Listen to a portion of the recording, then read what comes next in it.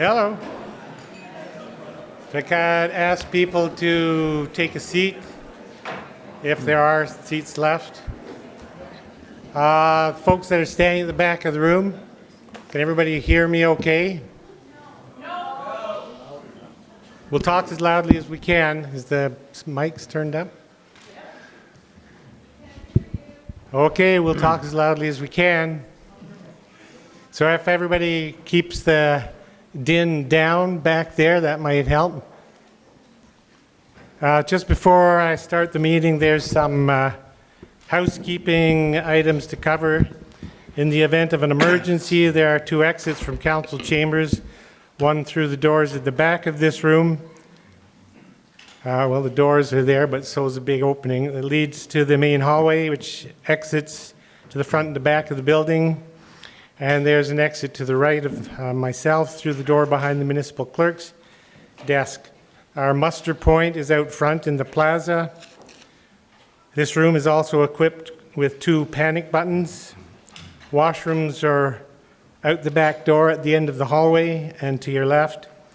The meeting will be live streamed and recorded for public viewing. Anyone making a presentation or approaching the council dais or administration table will appear on camera.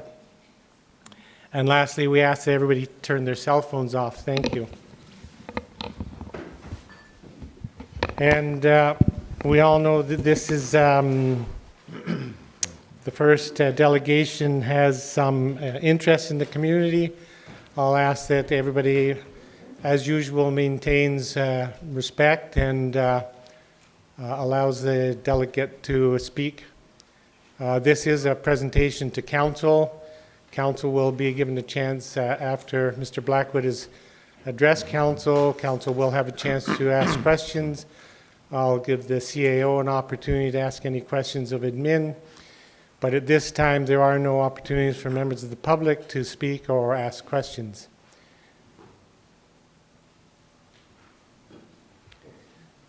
With that, I will call the meeting to order. And looking to the agenda for an approval, I note that item H7 on the agenda is labeled as H9 in the report, but we can manage with that little blip. I don't think that requires an amendment. So I'll move the council approve the agenda as presented. Those in favor, opposed, motion's carried unanimously. We'll move right to the delegation. Rick Blackwood, the Government of Alberta, Three Sisters Wildlife Corridor decision. Mr. Blackwood, you have 15 minutes, but we'll be lenient. This is an important issue.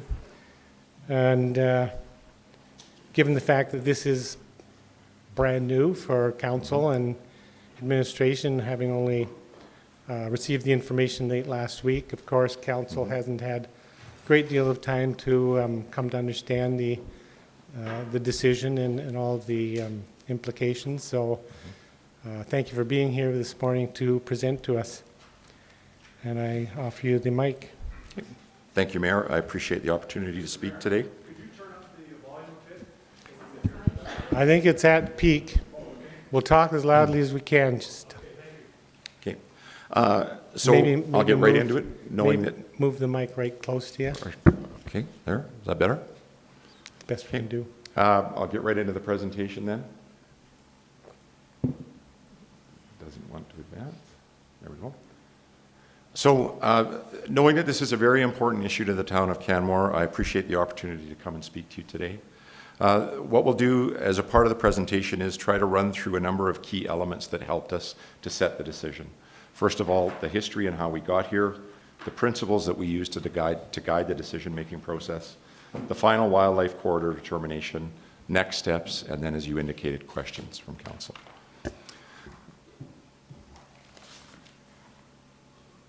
So, history and how we got here. The NRCB issued an approval in November of 1992, and a condition of that approval suggested that Three Sisters shall incorporate into its detailed design provision for wildlife movement corridors in as undeveloped state as possible, and prepare a wildlife aversive conditioning plan, both satisfactory to Alberta forestry lands and wildlife. So essentially, Three Sisters is the proponent, and has to prepare a package to submit to the Crown, and the Crown reviews that to ensure that it meets the test. There's, in addition, a recommendation in that package that speaks to the fact that the locations for the corridor would be legally designated, and in determining their locations and widths, primary corridors should be not narrower than 350 meters, except in unusual circumstances. Widths and locations reviewed for the full range of species that may make use of them in mind.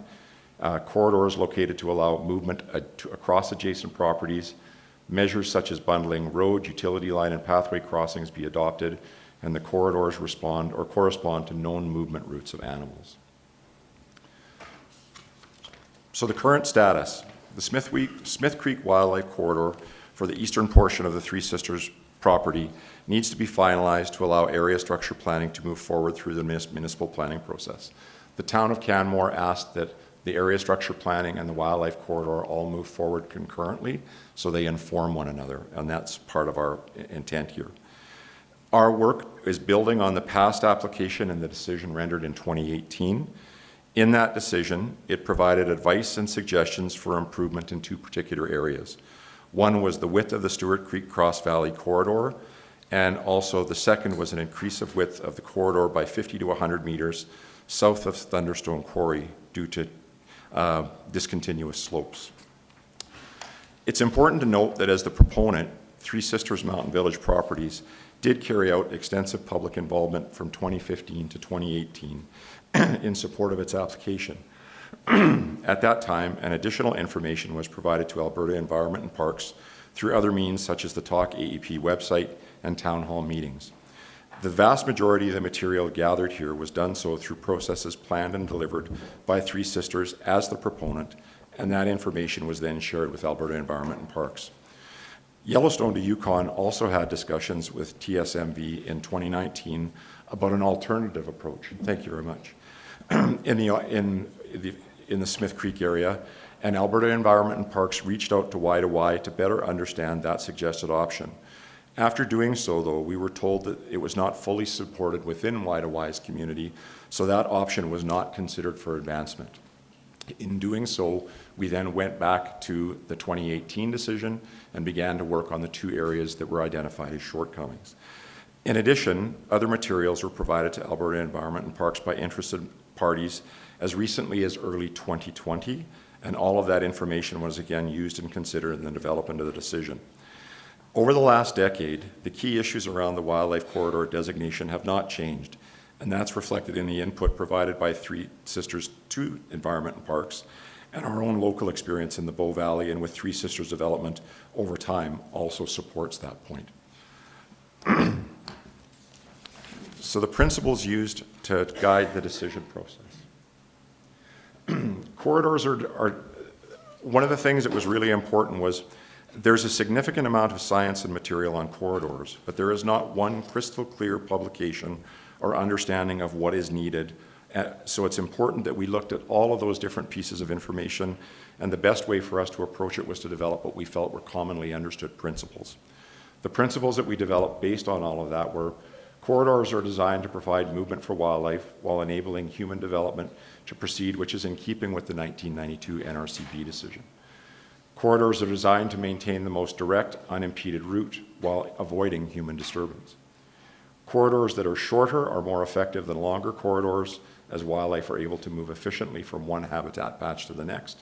And longer corridors should generally be wider to provide more efficacy for wildlife movement. Corridors and patches should not include topographical barriers that would block movement, and where possible, corridors should include existing natural habitat features such as wetlands, licks, or other known wildlife sites. To continue, corridor width. The optimal corridor width is a function of how animals respond to the boundary of the corridor. The NRCB, in their decision, recommended 350-meter minimum width for primary corridors in its 1992 decision. Based on available science, it was determined that 400 meters was a desired minimum width, and 600 meters was a desired average width. However, as the NRCB document suggested, in some unusual circumstances, hitting 350 meters may not be possible. So again, the science is not perfect, and where deficiencies exist, functionality could be maintained through other management approaches, such as human use management or habitat enhancements. Now getting to the actual corridor. Just from a historic perspective, this is a map that shows the two corridors that existed, the approved 1998 corridor highlighted in white, and the proposed 2002 corridor highlighted in yellow. The 1998 corridor was formally approved. The 2002 corridor was not formally approved. But as you can see, as the two join towards the middle of the slide, those two corridors created something that has for a long time been affectionately referred to as the disconnect, because you had two corridors that were meant to move wildlife that did not adjoin. So that has been a big element looked at to try to resolve. The approved Smith Creek corridor. The approved Smith Creek corridor encompasses approximately 70% of Three Sisters property. The new Cross Valley corridor width of 401 meters at its narrowest point satisfies one of the two shortcomings put forward in the 2018 decision. There are now 3 Cross Valley corridors, in addition to a new crossing in the CB area announced by Alberta Transportation that should be constructed by 2021. In addition, the addition of significant areas of land north of the approved 1998 corridor helped to flatten the terrain and demonstrate that, in fact, we are listening to the input and the science. The corridor that was identified in 1998 was up on a relatively significant slope, so we have actually moved it with the support of Three Sisters down into the valley on flatter terrain, so it actually helps to widen the corridor but provide gentler slopes. As I'd indicated, it also resolves the disconnect. The second shortcoming that was identified in the 28 decision was the addition of an extra 50 to 100 meters south of Thunderstone Quarry.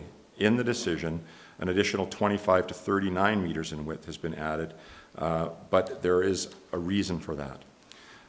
The reality of expanding the corridor to a greater degree on the eastern end is constrained by private property owned by Thunderstone Quarries and Banff Mountain Gate. The Thunderstone Quarry property has been in existence and operational since the 1960s, which means it predates the NRCB decision by decades and continues to operate to this day. The Banff Gate Resort has been in existence since 1985 and is a fully operational seasonal resort property. It too predates the NRCB decision. In our decision-making process, Alberta Environment and Parks needed to also be considerate in the matter of property rights. Those are legitimate properties, they run businesses, and they are operational today. So our ability to infringe on them is limited. In addition, the department has no statutory authority to require the owner of Thunderstone Quarry to transfer ownership of a portion of the quarry lands to Three Sisters Mountain Village or to the Crown, or to dedicate any lands to a corridor, nor does the department have statutory authority to require Three Sisters to acquire interests in the neighboring Thunderstone Quarry property.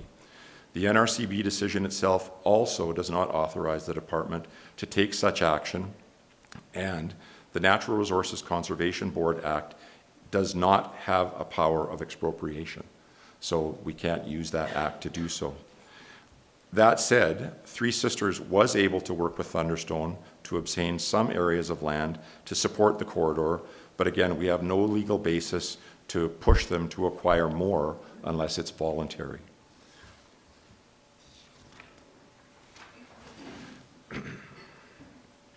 And now from a larger landscape perspective, if you look at the map, you'll also see the areas that are cross-hatched to the north and south.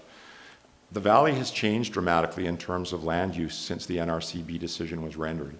In 2002 and 2010, significant lands in the Bow Valley converted to parks and protected areas status to help further enhance conservation objectives and limit future development. The lands in the corridor a decision will still need to be rendered, and I'll speak about that in a minute, in regards to will they revert over time to public land or perhaps roll into the parks land base to further augment the existing parks and protected area system.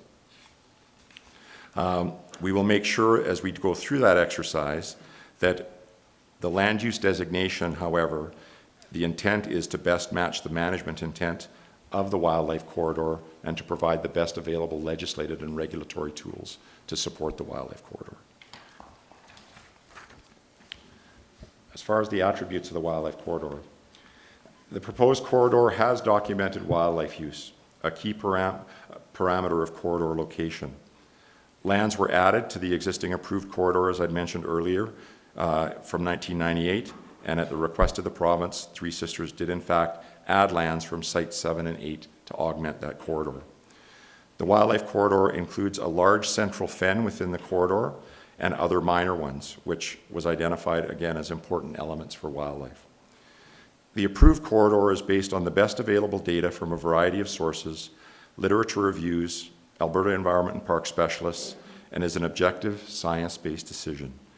In addition to the submission by Three Sisters and Golder, Alberta Environment and Parks reviewed all the public input that was provided to support the 2018 decision, the information that was provided since 2018, as well as over 100 peer-reviewed papers, journals, and technical reports. All available data was also used to analyze, to come up with the corridor location.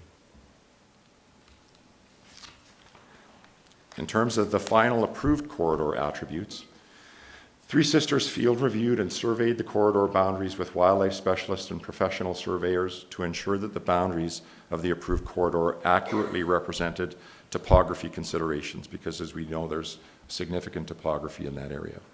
Boundary location, habitat considerations are all included, as well as the appropriate setback from the large fen that I mentioned earlier. The final approved corridor has been evaluated on its own merits with respect to wildlife movement, functionality, and efficacy, and determined to be functional. As a result, we feel that no additional features such as buffers or setbacks are required. The approval requires that Three Sisters participate in implementing appropriate recommendations within the 2018 report, Human-Wildlife Coexistence, recommendations for improving human-wildlife coexistence in the Bow Valley, and also active participation in local WildSmart initiatives. It's important to note that suggesting ongoing management of human use in the corridor is something that was clearly identified as an important element in public input that was provided to us. It is also not new and is routinely done in many locations, including Kananaskis country. The use of things such as trail closures, area closures, seasonal use restrictions, and the list goes on, are done quite regularly in regards to helping to manage human-wildlife interaction. One of the things that the NRCB decision asked for as well was an aversive conditioning plan. But in retrospect, the NRCB was probably not fully aware of the fact that the Wildlife Act of Alberta generally prohibits enforcement tools against private citizens or entities that pose a threat to or harass wildlife, which essentially precludes Three Sisters from undertaking active wildlife adverse conditioning. So a wildlife-human interaction prevention plan was approved and in 1999 and again updated in 2004. But there are a number of very, very good pieces that are now embedded in the Bow Valley 2018 Human-Wildlife Coexistence, recommendations for improving human-wildlife coexistence in the Bow Valley, and again through active participation in local WildSmart initiatives. The town of Canmore has also brought in two bylaws, the Wildlife Attractant Bylaw 2017-10, which was last updated in August of last year, and Recyclables and Waste Disposal Bylaw 2016-11, last updated in January of last year, which actually help with wildlife-human interaction in regards to waste, garbage, and those types of things. As far as the next steps go, the next step will be the legal designation of the corridor.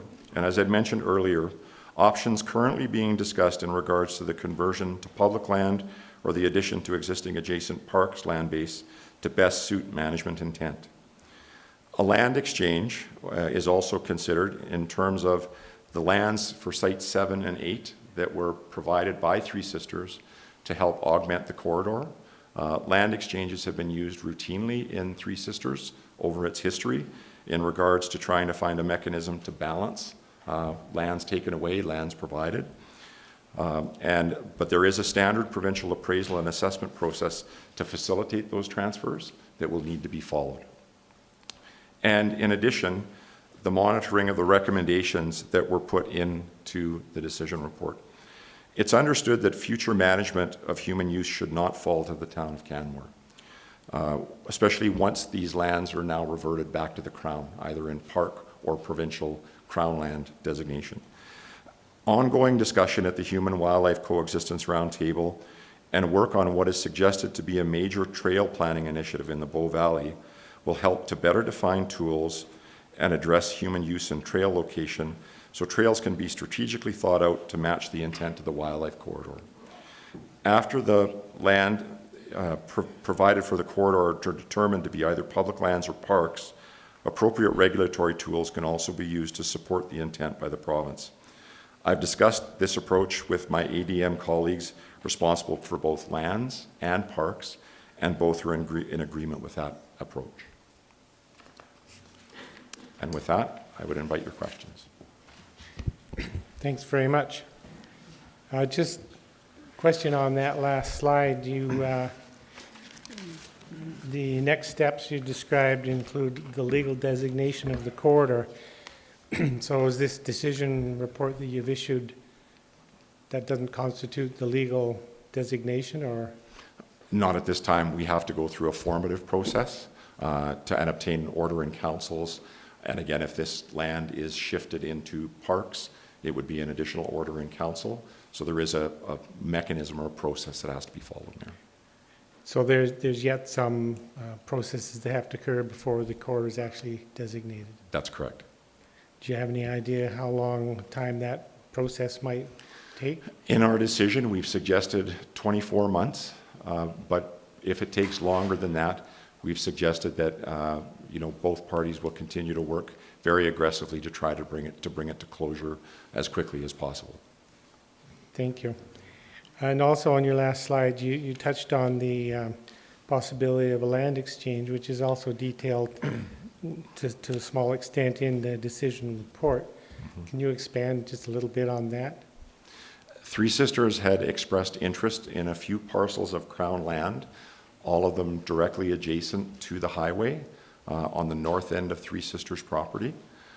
So we would be looking at, again, many of you probably are aware, Parcel K, Parcel U2, and those parcels would be looked at for possible exchange to compensate for lands provided through Site 7 and 8.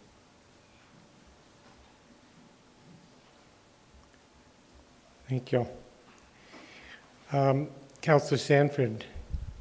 Thank you, Mayor Barman. Thank you for your presentation, and I really appreciated the report that was provided to us. It's very comprehensive, and I think you have attempted to address some of the shortcomings of the previous decision that was turned down. I'm just wondering, could you outline for us a little bit more about the proposed new underpass? In one of the maps I was looking at, there's a proposed underpass, and that also links in with the part of the land exchange that. Not so much the land exchange, but it is one of the conditions, because again, the underpass would need to be designed and actually approved and endorsed by Alberta Transportation. So one of the conditions is that Three Sisters will need to work effectively with Alberta Transportation to advance that, because ultimately the design of the underpass or the crossing itself has to meet standards outlined by Alberta Transportation. Chris, is there anything you perhaps wanted to add on that? Okay. And from what I understand is that you're using a topographical feature of that landscape to access that underpass more efficiently? I'll let Chris speak to that. Good morning. We've only had a very preliminary look at that particular aspect, but there are some attributes that have even been suggested by Town of Canmore administration taking advantage of drainage corridors with that area. So I think that'll help facilitate it, but we haven't got the final design complete today. Otherwise, we'd obviously be presenting that to you as well. But that was part of the rationale of another underpass, is that you've got a topography that assists in that? It was part of the rationale, yes. Okay, great, thanks. If I can just add one more thing, Councillor. It was also identified that additional cross-valley movement was really important. So again, the existing crossing to the west will still stay, and a new crossing will be added. So we will go from 2 crossings to 3 crossings. As well as the G8. And then again, And then the fourth. the CB overpass that was announced by Alberta Transportation as well. So all these things come together to Help facilitate wildlife help movement. facilitate That's right. wildlife movement? Yeah. Okay. May I ask another question, or? We'll alternate. I'm sure there's other councillors as well, hit your buttons, but Mr. Blackwood, I wonder if you could just expand on the methodology used in your decision. So I was specifically interested in the question of the 25-degree slope line, and I know that's always controversial. So I'm just curious how it is that for this decision you've defined that line. The determination in that area of an absolute 25-degree line is very, very difficult because of the variation in slope. So what we looked at was trying to make sure that we were trying to put the corridor as effectively as we could on lower slope terrain, but in addition, also recognizing with the data that was used to analyze and support the decision, are there areas that perhaps are seen as 25 degrees or greater, but we are seeing significant amounts of wildlife movement? And the data in many cases did suggest that there are areas where wildlife are using those slopes, particularly to the southwest of Thunderstone Quarry. If you've ever walked that area, and I'm sure many here in the room have, there are a number of old mining trails and mining roads in that area that actually dissect some of those slopes. And you can see significant movement from wildlife on those particular trails. So we tried to find that balance of all of those things, Mayor. But as I indicated, 89% of the corridor as laid out today does exist on slopes less than 25 degrees. Thank you. Councillor McCallum. Thank you, Mayor Borman. Thank you, Mr. Blackwood. In your decision, you refer to the scientific literature that you have used and referred to make your decision, yet you don't provide any reference to it. Is there going to be a spot on the AEP website where members of the public can review the literature that you have considered? We have a bibliography that we'll provide. And that's going to be, and when do you think that will be online, sir? We can provide it relatively quickly. Excellent. Can I ask another question?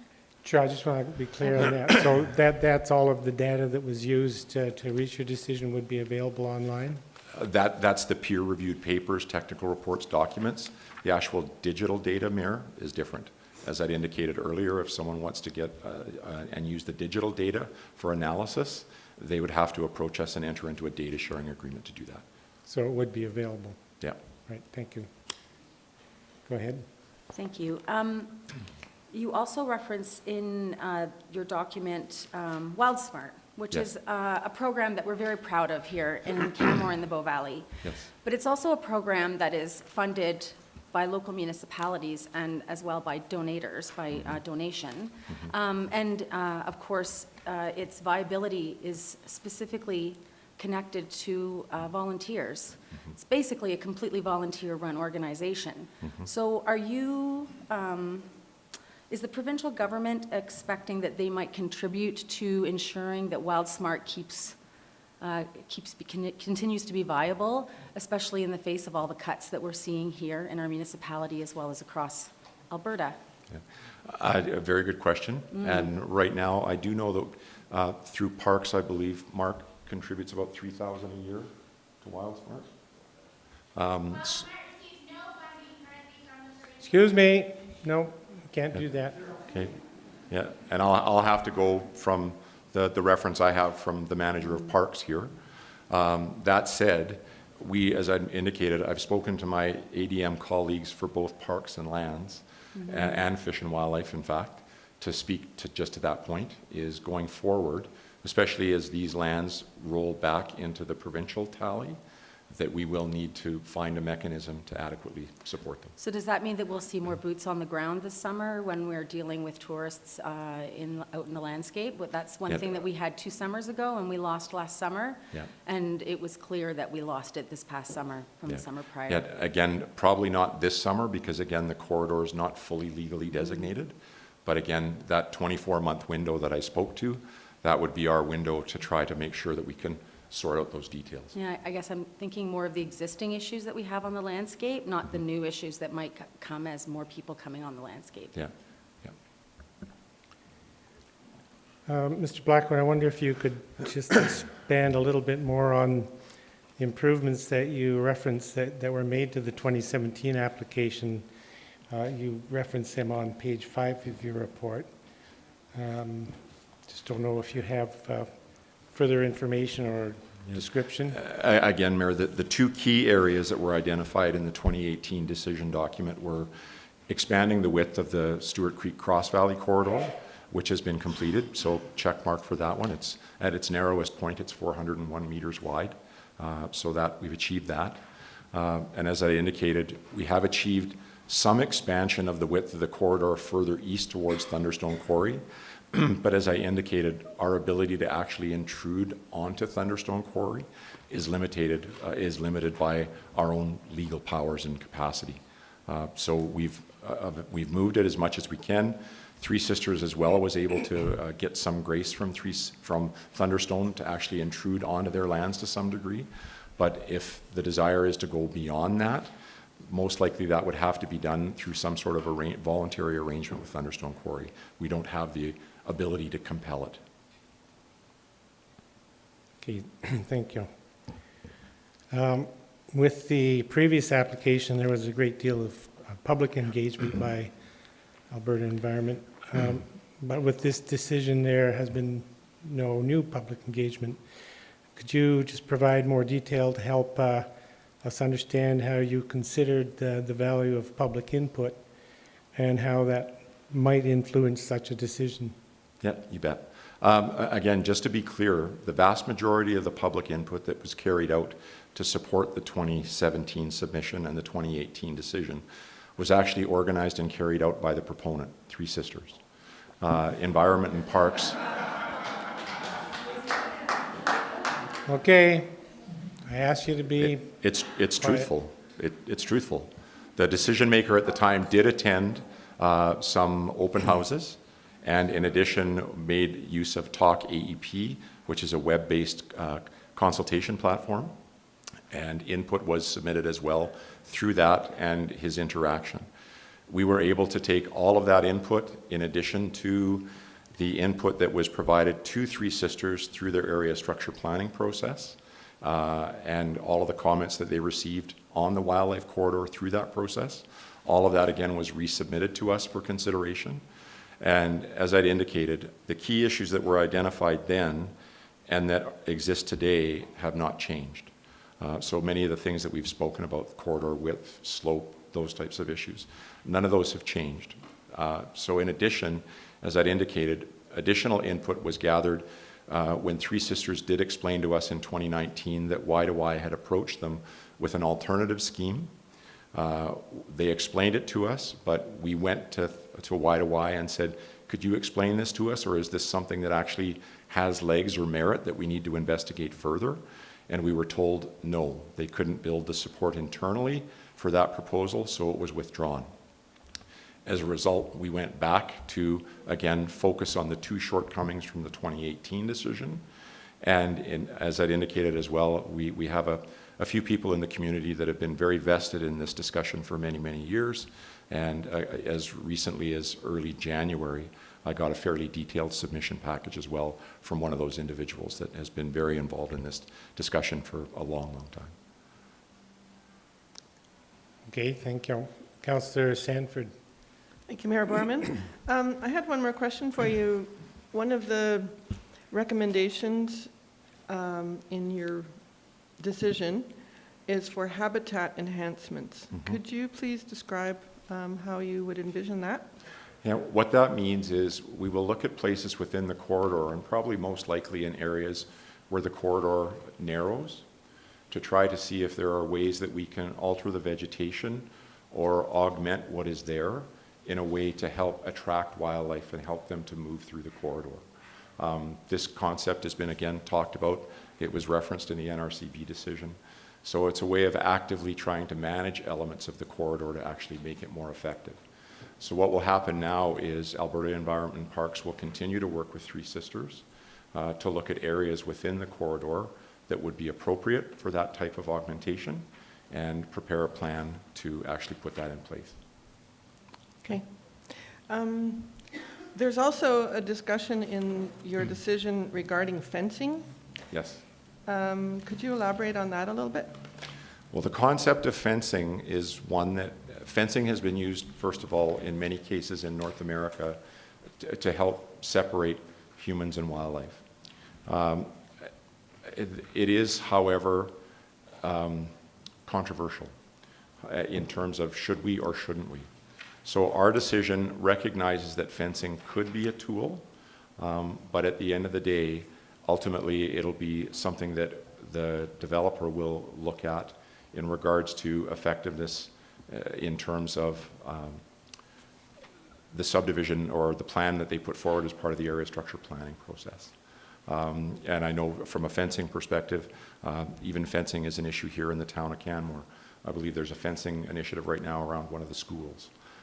So the use of fencing to separate humans and wildlife is something that's not new, but it is something that has to be looked at with a very open and thoughtful mind. And I think the terminology used is that the delineation of the corridor, the width of the corridor is more Sufficient. important than the fencing That's correct. aspect of Yeah, it? yeah. Okay. If And that's what anything, you the were getting fencing at. would be looked at as an augmentation. Okay, great. Thank you.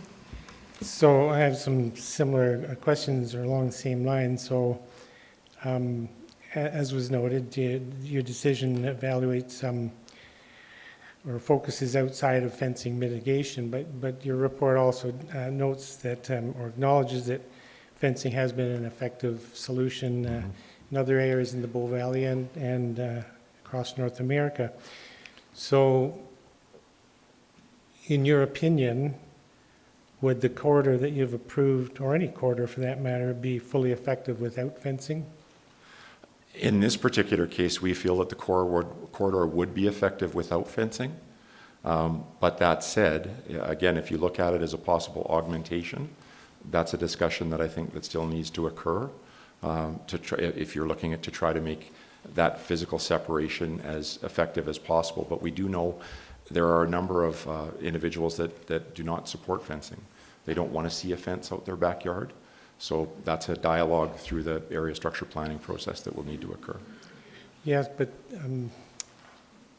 with respect, the biggest challenge we have to the corridor here, outside of design, is the human use. Mm-hmm. And I'm looking, I guess, for some assurances from the province that the adequate resources, and if there's fencing, that's one tool, and I understand that's outside of your purview. That would be a discussion, and I guess between the town and Three Sisters or with the community. But regardless of the fence, our challenge has been managing the human use, and we haven't. Mm-hmm.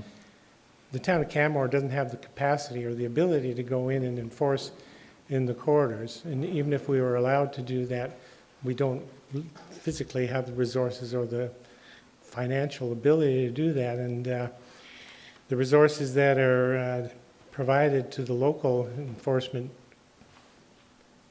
I shouldn't say group, person, is not adequate. Singular group? So I'm wondering if you could speak to expectations of provincial commitment to increasing and providing adequate resources now and into the future on managing the human use within the corridor.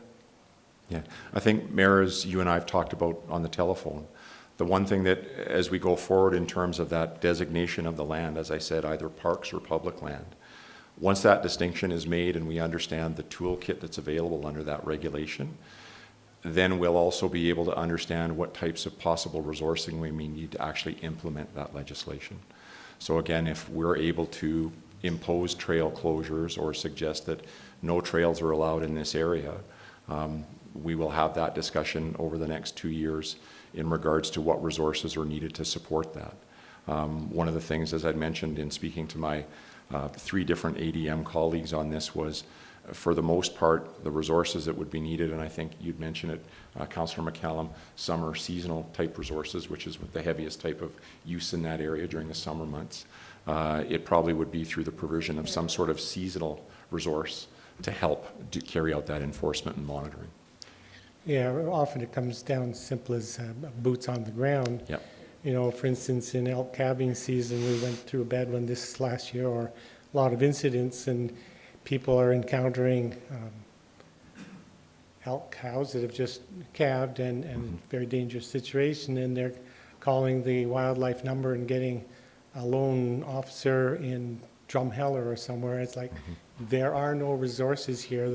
The message is you're on your own. So people are making hand-printed signs and putting up on trees on the trails and all. You know, particularly with the province talking about wanting to really build on tourism in the Bow Valley, and we know the number of visitors, let alone new residents, is going to continue to grow dramatically.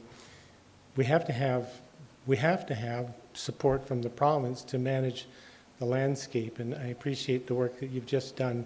Isn't specific to that need, but I wonder, I hope you can bring back to the minister a very strong message from the town that we need to have that, we need to be able to depend on the provincial government to support us in managing the landscape here in the Bow Valley. Yeah, I will do that. And as I'd indicated, I've already mentioned that to my ADM colleagues, and there are some potential tools that are being considered right now on a larger basis from a land perspective that may provide opportunities.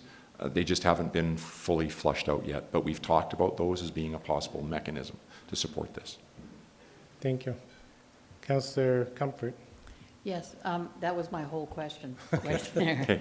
But so I actually wrote down, and I'm going to go back and check the tape, but you said something like monitoring and enforcement should not fully fall to the town of Canmore. That's correct. So that would suggest then that, again, as my colleagues have mentioned, that there would be some kind of provincial support or funding or staff or whatever.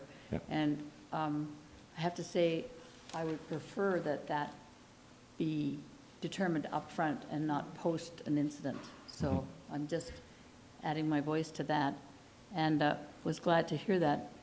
And then you mentioned a resource talk, AEP, as an Yes. online Yeah. forum for people to weigh in. Is Yeah. that still active? Is that It's not active right now. It was active in support of the 2018 decision. Oh, okay. Yeah. But something like that could be fairly easily launched if we had a need of it, I would think. Yeah, it's relatively simple to set up. Okay. Yeah. Thank you. Okay. Councillor McCallum. Thank you, Mayor Borman. On page 12 of your report, you talk about the recommendations that you have for the developer. Are these recommendations, meaning I recommend you do this, or is this you must do this? We already have a letter in response from Three Sisters Okay. committing to those. Okay. And then my next question is, these are things that are meant to be completed in the next 24 months. Will it be after that 24 months that the town would expect to receive an area structure plan or redevelopment plan submission, or during that time? I'll have to defer that to Chris. During. Okay, thank you. Simple. And so then my next question is the NRCB decision itself. It is titled Application to Construct a Recreational and Tourism Project in the Town of Canmore, Alberta.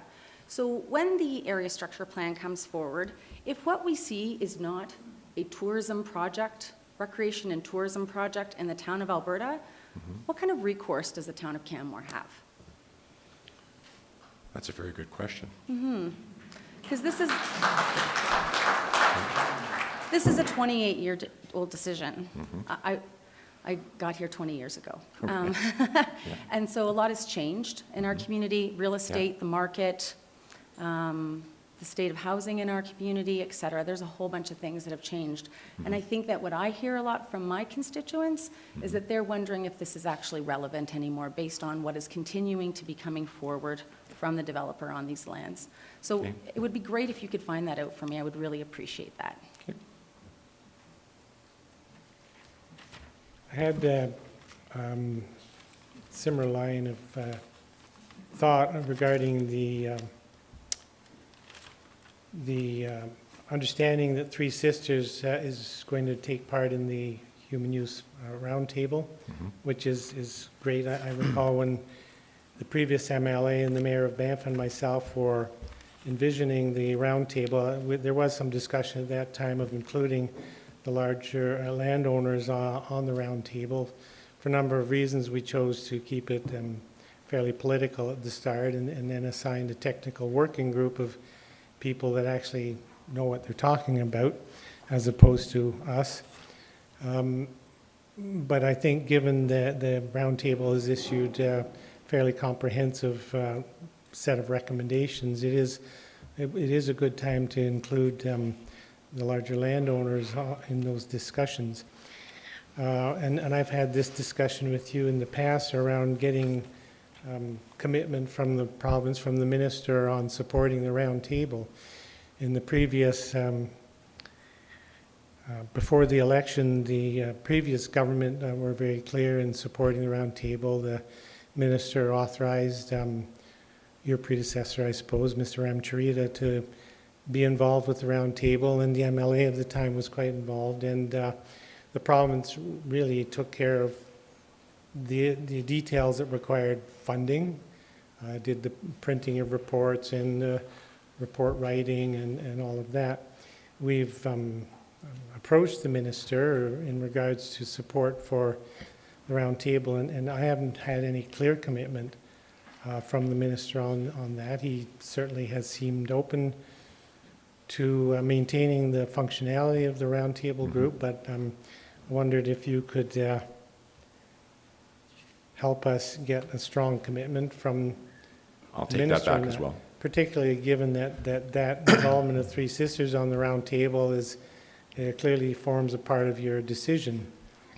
So there's added importance to having the certainty of the roundtable continuing.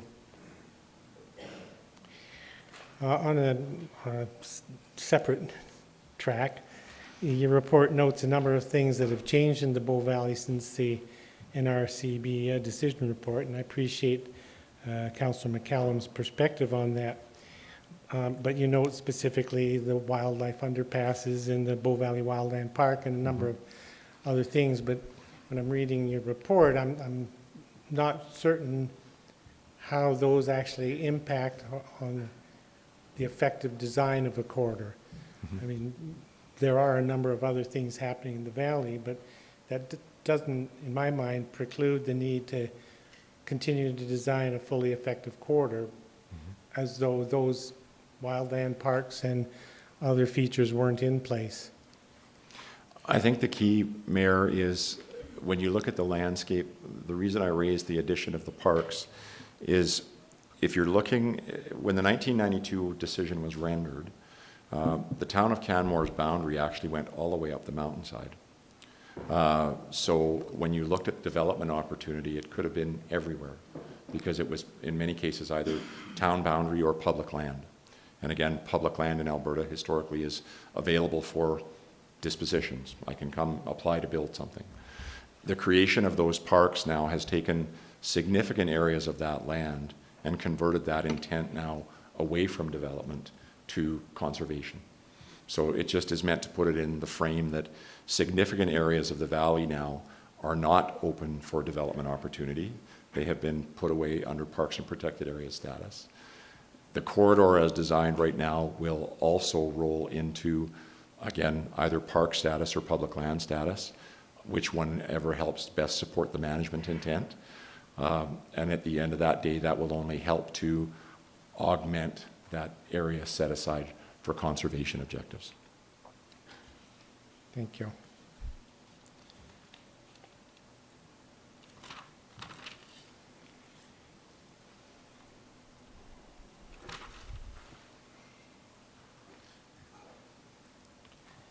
I think you touched on this a little bit today, and certainly within your report, but on page 8 of the report, there are references to maintaining functionality of the corridor through various management approaches, and your example is habitat enhancements. And it would seem to me that applying such management tools as buffering or setbacks might also be feasibly considered. But on page 6 of your report, you note that additional management approaches are not needed outside of the delineated corridors. So there's some fairly specific wording in there around what tools might be available to the town of Canmore. I'm just wondering if you could expand on that a little bit. Yeah, again, our language was quite clear that we feel that the corridor as defined is sufficient on its own. Again, that was one of the things that we were asked to do, was to make sure that we identified what we considered to be a viable wildlife corridor. So the augmentation through additional buffers or setbacks, in our opinion, is not required. When we spoke about other management tools, those management tools would be things used within the corridor, such as habitat enhancement. We talked earlier about human use management, so trail closures, trail removal, those types of things. Those are the types of management tools we're referring to there. And given that the wording in the decision report, that's there's no gray area there. I mean, the province has said buffers and other tools outside of the corridor wouldn't be considered, so that's a no-go for our planning department. In our opinion, we'll stand on the word in the report. We feel that the corridors as is are sufficient. Okay, thank you. Are there other questions from members of council? Councillor Comfort? Sorry, just on that last, in the part, excuse me, in the past, all of this stuff is spinning around in my head, but the buffer zone was a real contention. And I always had difficulty understanding, if you need a buffer zone, why don't you just include it in the corridor? Would you say that that's what's happened now? Well, again, if you look at the minimum corridor width as described by the NRCB, it was 350 meters. In the vast majority of cases, the corridor now is significantly wider than that. So to your point, we feel that the corridor width in most instances is sufficient enough to deal with things without buffers. There is only one area where the corridor falls just below 400 meters, and that's the connection literally between the corridor width between Banff Gate and the southeast corner of Thunderstone property. And it's 392 meters, I believe. So it still exceeds the criteria of the NRCB decision.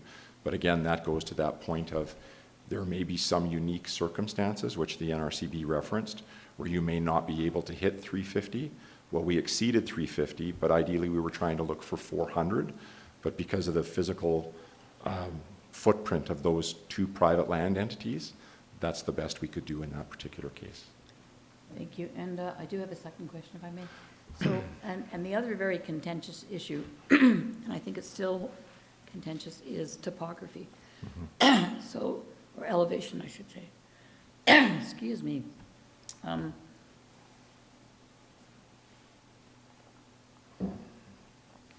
Have those, has the science changed on that degree, the slope, 25 degrees? Well, as a principle, we've accepted the idea that 25 degrees is a threshold ideally we should try to look to.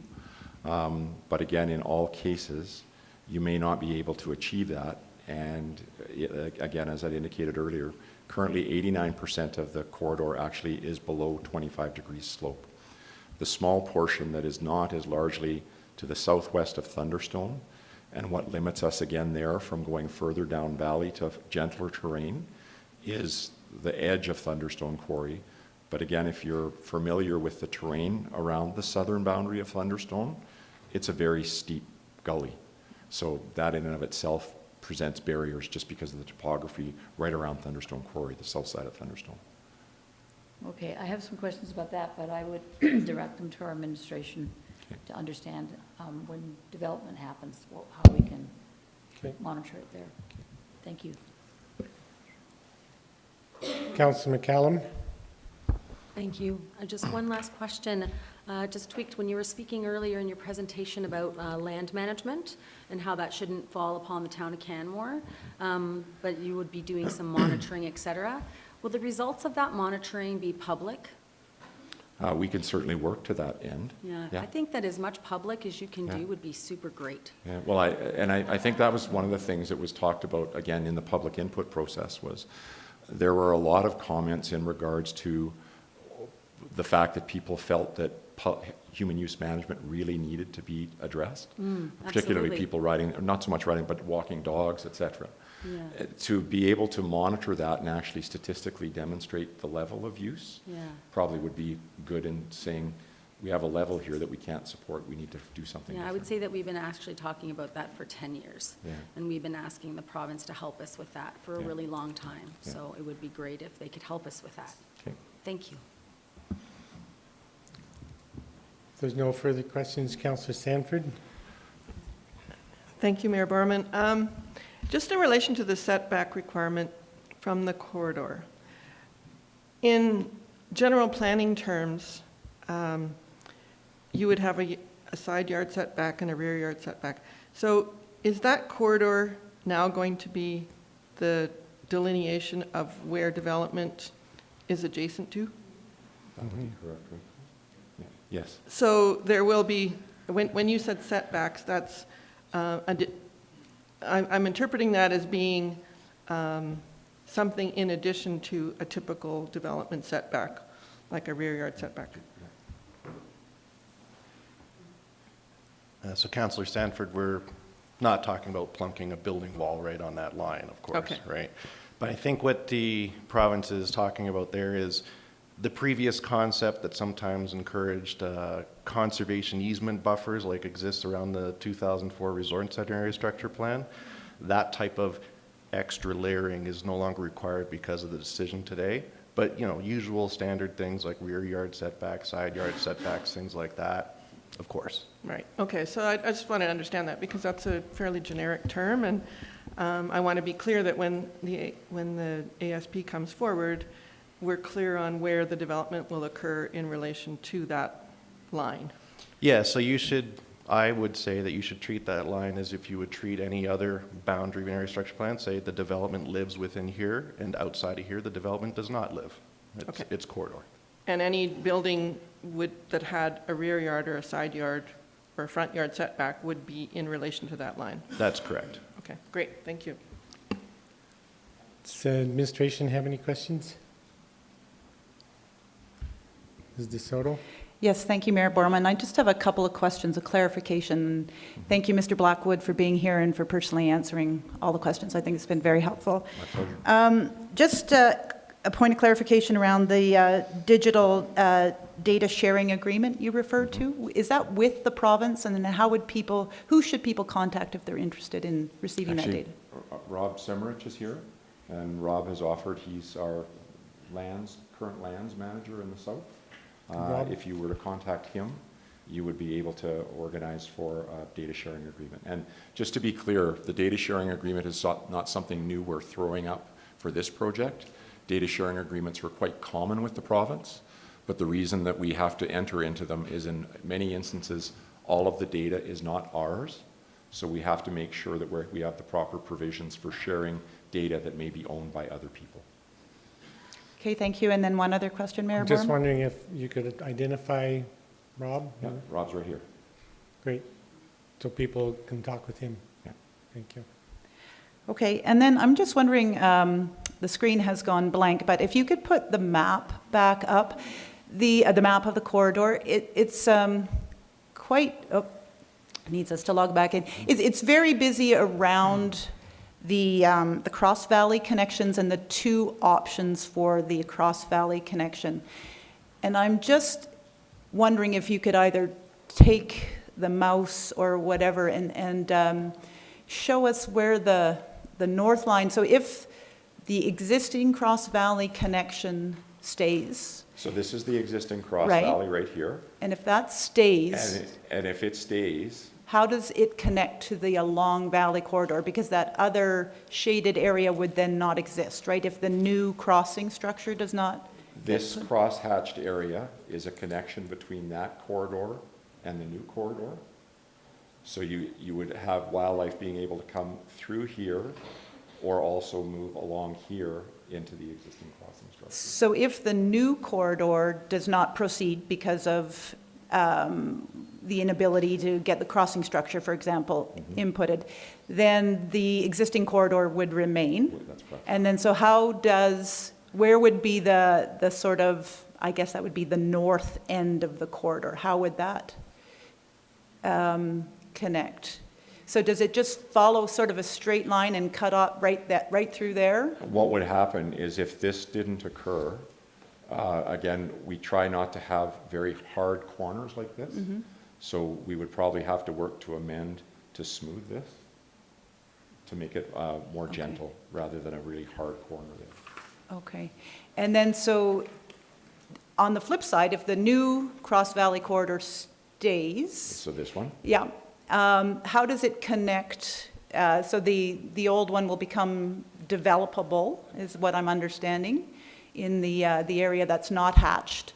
So where's the line that then connects with the rest of? The connection here would be wildlife will be able to move through here. Yep. Or again, up through here into the old structure, because this area in particular would still be considered corridor. Okay, and then it would connect along the golf course there. And I'm sorry, maybe I'm not being clear.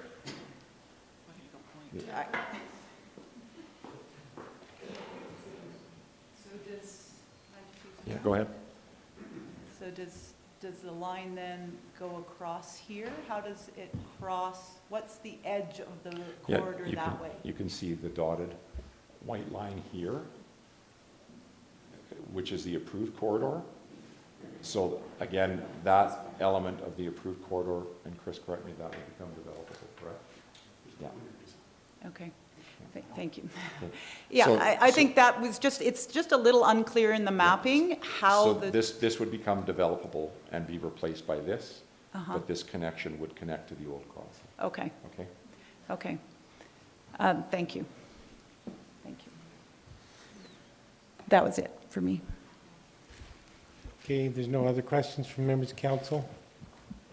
Councillor McCallum? May we have a copy of the PowerPoint presentation, please? Yeah, I'll leave it behind. Thank you.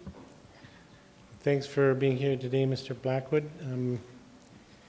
Taking questions from council. I know that there's a number of members of the public that also have questions. What's the process going forward for public involvement in regarding this decision? Well, the decision has been rendered. So the issue now is, as Three Sisters moves into the area structure planning process, of course, there's the required public input process through that exercise. And you indicated that people who are interested could access the data through, Yeah, if they approach Rob to talk about access to the data. right? Yeah, absolutely. So I think the intent is that we'll make everything publicly available, make it available on our website that we can. That's our intent. If what Rick is referring to is any of the GIS layers, the complex layers, if the town wants to see it or any specific stakeholders, then we can talk about that. But general information for the public, we'll try to make that publicly available. In the near future, or? Yes. Right. Okay. Again, thanks for being here today, Okay. Mr. Blackwood. My pleasure. Thank you. And I'll take a short recess while chamber clears, unless everybody wants to stay and listen to a lot of other stuff.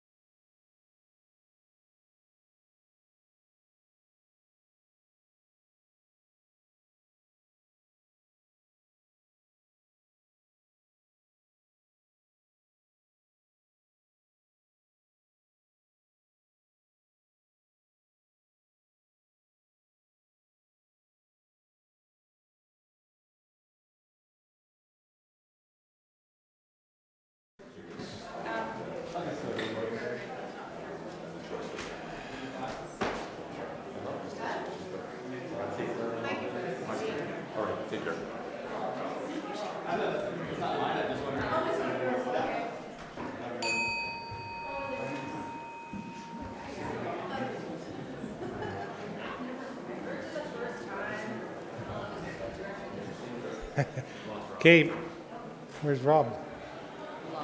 Okay. Looking to the minutes of the February 4th regular meeting of council, are there errors or omissions? Seeing none, I'll move the minutes be adopted as presented. Those in favor? Opposed? Motion's carried unanimously. And we'll move on then to item G1, Land Use Bylaw 2018-22, revising bylaw. Mr. Henry? Good morning, Mayor Borman and members of council. I'm a little surprised nobody wants to see what's going on with the revising bylaw. Sad times. That's okay though. I can go recruit some people to come in. No worries. That said, I would like to get rolling on this. Hopefully it's not as long as the last item. So, good morning, council. I am here before you today in response to the council motion 269-2019, which was made at third reading of Land Use Bylaw 2018-22, which directed administration to come back to council prior to March 31st with the revising bylaw to correct any of the clerical, technical, grammatical, or typographical errors without making a material change to the land use bylaw. That said, if you look at your agenda package, all the proposed changes are highlighted under the heading Amendments Proposed and are listed as items 1 through 15. With that in mind, all these amendments can be summarized as being ungrammatical, numerical, and organizational. In addition to making a few revisions to various regulations to provide further clarity and to give some simplified text so that when the users are actually using the land use bylaw, it's easy to read and it's easy to interpret what the actual regulation of the land use bylaw is. With respect to the amendments, administration has made and is able to make these amendments in accordance with Section 63 of the MGA, which allows administration to make changes to correct clerical, technical, grammatical, or typographical errors within the bylaw to bring out more clearly what is considered to be the meaning of a bylaw and to improve the expression of the law. That said, administration is recommending that council give first, second, and third reading to the revised bylaw of LUB 2018-22. I'd open the floor to any questions you may have at this point. Thank you very much. I know we talked a bit about this at some point in the past, but refresh my memory. So a bylaw like this doesn't require a public hearing because... Yes, so with accordance with Section 63 of the MGA, because it is just clerical edits, we're not making a material change to any of the regulations. It can go through first, second, and third reading in one go. Great, thank you. Certainly the letter, the certification signed by the CAO gives me great comfort. Because if there's any errors... It's my fault. And I would just like to say that and commend the planning team, but they did get the full document to me early. It was redlined, it was easy to follow, and I did look at absolutely every change. Great, good answer, thank you. Are there questions from members of council on this item? Seeing none, thank you very much for the report and the work. With that, then I'll move the council give first reading to revised land use bylaw 2018-22. I'll speak in support of the bylaw. This is pretty straightforward and just tidied up the land use bylaw we approved late last year, and housekeeping, if you will. It's good to know the land use bylaw is easier to understand for the lay person, and that we've eliminated a lot of editorial glitches, so happy to support the bylaw. Other discussion from council? Seeing none, I'll call the question. Those in favor? Opposed? Motion's carried unanimously. I'll then move the council gives second reading to the revised land use bylaw 2018-32. Is there discussion on the motion? Seeing none, I'll call the question. Those in favor? Opposed? Motion's carried unanimously. I'll seek leave from council, go to the third reading of the revised land use bylaw. Those in favor? Opposed? Motion's carried unanimously. And I'll move the council give third reading to the revised land use bylaw 2018-22. Discussion on that motion. Seeing none, I'll call the question. Those in favor? Opposed? Motion's carried unanimously. Moving on then to item G2, traffic and road use bylaw 2020-03. Mr. Burt. Morning.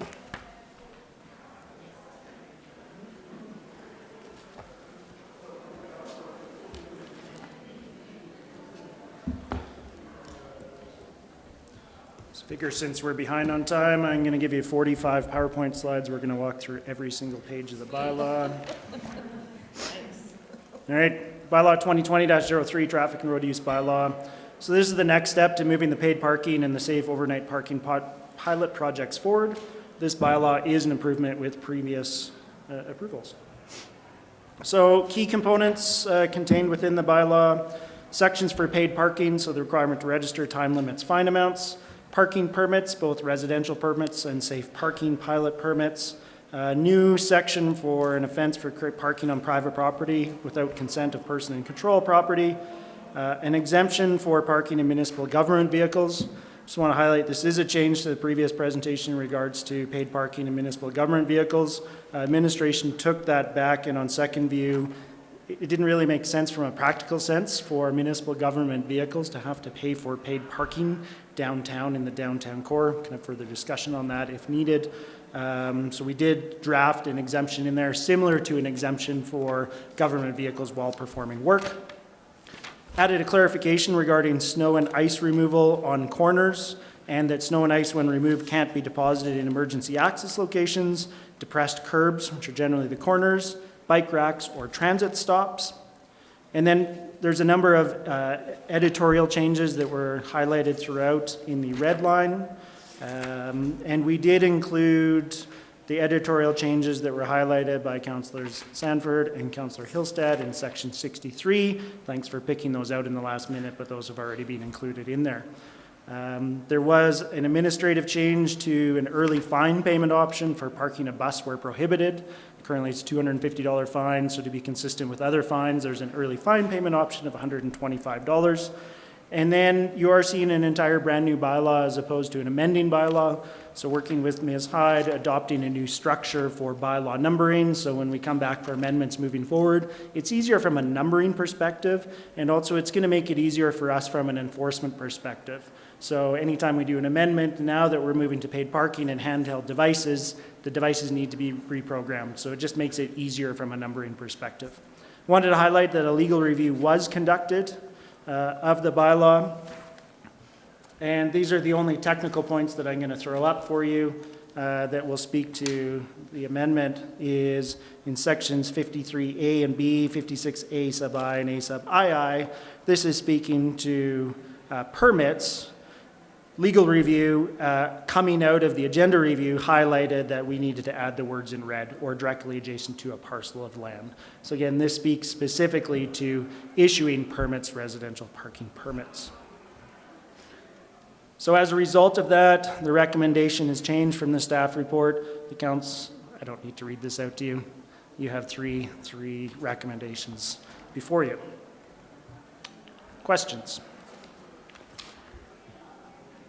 Just making a note of that. That's the one amendment you recommend. The last slide? Yes. Sorry, can you ask again? I didn't quite hear you. Okay, so Councillor Mera. I just had one question under the clearing of snow and ice from sidewalks. Who's responsible, and maybe you can't answer this or can, in front of the, like the post office boxes? Is that in your realm of who enforces or requires or checks on to see who clears those? You know, I'm not 100% sure, but that's something that I can take back and get a response for you. Okay, thank you. Councillor Seeley? Thank you, Mayor Borman. Snow clearing and recent events, is that covered off on here as far as parking when we want to clear roads? Is that in here covered somehow?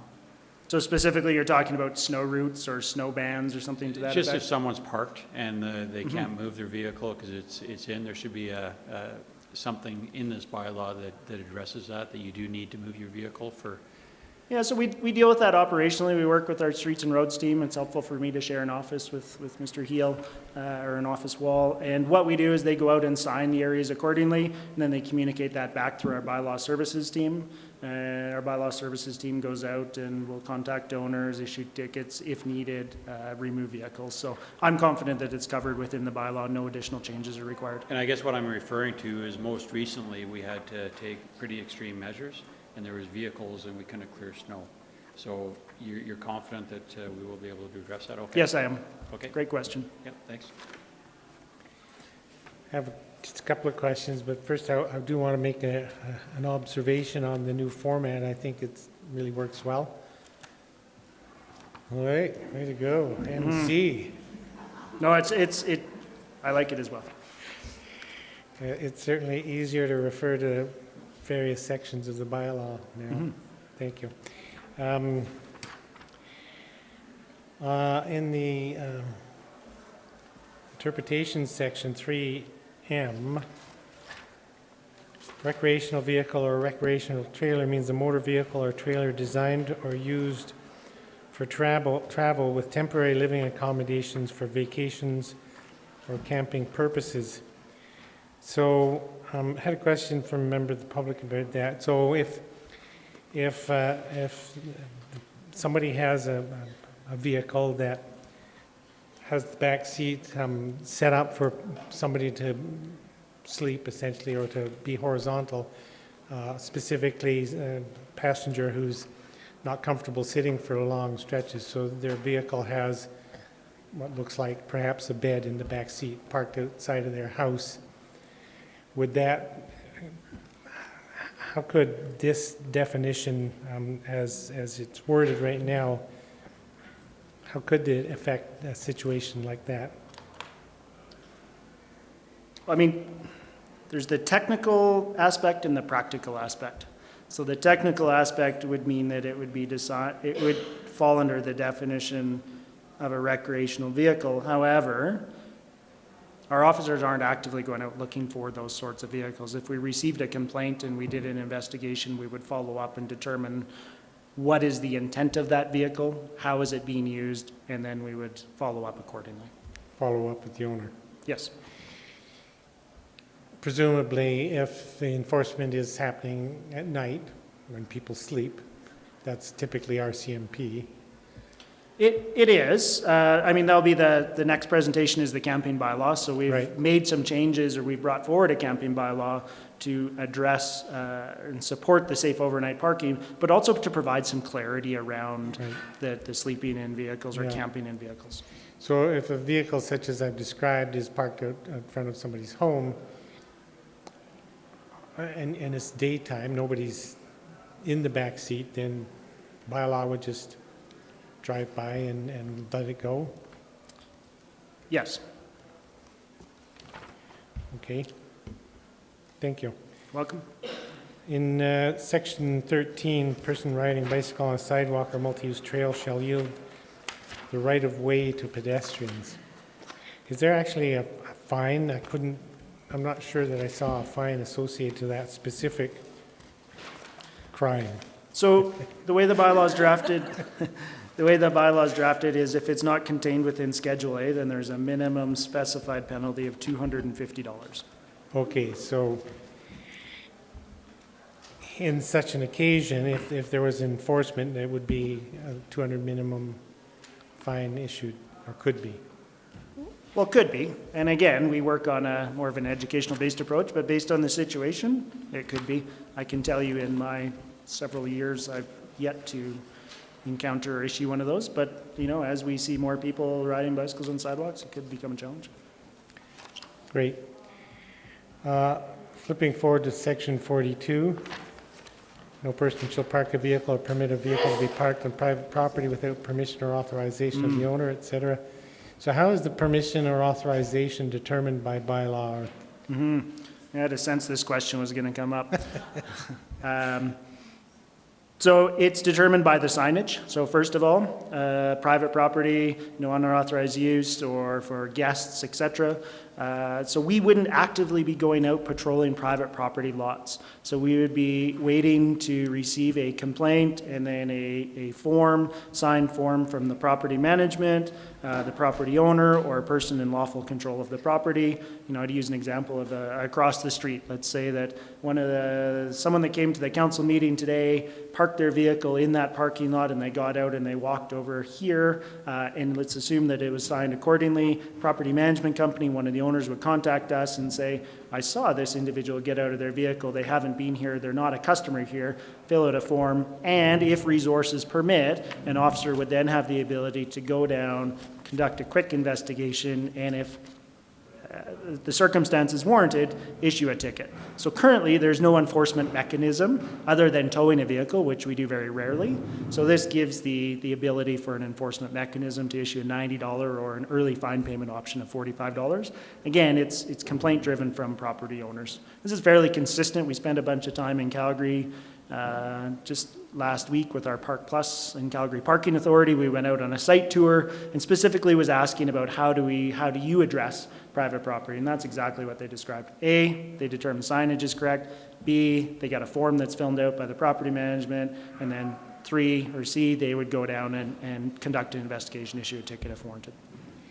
So this would apply to not only the smaller privately owned lots in the downtown area, but Safeway and Save-On and Canadian Tire and all, right? It is. And just to reiterate, we put the onus back on the person that's lodging the complaint. So if it did end up going to court, they would be required to go to court and testify that I observed this. Right. From a response perspective, I did want to highlight, it's unclear at this time as to what the additional drain on resources will be, and this will be a lower priority. It will be regular calls for service on public property, proactive, and responding to calls for private property, while recognizing we did add in the 4th additional officer this year. So we're going to have to track that and monitor that as we move through the paid parking, residential parking, and now this new offense. So for the private lot owners, their obligation is to make sure their parking area is properly signed and very clearly signed. If they feel that there's somebody parking on the lot that's not meeting the conditions, like shopping in my store or something, then their recourse would be to call bylaw. There's 2 recourses. 1, they can call bylaw. 2, they can also look at entering into a contract with a private security company, looking into contracts with private parking, etc. So I'd want to be clear that it doesn't just all default onto bylaw or onto the municipality based on each situation. And clearly, it's going to be a little complicated at times. I mean, how do you know if that vehicle is driven by somebody who's shopping in your store or not? So again, yeah, really putting the onus back on the property management company or the property owners. But you're right, there will be some situations. Thank you. Just also curious around the parking permits. Do you have any estimate of the number of dwelling units that might be eligible for these permits? Nope. Okay, just curious. So are the permits then linked to the dwelling unit or to the vehicle registration? And how do we track permit holders who have moved to other areas in town but hold on to that permit? Mm-hmm. So it will be linked to their dwelling unit. There will be timelines associated with that. And there will be, maybe to clarify, to help with this, the permit will be related to within the block of where they reside. So I think the risk is low of someone receiving a permit moving to another location and then going back to that specific location to utilize that parking stall. So the permit doesn't grant carte blanche parking throughout the controlled space or the paid parking zone. So it is something that, again, new system we're going to have to monitor and track as we go through. But effectively, the permit's linked to the dwelling unit, and you said there'd be a periodic obligation to reconfirm the Currently, what we're looking at is a 2-year expiry for the parking permits. Great, thank you. Are there any other questions from council?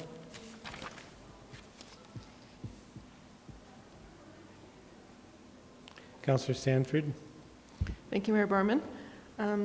Thank you for all the work you've done on this bylaw. This is a pretty amazing amount of information to convey to the public through this process. One of the issues that I noted at agenda review was about the parallel parking for trailers. And so you've captured it in 10A.2 now of if people are parking a trailer and a vehicle that they will be required to pay for 2 parking stalls. Which section, sorry, did you? 10A.2. I'm looking at the red line version.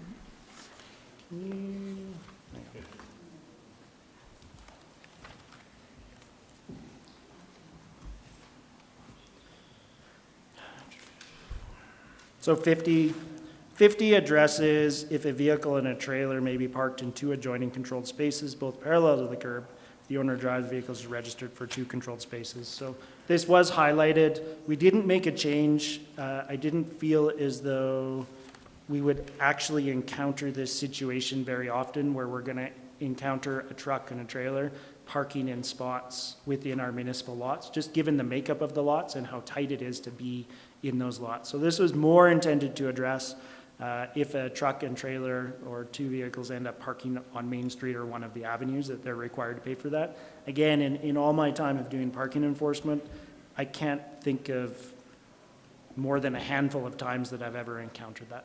So it's not common for people to do that? No, because it's too not. hard? It's just too hard to get downtown and park. Okay.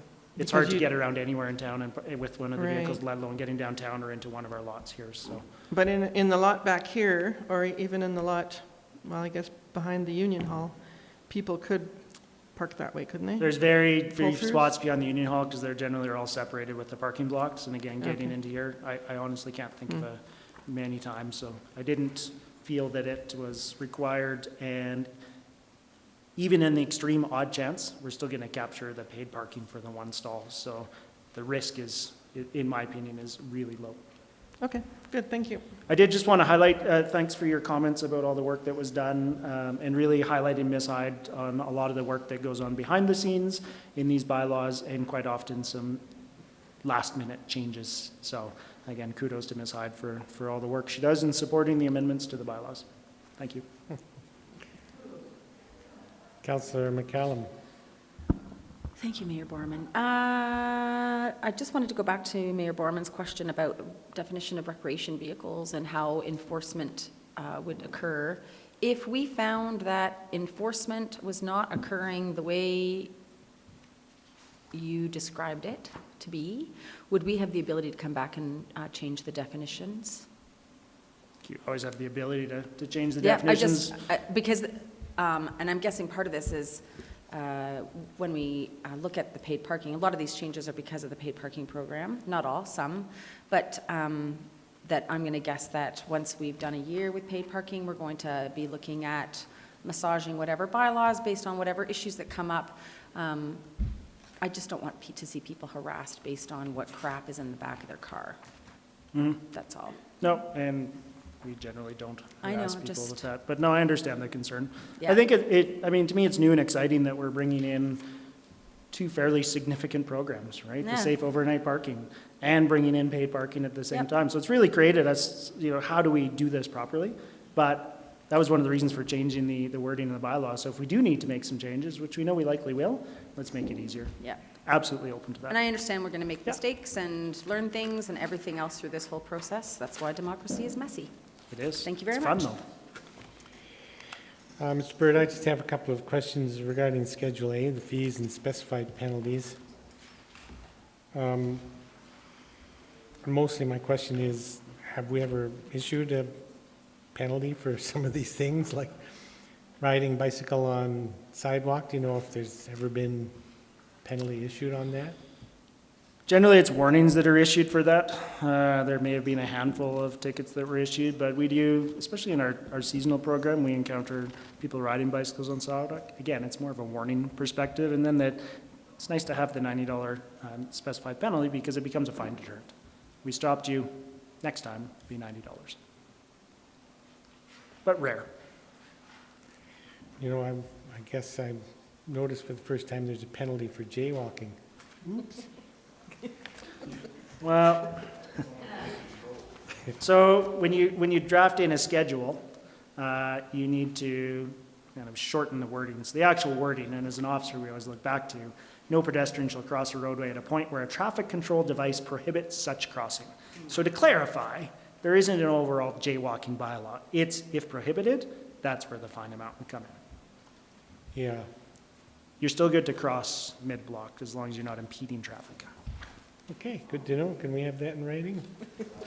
Apparently, it's live recorded now. So. Okay, perfect. Since 2010. Yes. Are there other questions at this time, Councillor Mara? Thank you, Mayor Barn. I don't know if this is in your realm or if it's even been talked about, but it's been, several questions have been directed towards me, asking about when the market day is here. And when there's certain vehicles that are part of the market are taking up 3-4 spots, one being a large trailer. How are we going to address that for parking? Yeah, so really that falls within the realm of economic development, BIA, Okay. et cetera. So we take the lead From them? From them. Okay. Yes. Yeah. Thank you. Mr. Osarty? Councillor Mayor. Speaking with the organizer for the market, they're going to inform their vendors that they have to meet the obligations of paid parking downtown. So for their vehicles, they will also need to pay for that. And there are options for them, so the organizer for that will work with them. They can pre-book every Thursday if they want to be able to park in certain areas. And for oversized vehicles? Oversized vehicles, we are looking at those as exceptions where we're requiring them to park in a certain spot, and it's on a case by case. Okay, thank you. Councillor McCallum? Thank you, Mayor. Kids riding on sidewalks under the age of 12 on Main Street, which I know is illegal. Anybody riding their bike on the sidewalk on Main Street is illegal, yes? It was before. No, it is permitted under the age of 12. On Main Street? Yes. It wasn't that way before. I'd have to look back through some. I thought there was like no bike riding whatsoever on Main Street. Years and years ago, there was a downtown central traffic zone from, I think that was the 1992 bylaw. Do we think that's wise to have kids riding their bicycle on Main Street when it's chock-a-block full of pedestrians? It's an interpretation. I mean, I guess, what are we trying to accomplish with our kids being downtown? And generally, you know, what I see is when there's a large amount of people, it doesn't really give them much of an opportunity to really ride. So they generally will pick an alternate route as opposed to restricting the use in that area. I think yeah. Again, you asked my opinion, I think it self-regulates to a certain degree.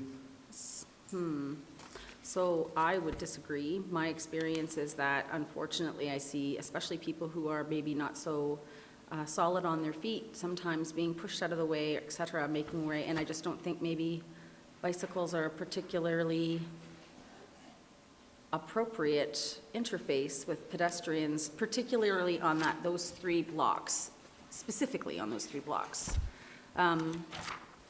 Yeah, okay. Interesting. I remember it being different. I wonder when we changed that, because I don't remember that being changed, and I must have missed that. That's how it reads in the bylaw that we approved in 2014, same wording. So there's no change between this new bylaw and the existing bylaw from 2014. Because we used to have actually like we used to have painted signs on the sidewalks, like actually on the sidewalks that said no bicycles. Walk your bike on the, so. Again, difference between creating law and, Encouraging encouragement. behavior. Yeah. Interesting. I would have Okay. it, yeah. Just envisioning seeing an 11-year-old and writing them a ticket. But I agree. I hear what you're saying. It's not about writing a ticket, No, it's about. yeah. Yeah, and it's just, I don't feel like it's a great interface in the middle of summer. Okay, thank you. Okay. Councillor Comfort? Hi, Sorry, yes. hold on a sec. Did you have something on that? I do want to Connell? just specify, part of what happens with what Mr. Burt's bringing forward to council in the bylaw is about writing a ticket, right? So I understand your question, Councillor McCallum, about the interface. And part of what Mr. Burt does when he brings a bylaw forward is about how bylaw is going to write a ticket. So there is, I think, a nuance to this conversation that I just wanted to remind about. The wording in the bylaw is important for those moments when bylaw writes a ticket. How we manage a busy circumstance and kids in the summer and the painting that Mr. Asarte and his team do on the sidewalks is sort of outside of the bylaw and more interpretation of how we want to be as a community. But the point of the bylaw ultimately becomes writing a ticket and what is enforceable. So I think this is a good conversation, but in terms of just councils thinking about what's in front of them, this is for the moment of a ticket.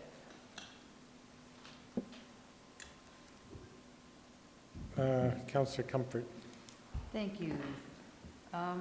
Mayor Barman, just a, I don't know, a heads up or something, and this is a bit self-serving. So the handicap spots in town, sometimes people will park there to offload, and then they get inside and they start chatting, and then they have a coffee, and then it's like 45 minutes later, and somebody's had to go around the block or go somewhere else to find a parking space. So I don't know what you can do about that, other than when you notice that, Nothing. nothing. Well, I mean, yeah, I definitely empathize after having a family member who was required to utilize one of those stalls and understand the challenges that poses. So what I can tell you is we utilize a lot of discretion, the officers do within the bylaw. Sure. That is one of the few charges that has almost zero discretion applied to it. That's one that if I'm just running in to get a coffee, I'm just unloading, I'm just, stopping to chat with my friend, that's about a 99 out of 100% chance you're going to get a ticket. I think Mayor Borman can attest to that after, seeing officers out, not personally, but. Hold on now, hold on. No, after seeing it I just recall a day of community when I was out on patrol and he was giving me the thumbs up. So that is an area that we look at. Great. And again, I can't really think of a good reason why someone should be parked there that shouldn't be utilizing that spot. Great, thank you. Welcome. Councillor McCallum. Sorry, that's still on. Pardon me? Oh, you're not. Okay, any other questions from council? Seeing none, thanks for all of your work and for the presentation. Thank you. And thanks to the municipal clerk for working with Mr. Bird on this. That I will move the council give first reading of Traffic and Road Use Bylaw 2020-03. Is there discussion on the motion? Oh, right. I will move that council amend section 53A, 53B, 56A1, and 56A2 by inserting the following: or directly adjacent to a parcel of land after on a parcel of land. Discussion on the amending motion? Seeing none, I'll call the question. Those in favor, opposed, motion's carried unanimously.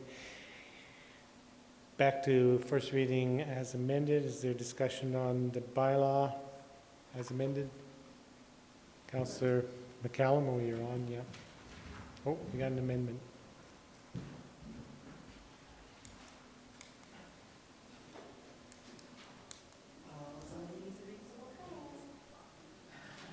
No, just pull this out of the air. Just pull this out of the air.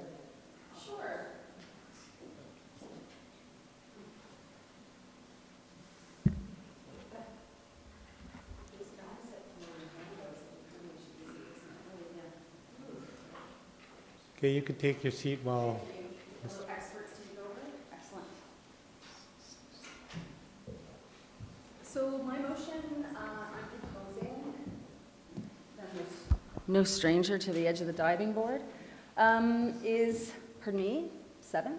should be avenues, Yeah, 7th Avenue, you're right. 8th Avenue, 5th Avenue. You don't need to get up. Okay. Just talk to your All right, thank amending you. motion. So I've been under the impression, because of the signs that I've seen on the sidewalk, which then actually conflict with our bylaw. We're telling people to walk your bike on your sidewalk, but then we're saying in the bylaw, ride your bike on the sidewalk. And I just don't think that that stretch of Main Street is a really great place for people to ride their bicycles are, whether they're under the age of 12 or over the age of 12. I chose 5th Ave, it's not 5th Ave, 6th Ave, because that is where the actual bicycle infrastructure starts going towards the Drake on Main Street. And I realize that this is out of the air and not super organized, but I just think it's a conflicting messaging if we have that on our sidewalks, and if we actually want to encourage people to walk, people of all ages and all abilities. It's not a great interface to have, especially on such a narrow sidewalk, bicycles and people. There are alternate routes that bicycles could take. My kids go down the alley. So that is my amendment. Do you take a friendly amendment to change that street to Avenue? Absolutely. And is it 5th Avenue you're thinking, or 6th Avenue? So Bank of Montreal corner to the Sherwood that'd be House. 6th Avenue. 8th Avenue to 6th Avenue. 8th Okay, Avenue. so the amending motion is that no Thank you. person shall ride a bicycle on Main Street from 8. On a sidewalk. Yes. Sorry, it was just, I was quite surprised. Okay. So no person shall ride a bicycle on a sidewalk on Main Street from 8th Avenue to 5th Avenue. Yeah. That's the motion. Speaking to the amendment? Pardon me? 6th Avenue, right.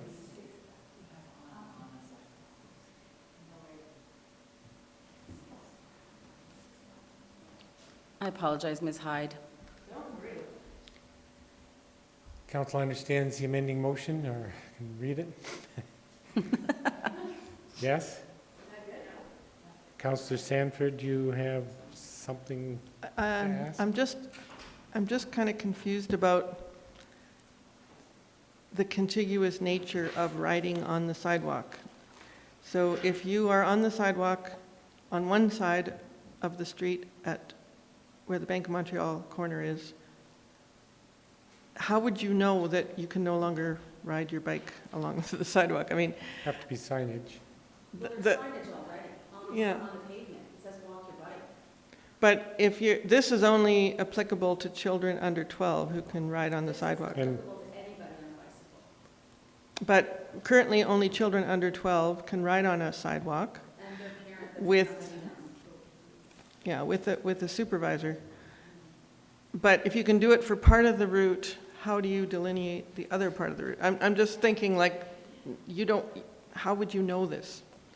it would have to be clear through signage, and obviously, yeah, there has to be signage. Well, then I guess in my, sorry. So, just in terms of communicating this to the public, and from the bylaw enforcement perspective, I'd kind of like to hear from bylaw about how this would be possible. Is that reasonable? I think Ms. Burt spoke to enforcement of these bylaws, as did Ms. Cottle, and it's just a matter of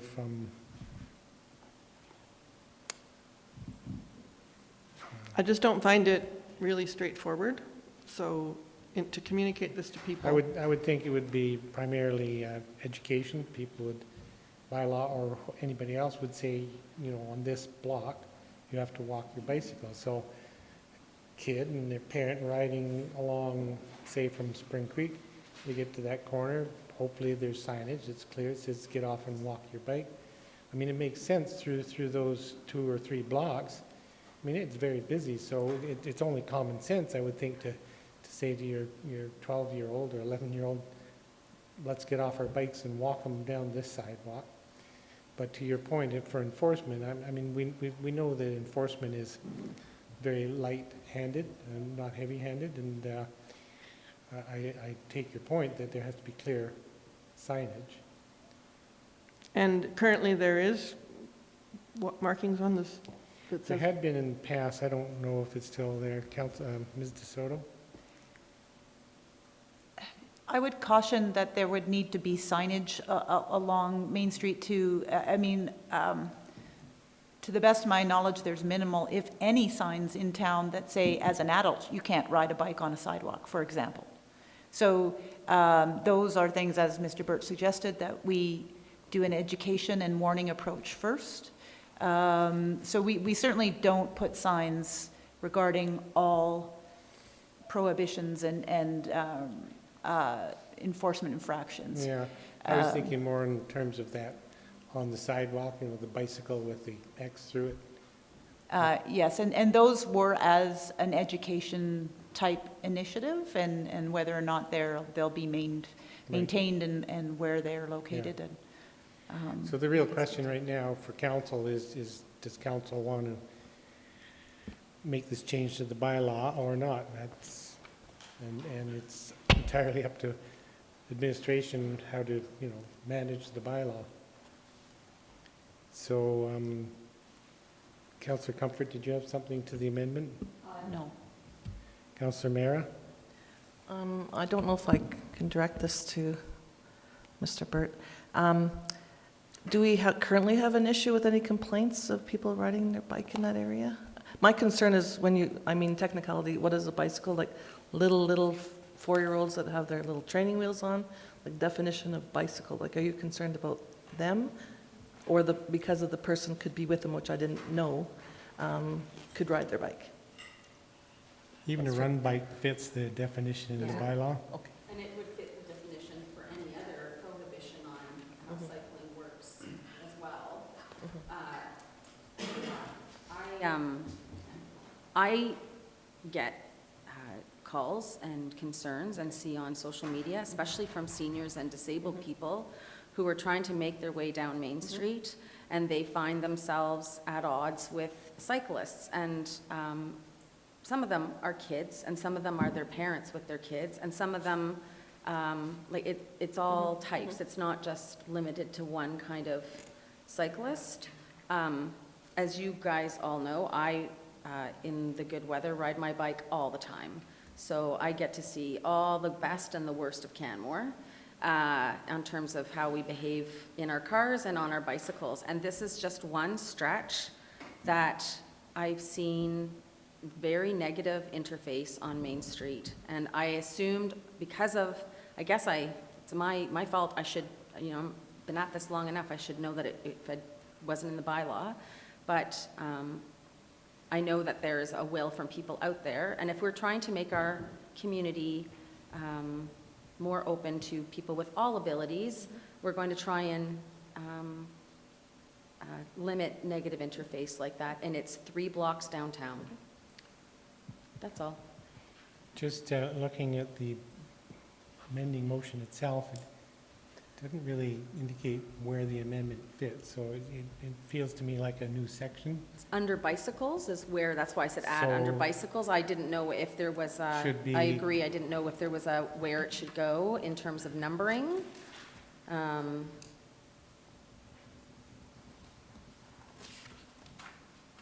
Because that is where all of the listings of thou shalt 11.1. nots go. So 11.1, 11.1, is that what you're suggesting? apparently. Okay. Thank you. So, many motions on the table. Adds section 11.1, no person shall ride a bicycle on a sidewalk on Main Street from 8th Avenue to 6th Avenue. And I say 6th Avenue because if you go towards the Drake, that is actually where the bicycle infrastructure then starts. There's separated lanes and everything else, and we don't have that right now on that stretch of Main Street. Mr. Burt, you had a comment? I just want to add maybe a clerical comment. If we're going to add 11.1, if approved, my suggestion is that Schedule A is amended to include 11.1 of a minimum specified penalty of $90. Otherwise, it will carry a $250 penalty, so it'll be a different penalty than riding a bicycle on a sidewalk anywhere else. So from a consistency standpoint, that would be my recommendation.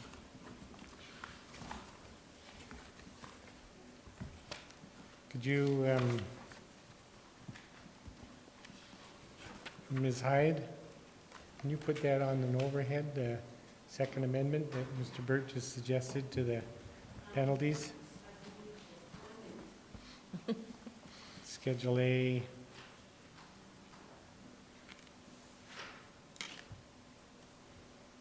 You're suggesting the penalty be set at what? $90. Pardon me? $90. So wouldn't that fit under the existing penalty under Section 11? The riding bicycle on sidewalk is penalty of $90? I don't feel it is because it's a new section. 11.1 is now its own standalone separate section. Okay.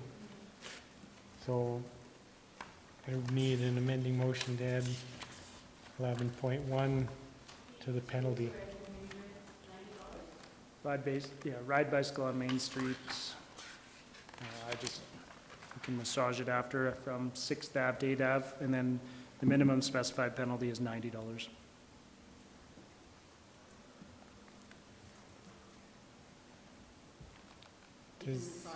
Yep. Ms. DeSoto, did you have a comment?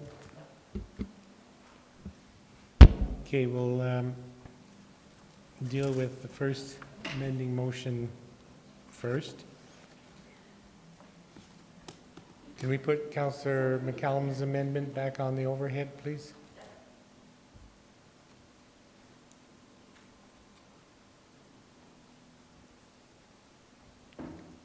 So is there any further discussion on the amending motion? Councillor Sanford? I would like to say that I will support the amending motion.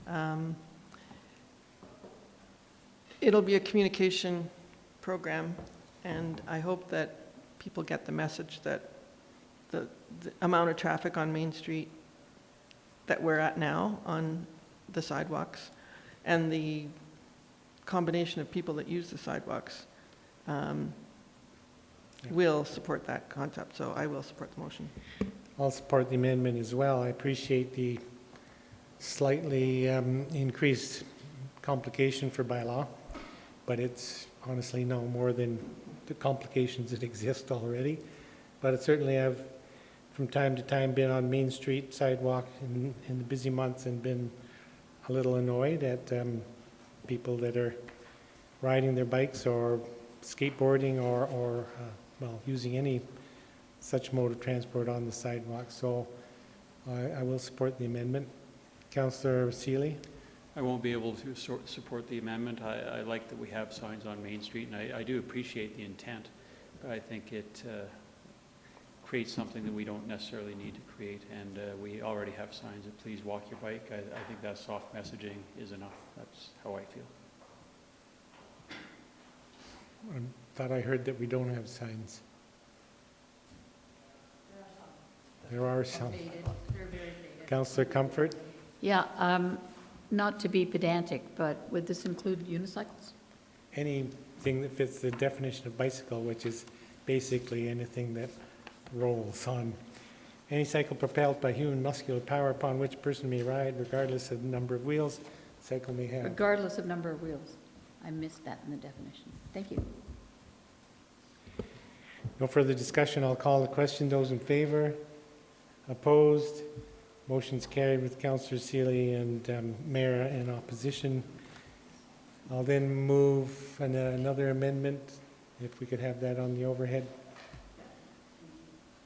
I'll move that. Oops. Council amend Schedule A to add a specified penalty for Section 11.1. Ride a bicycle on Main Street.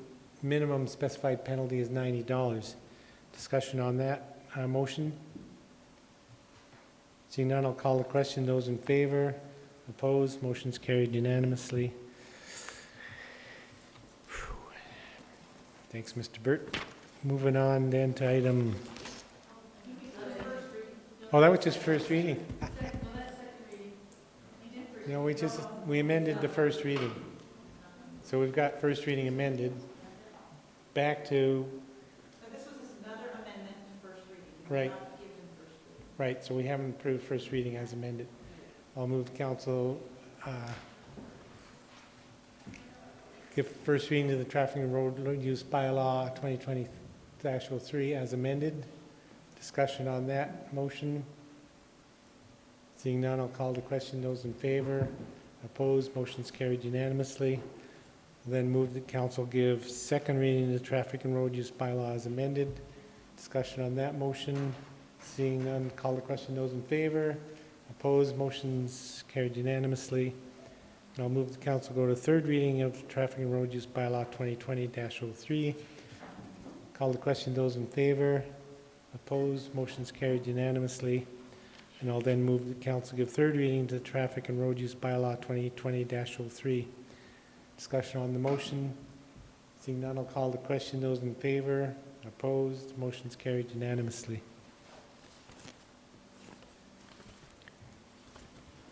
Okay, now we can move on. Item G3. Oh, Mr. Burt. I'm back. He is back. The Camping Bylaw. Camping Bylaw. Bylaws in alignment with previous approvals for the safe parking pilot that was approved in February of this year. So contained within the bylaw are definition of camp, restrictions from 10 p.m. to 8 a.m., exemptions for camping. So when we approve a safe overnight parking permit, exemptions would trump that, or if there was a permit issued under the Parks Bylaw. Wanted to highlight that the bylaw received a legal review. That's about all I've got, honestly. It's fairly basic, straightforward bylaw, again, supporting the safe overnight parking. Questions? Whew, that was quick. I'm trying to speed us up here. Thank you. I was just looking at the agenda and we're just a little behind here. Questions? Councillor Sanford. So just to be clear, the amendments that were made to the camping bylaw now requires people to be either in the Safe Park program or in a regulated campground. Is that correct? That's correct. And just to clarify, it's not an amendment, it's an entirely brand new bylaw. Oh, sorry. Yeah. Entirely brand new bylaw. But you're correct. Okay. And this allows us to enforce camping on residential streets or overnight sleeping on residential streets? Yeah, we've defined the definition. So yes, camp means to stay between the hours of 10 p.m. and 8 a.m. in a tent, vehicle, or other form of shelter, or under the open sky, whether or not on a temporary basis. So if we encounter someone that's in a park in a sleeping bag under the open sky, it would accomplish that. Primarily, it's related to people in vehicles. But it gives us the authority now to determine that people need to be either in a safe park program or in a campground or outside of the community. Is that correct? Yes. And so if people sleep on residential streets or in the downtown core, what is the new mechanism for enforcement then? Is it still people call bylaw and say, I have this issue on my street? Mm-hmm. So it's a combination of after hours, they could contact the RCMP. Our shifts will be adjusted for the department starting in May to start at 7 a.m., similar to what we did last summer. So proactively patrolling key locations, again with an educational focus, parking lots, River Road, et cetera, and people can contact us. Okay, so this gives us an authority now to enforce that more reliably. It gives us consistency through legislation, so yes. Okay, thank you. You're welcome.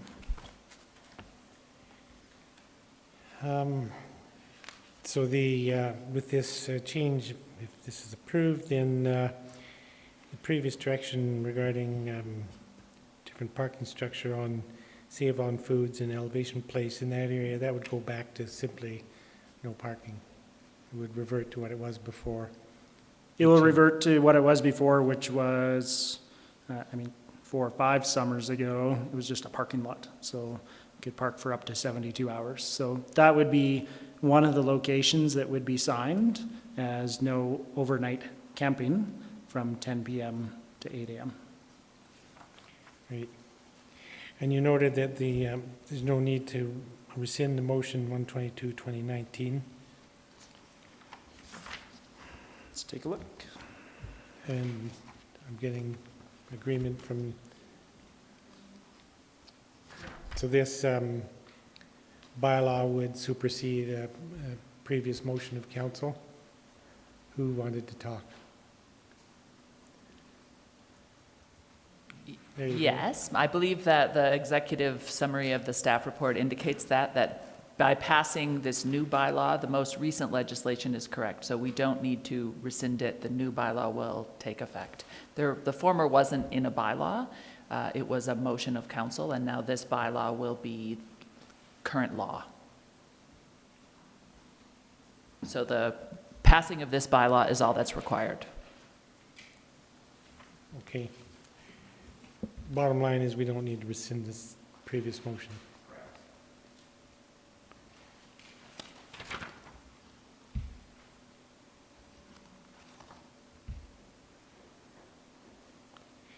And I note that because this the Safe Park pilot program is meant to be for the 2020 season, then it would come back to council for further direction at the end of the year. Yes. Right. Councillor Mera? I have a question that was asked of me.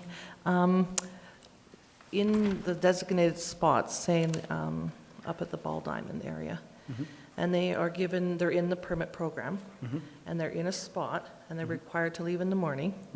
If they just move out of their spot over 3 spots, how do you address that? Is it just whatever the regular rule is during the day for that spot, or? The primary focus was on the downtown lots and addressing the paid parking component. This is an area that we will need to look at and monitor, but we'll also be issuing conditions upon the permit. Okay. And if the conditions are not met, the permit could be revoked. So again, I think this is one of those growing and evolving situations that through the way that the traffic bylaw was addressed, we can make a change administratively if required. And just to add to that, when Ms. Gilchrist presented the Safe Park program to council, she indicated that what anybody who's given a permit will have to do, they'll be required to not park in the downtown core during the daytime. That is part of the agreement that anyone who participates will have to sign. So that is not allowed and is made very clear as part of the program. Thank you. And again, I hear what you're saying is outside of the downtown parking, what are we going to do? How are they just going to slide over one stall? Again, we're going to need to kind of figure that out as we go. Okay. Thanks for raising that. That's a good point. So a good deal of the, I suppose, the enforcement of this would happen after bylaw hours. So the RCMP is fully engaged in these conversations and prepared to assist in the... Well, I would comment that the RCMP is included in the discussions, but it wouldn't be their primary focus when they're conducting downtown evening patrols. If there's a complaint of criminal nature, noisy party, etc., it's another enforcement tool that can be utilized. And again, recognizing that We know that people come in late and leave early. That's why we've amended our hours to come in and patrol early. But the RCMP are a partner in this, but just want to reiterate that isn't their top priority while out patrolling in the evening. So I'm just wondering what answer I give to residents who have experienced, people pulling up and parking across the road. Thinking of the Rundleview incident, for instance. And it's in the evening, bylaw's closed, they just leave a message at bylaw. Should they be phoning the RCMP or? They can contact the RCMP. So difference between going out proactively looking for it versus the RCMP receive a call based on their workload, call volume, nature of call, they will respond and address that, absolutely. So in that situation, call goes to RCMP and there's somebody camping across the road and they don't have a permit displayed, RCMP then would respond? Yes. Yes, absolutely. Just a suggestion in financial impacts, locations for additional signage prohibiting overnight parking, and I would add Quarry Lake parking lot to that list just because I see people. We'll assess that location. I believe there may already be signage in there. I know a number of our lots have that, but we'll double check. Thanks. There'll be a signage tour that occurs. Great. And just for clarification, in the bylaw itself, under 3A, references highway, which is a provincial term, but just for the sake of Canmore residents, highway includes all roads and streets Absolutely. in the town. Yes. Right. And number 17, under enforcement, you make it clear that this bylaw could be enforced with penalties each day. So yes, $100 today, $100 tomorrow. Yes. Great. Just for clarity, are there any questions from council at this time? Any more questions? Seeing none, thanks again for the work you're doing on this, Mr. Burt. Thank you. So at this time, I will move that council give first reading to Camping Bylaw 2020-04. Discussion on the motion. I'll speak in support of the motion. I think the work has been complex and complicated, and certainly in a conflictive environment. There's a lot of stress in the community in regards to this issue, but I feel strongly that Canmore is responding to an issue that a number of similar communities are experiencing. I think we're responding in a really well-considered and considerate way. I know that it's not going to become perfect. All of the concerns in the community won't disappear this year, but we're working through a process, and I think this proposal is eminently supportable. And of course, the bylaw is required to make that proposal work. So I'll be quite happy to support this bylaw. Discussion from other councillors? Seeing none, I'll move the council. Oh no, I've given the motion. Call the question on first reading of the bylaw. Those in favor? Opposed? Motion's carried unanimously. Then move the council give second reading of the Camping Bylaw 2020-04. Discussion on the motion. Seeing none, I'll call the question. Those in favor? Opposed? Motion's carried unanimously. I'll move the council go to third reading of the bylaw. Those in favor? Opposed? Motion's carried unanimously. And then I'll move the council give third reading the Camping Bylaw 2020-04. Discussion on that motion. Seeing none, I'll call the question. Those in favor? Opposed? Motion's carried unanimously. I'm going to take a real brief minute here before we go to G4 and consult with administration on the agenda and our timing. So we did have in the agenda that there would be a short break half an hour ago, and that we'd be going to break for lunch in about less than 30 minutes. So my suggestion is we just keep going until, let's say, noon. Can everybody make it through 45 minutes?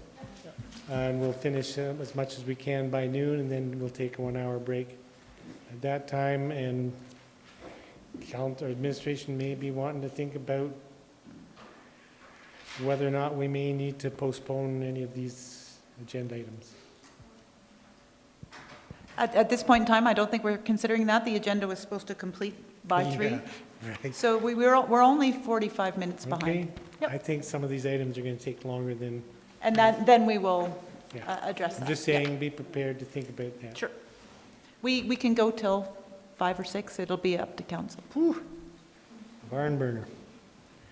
I don't know if Mr. Buckley can last that long. Oh, yeah. Right. Okay, where were we? Okay, now we're into the meat of the matter, right? G4, the IDP. Ms. Wojtenko. Morning.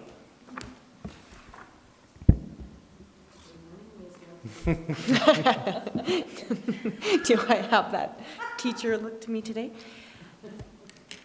So I'm also not going to try to take a lot of time with this presentation, which I do have Cheryl. Oh, you.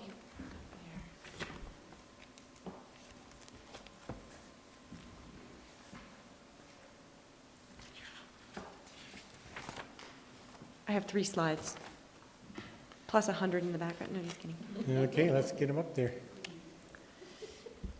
So I'm back again for the Canmore-Bighorn Intermunicipal Development Plan, which is why Mr. Buckley is here in the crowd today. He's representing the MD of Bighorn in the preparation of this IDP. So I'm here today requesting Council to give second and third reading to the IDP bylaw 2019-25. So our recommendation is to approve changes to the bylaw to the IDP, sorry, not to the bylaw itself, but to the IDP prior to adoption. And then Council gives second and third reading to the amended bylaw. The changes that we have proposed in the IDP itself are to do with changes to the Municipal Government Act with respect to dispute resolution, which was contained in the IDP. The provincial government, in its recent changes to the MGA, for one, IDPs are no longer a mandatory bylaw. However, the Intermunicipal Committee felt that it was important that we continued with the IDP and as a bylaw and not as a adopted by resolution of council. And secondly, the amendments from the MGA, they didn't adopt the regulation around dispute resolution, so we have referenced our dispute resolution provisions in the ICF as our governing process for dispute resolution with the MD of Bighorn. There were no further amendments recommended from the Intermunicipal Committee. We did discuss the feedback that we heard at the public hearing, both Town of Canmore and the MD of Bighorn, which the MD of Bighorn did not have any written submissions or public attend the public hearing meeting. It was just the Town of Canmore. And so based off of the public feedback, the Intermunicipal Committee agreed that we would only go forward with the proposed changes that you see in the red line version that has been provided to you. And the Intermunicipal Committee is recommending that this is adopted by our council. The MD of Bighorn did adopt this version of the bylaw in February. So now, once the Town of Canmore adopts it by bylaw, then the IDP would come into effect. So if any changes are proposed by council, in addition to what the Intermunicipal Committee is recommending, we would need to go back to Bighorn to have those changes adopted there as well, or discussed. Any questions? Could you just really give a very brief overview of the input that you mentioned? There was 3 pieces of input at the public hearing. I recall 2 of which were letters from adjacent landowners, or one of which was, what were the 3 pieces of public input? Yep, so we received a letter of support from the Three Sisters Mountain Village with respect to, they had provided some feedback during the preparation process, and they felt that all of their concerns were addressed, so they provided a letter of support. We also received a letter from, I believe it was Beau Cord, And there was no direction given in there. There was just statements in general around wildlife, but there was no specific requests for changes in the IDP itself. And the third piece of information that we received was from a member of the public requesting that the urban growth boundary, which is in the Town of Canmore Municipal Development Plan, be included at the IDP level as well. Right, and you noted the discussion that occurred at the committee. The committee was not supportive of changing the IDP to that effect. Yes, that's correct. The growth boundary is in the Municipal Development Plan, so any changes to that growth boundary would need to be considered by the Town of Canmore, as well as those changes will need to be referred to the MD of Bighorn. If it was contained within the IDP itself, it would require approval by both the Town of Canmore and the MD of Bighorn to make those changes. Both the Town of Canmore and the MD of Bighorn were not in support of the MD making those decisions on behalf of the Town of Canmore. Thank you. Are there any questions for Ms. Wojtenko? Seeing none, thanks for your presentation. So I'll then move the council amend the Town of Canmore and MD of Bighorn Intermunicipal Development Plan Bylaw 2019-25 to incorporate the changes to Section 3.3 Dispute Resolution and Section 4.1.1 Plan Amendments as presented. I'll speak briefly to this motion. Having sat with Councillor Mera and the CAO on the Intermunicipal Committee, there was a good deal of conversation between the town and the MD, and the Intermunicipal Committee has ratified, if you will, this plan with those two changes, and I would suggest that Council support the work done by the Intermunicipal Committee. Any other discussion on the motion? You look puzzled. No. Okay, call the question. Those in favor? Opposed? Motion's carried unanimously. And then I'll move the council give second reading to the Town of Canmore and MD of Bighorn Intermunicipal Development Plan Bylaw 2019-25 as amended. I will speak to in the same way. I encourage council to support the bylaw, given the work that's been done by the Intermunicipal Development Committee. Is there discussion on the motion? Seeing none, I'll call the question. Those in favor? Opposed? Motion's carried unanimously.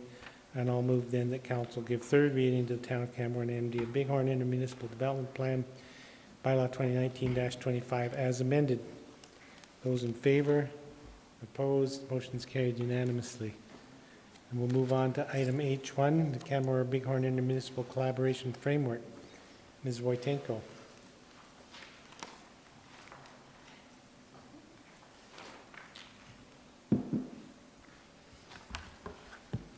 Thank you. So I just want to point out the difference that this framework is not a bylaw.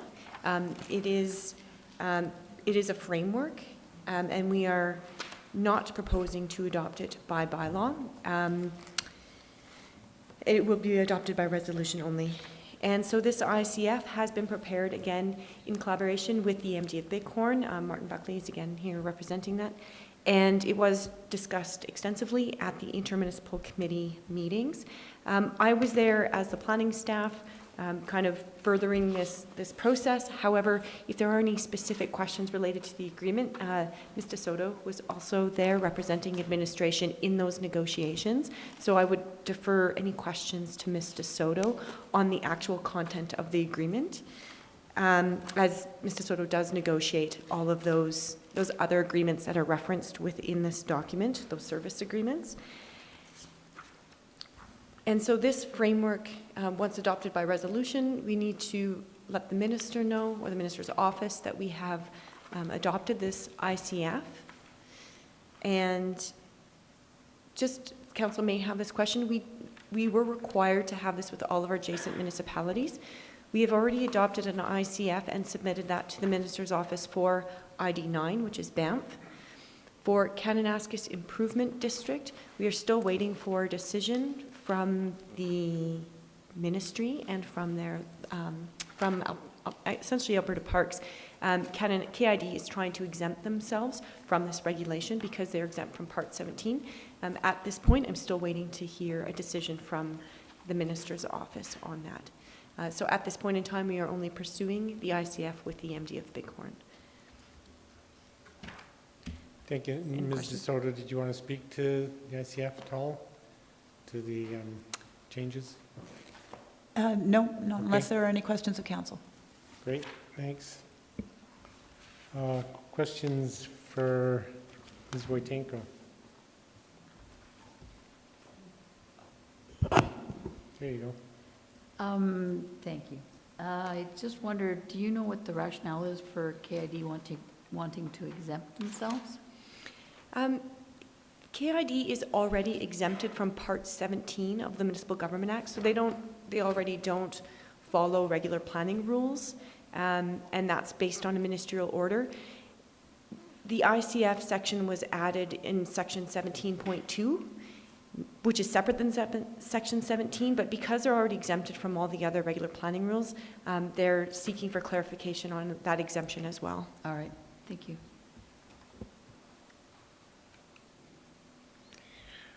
I think it's clear in the report, but could you just review for council the what should transpire if we don't reach an agreement by September 30th with the MD on the rec servicing?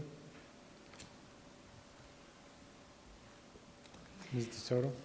Yes, so we have been in negotiations with the MD of Bighorn on the rec servicing agreement. And there are a couple of points of contention that we're still working through.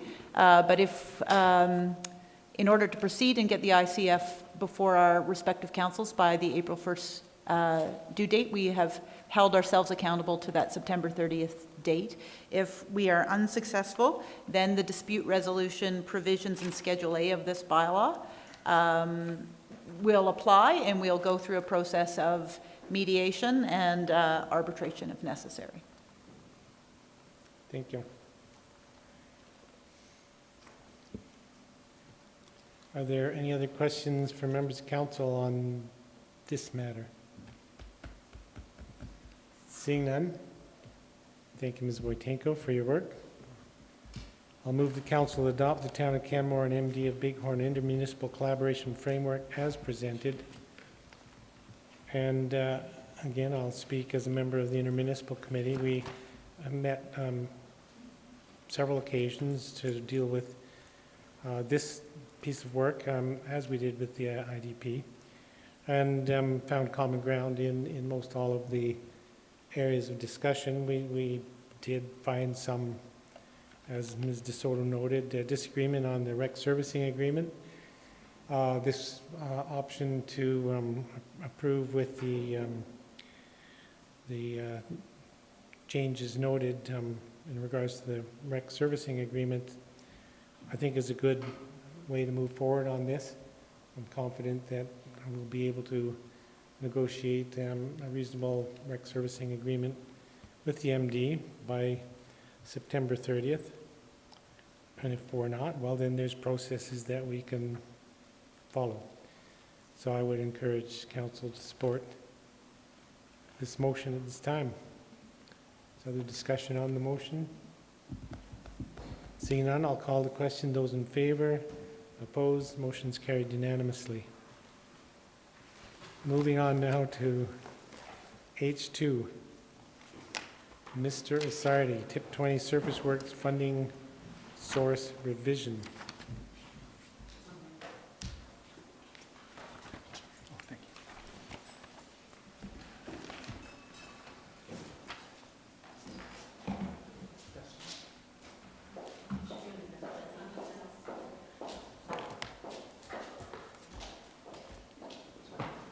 That's not the most. That's why it doesn't work.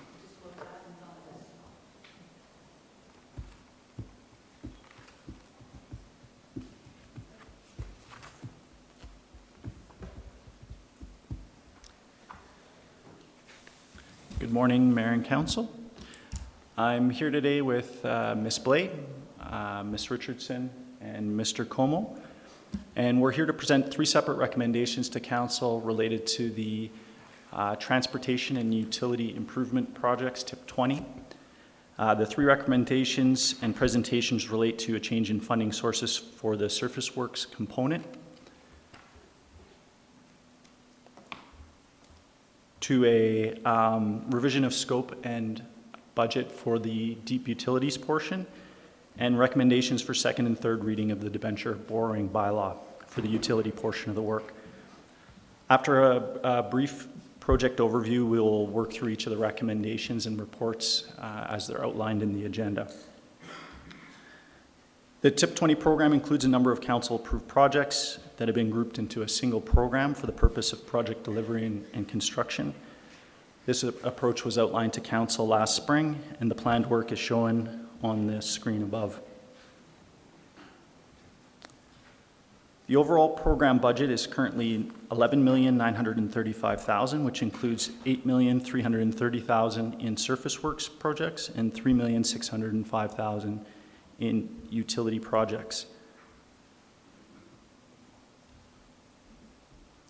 The first presentation and recommendation is with respect to the main intersection reconstruction at Bow Valley Trail and Railway. It's a hub for connecting our on-it bus system with our local and regional transit. It's a complete rehabilitation of the intersection, all of the surface works, street lighting, and signaling, and includes separation and protection for active modes with a number of lane configuration upgrades as well. The second and third presentations relate to the utility connections for upsizing water and sewer lines to provide capacity and fire flows for development that's taking place on Bow Valley Trail. So I'll now move to the first item on the agenda and recommendation, and that's that council approve a revision of funding sources for TIP 20 as follows. A decrease in green trip funding by $2.5 million, an increase in funding from the offsite levy reserve of $700,000, an increase in funding from the federal gas tax grant of $800,000, and an increase in funding from MSI by $1 million. So for some background on the funding, we've spoken about this through the budget process. This is for the area of work around the intersection for which $4.7 million was approved by council for construction this year back in December of 2018. And that funding allocation included $2.8 million from a green trip grant. Shortly after that approval, as we were working through this project and our other green trip funded projects with the bus stops, it was the feedback we were getting was that much of the project wasn't actually going to be eligible for green trip, the way that grant eligibility is written. And as a result, we were advised by Alberta Transportation, who administers the grant, to look at applying for an Alberta Community Transit Grant, which was a new program which was specifically designed to allow for the type of work that we're building here to be eligible. So sidewalk and pathway connections to transit, roadway improvements for transit. And so we did that and were successful last year in receiving approval for that grant. The ACT grant was later canceled before agreements were put in place. In order to cover the shortfall, we're recommending to use $700,000 in offsite levies. This wasn't an identified funding source in the original capital project, but certainly could have been. There have been $700,000 in that range of $700,000 in reserves collected specifically for a project at this intersection. And that's been identified as a needed improvement in the transportation network for a long time, and we've been collecting levies for that for a long time. More of the project is eligible for levies, and so we'll see a collection of levies in the future towards some of the project costs beyond the $700,000. The other two funding sources are from grants that are we have the ability to use for a range of project types. Gas tax grants are typically used for transportation projects or required to spend on transportation projects, and MSI comes from our MSI funding So we looked at some other alternatives to reduce scope. Was one. We're not recommending to do that. This is a really important project. It's the hub. It's a main intersection for all modes traveling in and out of the core. If we reduce scope on a roadway piece or a connection piece, it interrupts the continuity of this project, and it's really going to serve to link up a lot of our network pieces through that corridor. We looked at other grant funding sources. There is another federal grant that is available for this type of work. However, the timelines for that aren't going to line up with the project. We expect they're going to open applications again in the spring. That is a grant that we could look at funding future projects for which we would have otherwise used our MSI, our gas tax, to fund. So we expect that that could help offset the impact of this decision in the future. There are also alternative funding reserves, including our asset management reserve. However, Finance recommended that this was a more appropriate way to fund in light of our capital works that are anticipated with funding requirements from that asset management reserve and from our general capital reserve. And for those financial impacts, we expect to have an MSI funding envelope of $4 million at the end of this fiscal year. So we're using about 20% of the funds that are available there. And I mentioned the ISIP grant to potentially offset. So with that, I'll close and put forward the recommendation, and I'm open for questions. Thanks very much.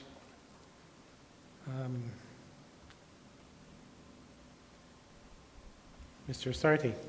So just curious, the offsite levies that had been collected historically for, you noted for this intersection, just curious, so why it wasn't recommended in the first place that we use the offsite levies as part of the funding for this project?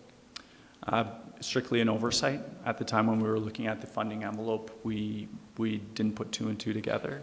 That can be reconciled after a project's complete by allocating those funds out and reducing the amount that's put into the model for future collection. So it is something that can be looked at before a project's approved or after it's completed. Great, great. It's disappointing around the green trip funding, but I guess I understand that rationale. But so the follow-up, the province recommended we use the ACT funding. We did, and then the province said, no, we're changing our mind. We're just eliminating that grant. That grant was tied with the carbon tax, and so decisions around carbon tax affected the decisions around the grant, and that's exactly what happened. Okay. So I assume that transition or the elimination of the ACT grant came around with the new government. Correct. Okay. So effectively, we're drawing down on the federal gas tax,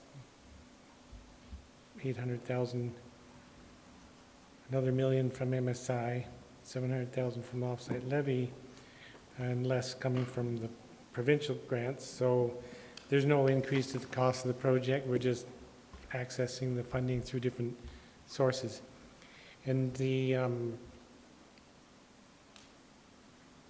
what would be, or do we know what the impact might be to future projects in regards to the MSI drawdown at this time? It'll be a decrease in funding available. We are going to work this year to completely relook at the capital budget. We know that envelope is tight. There aren't extra funds. However, this is a priority project and an important transportation piece for our network, and would rank high against any of the projects we're going to be looking at. So in terms of prioritizing spend, it was still seen as an important project to fund with that MSI. Okay, great, thank you. Any questions from council? Not a one. Okay, thanks for your presentation. This time then I'll move the council approve a revision of funding sources for CAP 7078 tip 20 as follows. Decrease green trip funding by $2.5 million, increase funding from the offsite levy reserve by $700,000, increase funding from the federal gas tax grant by $800,000, and increase funding from the MSI by $1 million. Discussion on that motion. I'll support the motion. I appreciate how important this particular project is. It's sort of the keystone to everything else that we want to do. Without this being in place, as I understand it, much of the following work that we've been talking and planning about just wouldn't work. So this, I appreciate this is a critical piece of the puzzle. We're not talking about an increase to the cost of the project, just sourcing it through different funds. It's disappointing that the ACT grant disappeared. And also there's ongoing uncertainty around the what's going to happen in the future with MSI or that sort of a grant, but this project is important and I will be quite prepared to support the motion. Councillor McCallum. Thank you, Mayor Barman. I too am prepared to support this motion. I do agree this is one of our most important corners in Canmore, and we need to get this done sooner rather than later, and I wouldn't want to short sheet it financially as a result. So I will support. Further discussion on the motion? Seeing none, I'll call the question. Those in favor? Opposed? Motion's carried unanimously. Okay, moving on. H3, tip 20 deep utility upgrade. Ms. Blaze. All right, good morning.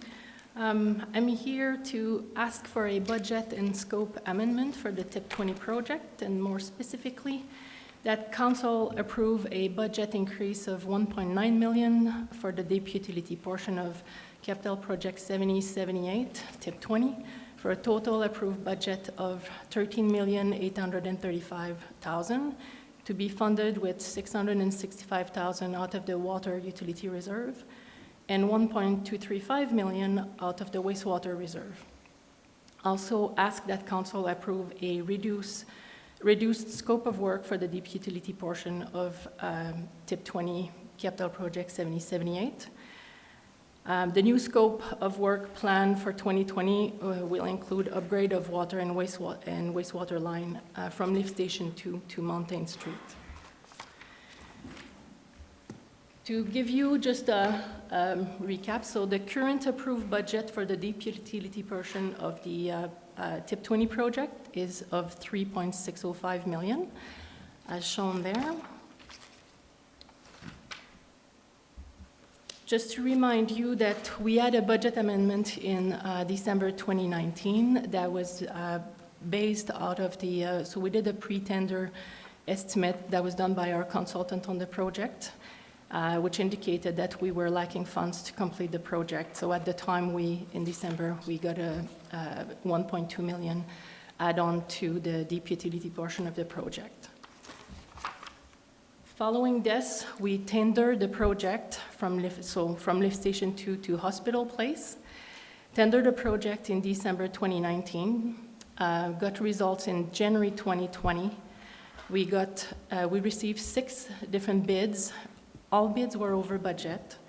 So we regathered, and following some internal discussions and discussions with our consultant as well, we decided to cancel the tender at the time. That provided us an opportunity to have discussions with the contractors that had bidded on the project to better understand the tender results and why everything, like all the bids were quite over budget. So there's a handful of things that we were able to identify that triggered the increase, the large increase in budget. The first one was the risk associated with high groundwater that all the contractors perceived to be significantly higher than we had anticipated. As the last utility upgrade, major upgrade, well, we did one lift station 2 recently, but before that, it'd been a good 25 years since we had done utility work in the valley. And so there's fewer areas that remains for the town to dewater once we start installing utilities. And so the contractors saw this as quite a risk and put a cost on it. That was significant. We also talked to so part of the design was to micro-tunnel under the CP rail tract from the shaft that we installed when we did Lift Station 2. So when we talked to the micro-tunneling companies, they saw that like the short run that we were doing, about 50 meters of micro-tunneling, for them is very short, and it's not necessarily worth their while in a sense that it's costing less to go longer than it would to do a short run.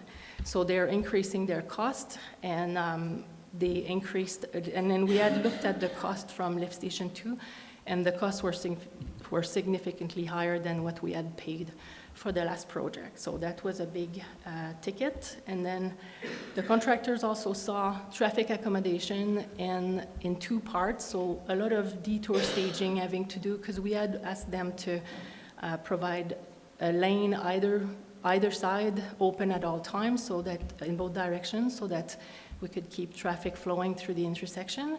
So that's a lot of detour staging for them. So they saw that as so they put a large cost on that, but they also saw CP rail as a lot of restriction or requirement for flagging and other things whilst we're crossing under the tracks. So there's a significant cost that the contractors would have put on that. There was also a big ticket item that was part of the tender assumption, where our consultant had made the assumption that the micro-tunnel instrument, the mole, would be able to be retrieved without installing a shaft. They would be able to retrieve it by digging a pit and receiving the drill and taking it out. Now, the two micro-tunneling companies that bidded on the project as subcontractors saw that as a large risk, given the ground conditions, both with groundwater and a lot of the gravel that could slough in the excavation. So they decided to bid in installing a shaft, which is $500,000 just to build this. So again, an increase in cost. And we were faced as well with, micro-tunneling is quite specialized, it's specialty work, and few companies are doing it, and they're busy. So we were a bit vulnerable to them coming for a short run, which is not attractive to them, and there being few companies doing this. So based on this new intel, we decided to retender the project with a modified scope. So we would shorten the run to be able to, so instead of going all the way to a hospital place with both the water line and the sewer line, we would stop it at Mountain Street. And the reason for that would be so that we would be, so in retendering with the new scope, the reduced scope, we gave them the same completion date, so more time to do less. We provided clarity around a number of items around dewatering and ground conditions and how they could do certain tasks, and then we provide them, the contractor allowed them to provide an alternative to micro-tunneling. It was important to us to be able to go all the way to Mountain Street so that we could do the surface work that we're planning to do as part of the overall project. And a shorter run than that is compromising what we can do on top of it. And as you just heard, like we're trying to get this intersection upgraded. So we received 3 bids on this latest tender. And again, they were all over the budget that we had anticipated. And based on those bids, this is the ask for the $1.9 million to complete the scope, for a total of $5.5 million for the deep utility portion of the project. Great. So to summarize, we're doing less. It's a smaller job, but it's going to cost us more. Yes. Understand that the real constraint is around the tunneling, the micro-tunneling? Yes, and the crossing of the CP rail, like a large cost is there. And to do this project without using micro-tunneling is not feasible or wouldn't make any sense? It's not, there's another technology that some of the micro-tunneling companies also, they do a number of things. They don't just do micro-tunneling. They had suggested other technology to look at. The geotechnical consultant with our design team had looked at a number of options, and the better option was micro-tunneling. There's another, like pipe ramming, they call it, option that is possible but not ideal in the ground conditions that we've got. So going with that could be cheaper at face value, and it's difficult to know if it's going to work, because if they encounter any big boulders, then they get stuck, and we might have to go back to plan A. So in the old days, before micro-tunneling, how would a project like this have been done? Open trench, and they would have had like elevation place, as an example, we've been told was used to dewater. So a large, like Olympic-sized swimming pool type of pit was dig up to be able to dewater there. And they would excavate and... Right. Yeah. Complex. And particularly crossing the railway tracks would be difficult with trenching.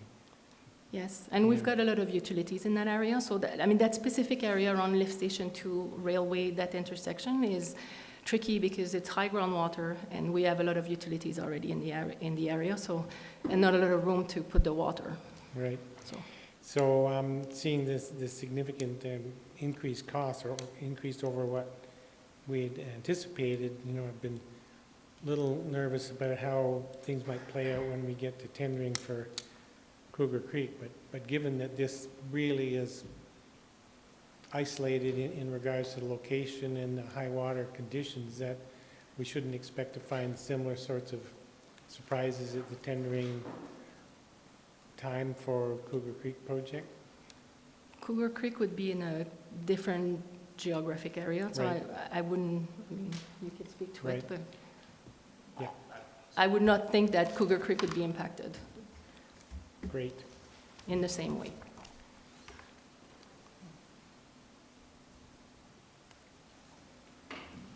Okay, thank you for your presentation. Yes? Yeah. Go. We'd recommend that we move into in-camera for then to expand some discussions now. Great, thank you. I'll move the council go in camera this time. Those in favor, opposed, motion's carried unanimously. And we'll break for lunch right after this, so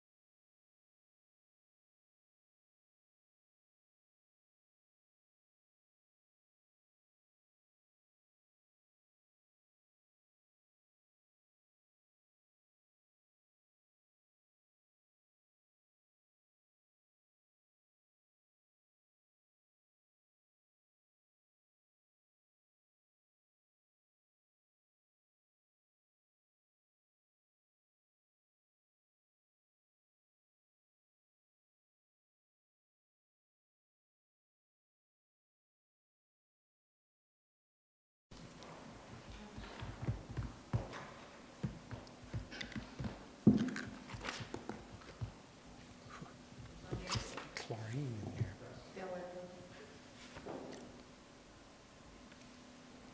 Was he getting dressed or something?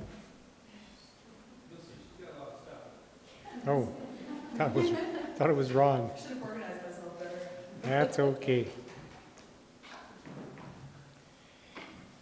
So now that we're back in open session, I will move the council approve a budget increase of $1.9 million for the deep utilities portion of capital project 7078 tip 20 for a total approved budget of $13,835,000 to be funded with $665,000 from the water reserve and $1,235,000 from the wastewater reserve.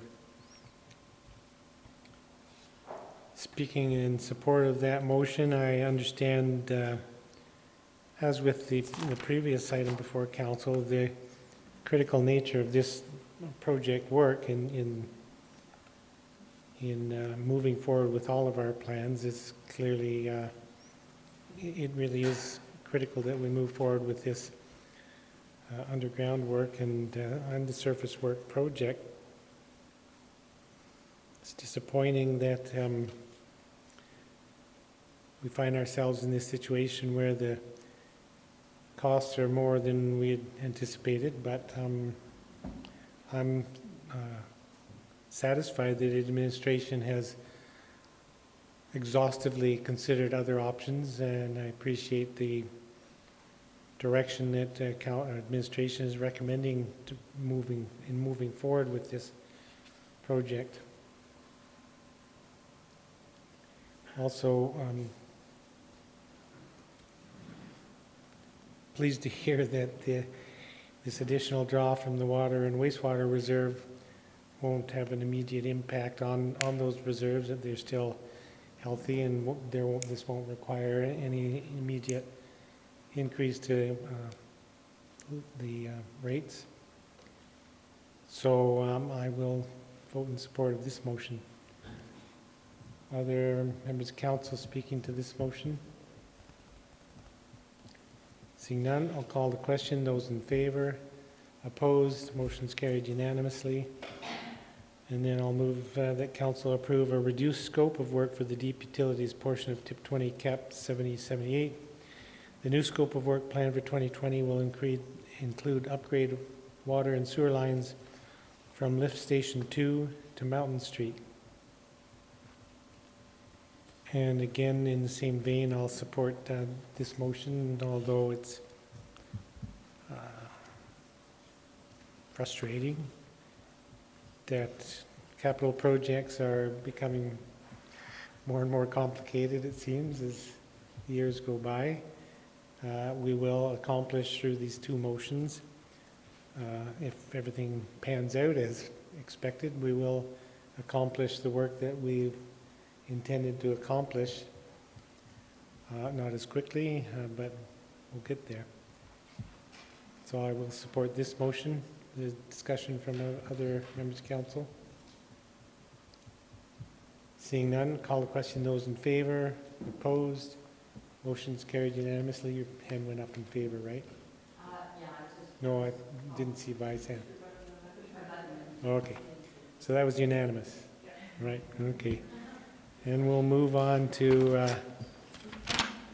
H4, the borrowing bylaw amendment 2020-01, Bow Valley Trail wastewater upgrade construction. Ms. Richardson. So this is the final recommendation that we have of kind of this package related to the TIP 20 project, and this one is the most administrative of all of them. There's no new information as part of this. Back on January 14th, I was here to recommend first reading of an amendment to the borrowing bylaw for the TIP 20 deep utility work. As you have just been hearing, there have since been some further changes to the total estimated project costs, but second and third readings of this amendment are required at this time to continue the borrowing process to be able to access the debt financing for the portion of the project that is to be financed through debt. As a reminder, this was way back when the initial original borrowing bylaw presentation. So it was approved along with the other borrowing bylaws for approved 2019 and 20 projects that that included debt financing. So it was at that time a 2020 project to upgrade the wastewater mains along Bow Valley Trail. The original cost was $1.4 million. 1.3 of that was financed through debt. The remaining $100,000 was coming from the wastewater utility reserve. Then during the 2020 budget amendment process, this last fall, approved in December, there was an amendment to this project to bring the total cost of the project up to $2.6 million, with that $2.5 million being financed through debt, so the additional $1.2 million in there. At the time of writing the initial amendment RFD, the rates through ACFA were at 2.478%, so total interest on the project was $508,000. At the time the original bylaw was approved, total interest was at $355,641. So as of March 1st, the rates have dropped down to 2.164%. So overall, we're borrowing more, but the rates have become more favorable since that time. This is the timeline that we've been following. So today we're at second and third readings on March 3rd, and we'll have a valid bylaw as of April 2nd if there is no application made to the Court of Queen's Bench. And as a reminder, the debentures are not actually taken out until they're required. So just in conclusion, our recommendation is that Council give second and third reading to borrowing bylaw amendment 2020-01, Bow Valley Trail wastewater upgrade construction, and I'm happy to address any questions at this time. Right, thank you. Councillor Comfort. No, it's too late. It was the Too last- late? Yeah. The last one? So this bylaw went out to the public for feedback and we heard nothing. No feedback by the deadline. And this amendment will result in ultimately borrowing capacity of 2.6 million. 2.5. Sorry, the remaining 100,000. Sorry, the 100,000 was from comes for reserve. Okay, 2.5 in debenture. I have no questions. I think it's been clearly explained over the last couple of meetings. Thank you very much. That I'll move that Council give second reading to borrowing bylaw amendment 2020-01, Bow Valley Trail wastewater upgrade construction. Discussion on the motion. I'll support the motion with the same observations over the last couple of motions. It's discouraging that things are costing so much, but this, again, the project is critical, so I will support this borrowing bylaw amendment. Other discussion on the bylaw or on the motion? Seeing none, I'll call the question. Those in favor? Opposed? Motion's carried unanimously. I'll move Council give third reading to borrowing bylaw amendment 2020-01 Bow Valley Trail wastewater upgrade construction. Discussion on the motion. Seeing none, call the question. Those in favor? Opposed? Motion's carried unanimously. I'll now call a break, let's say till 1:30. And we'll come back and resume the agenda at 1:30.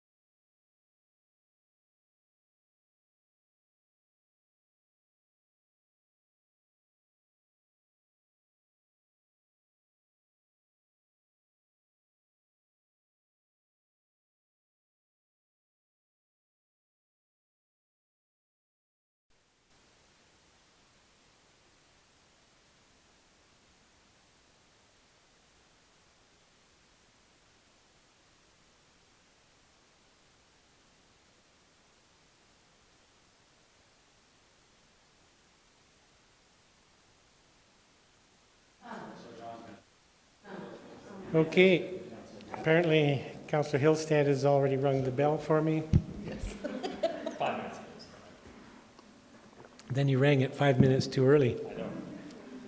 Okay, we'll resume the meeting with item H5, the Economic Development Strategy. Ms. McLeod.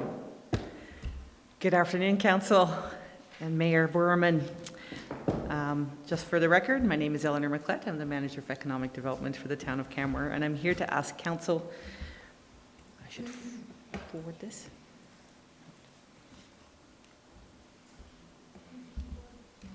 I'll just do it that way. Ask Council to accept the Economic Development Strategy as presented for planning purposes, and please feel free to interrupt me throughout this presentation should you have any questions. I'm going to back up just slightly. In Council Strategic Plan, the priority for economic development was identified as promoting a strong economy across business sectors and to explore broadband deployment in our community.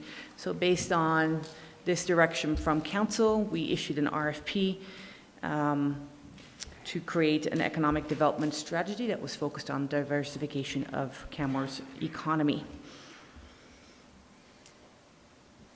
And to that effect, we ascertained McSweeney and Associates to deliver on that strategic planning process. And I'm happy to report that it came in under budget, and that even under budget, 50% of the capital cost were covered by a CARES grant application to the province. So good news from the get-go.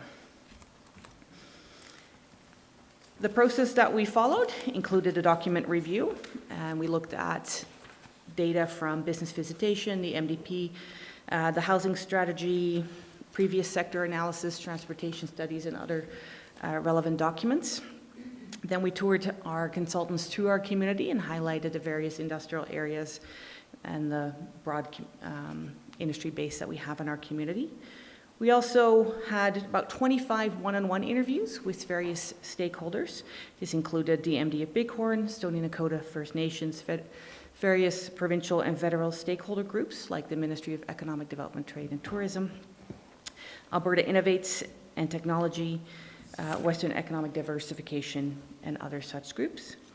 As well as we hosted several focus group sessions, which included members from the following groups: food and beverage manufacturing, arts, culture, recreation, tourism and sports, innovation, medical technology, manufacturing, professional, scientific, and technical services, as well as members from the BIA, BODA, Chamber of Commerce, Canmore Hotel and Lodging Association, and Tourism Canmore Kananaskis.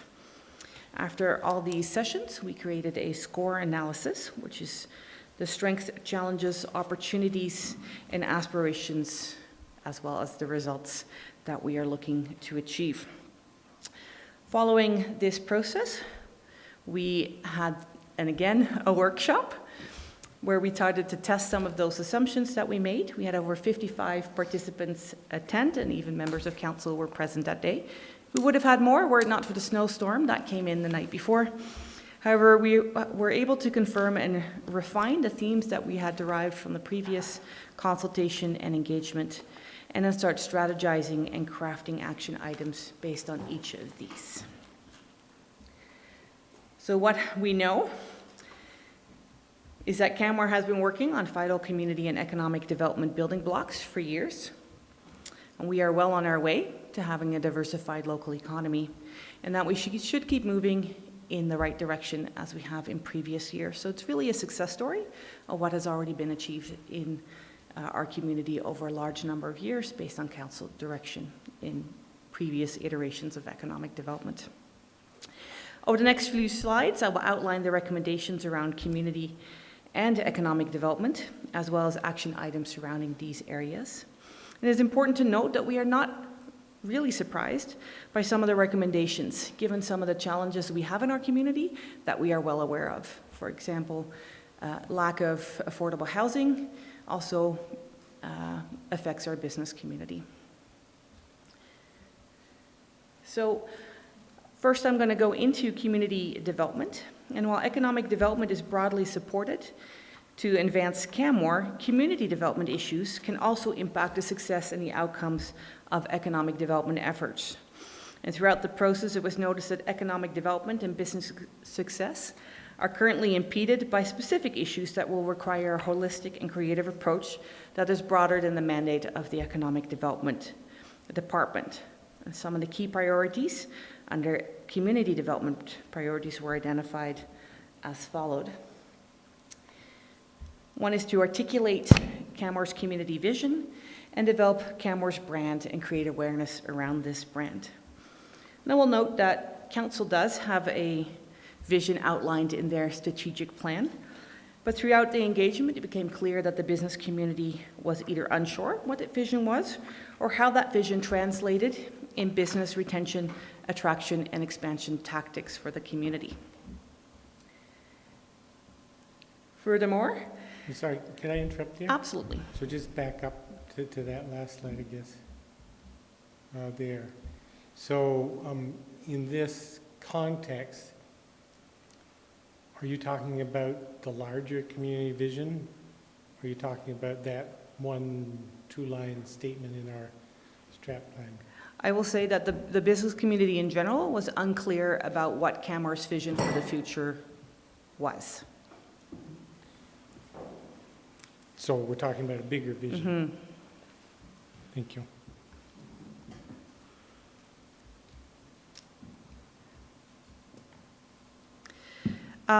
Furthermore, under the community development priorities, supporting the implementation of the broadband strategy was noted, as well as to continue to collaborate with stakeholders to investigate the best housing options that would support further growth and the business community at large, as well as to continue to engage with regional partners to address Canmore and surrounding areas issues as it relates to cost-effective means of the movement of goods and services and people, On a regional perspective, I think Canmore has some great options in place at present. So following, now moving on to the economic development pillars, we've narrowed it down to 3 key pillars. One around nurturing an inclusive and sustainable local economy. 2, to continue to diversify Canmore's economy. And 3, retaining and attracting a talented workforce. In the following slides, I'll dig a little bit deeper into what that might mean. So when we look at nurturing an inclusive and sustainable local economy, it's about being successful at retaining and attracting suitable business investment that supports long-term economic development, economic sustainability, while protecting social, environmental, and cultural aspects that are important to our local community. This means identifying what fits within Canmore. For example, we might not build a large warehousing facility or attract an oil refinery to Canmore because it doesn't fit. Furthermore, the cost of land is really high. However, we might focus on tech startups or adaptive sport equipment manufacturing, as that fits more within what Canmore is looking to achieve moving forward. And the rationale around this is to ensure that Canmore has its share of compatible business investment for the future community sustainability. So expected outcomes under this are an inventory of available shovel-ready lands, a community that is investment-ready, and increased number of appropriate businesses that expand and or locate into Canmore. So what does this mean in actual work? It's looking at what is the supply and the demand for light industrial, commercial, retail. Doing a business visitation programming on understanding the needs that exist in our business community and looking at ways to address these, but also celebrating some of our local success stories. And I'm just thinking of Wild Distilleries, who just won 4 national awards, 3 gold and 1 silver for some of their distilled drinks and beverages. So that's a great success story here in Canmore for a 3-year-old company. It also looks at... Can I just interrupt again? Yeah. So the inventory of available shovel-ready lands, does that literally mean shovel-ready? It could go in the ground tomorrow, or? Yeah, it looks to understanding what do we currently have, what is the actual need out there, and maybe what's the gap, and then looking at strategies of how we as a community can look to address that, even as a town or with private partners. So the expected outcome of an inventory would presumably at least note the lands that are not shovel-ready, like the remaining Three Sisters lands and... Absolutely. Right. Yeah. It could look at if we identify a gap, is that an opportunity for us to go into discussion with developers and to say these are the needs that have been identified in the community and can those be addressed in some of the future developable land that is still currently available in Canmore. First, we need to actually understand what that gap is. Any further questions? Not right now. Okay. So to that need, we would look, for example, to do a commercial and light industrial needs assessment, a retail gap analysis, and then look at strategies to complement those moving forward. Under pillar number 2, the continued diversification of Canmore's economy. This means that the community remains resilient through the economic and industrial downturns, not being tied to a single industry. And Canmore has experienced that in its past once before when the mines shut down. Currently, we have a far better economy that is far more resilient to changes. So the rationale around this is that Canmore's employment base needs to expand and diversify to ensure residents have meaningful job opportunities, and that the town is more resilient during downturn cycles and less seasonal in nature. Some of the expected outcomes after the implementation of the various tactics will be that Canmore will have a broad-based economy with a vibrant arts and cultural and tourism scene, a number of new business startups, and an excellent reputation within the health and wellness, science, technology, food and beverage manufacturing clusters that will provide jobs for new and existing residents. And I will say that there's about 6 different industry groups that have been identified throughout this process to have seen significant growth in previous years and have the potential for more growth, and these are just some of those. So some of the tactics here would be digging into the industry-specific profiles. What are things that the various industry sectors need to be successful? Are there crossovers, and how do we address those issues?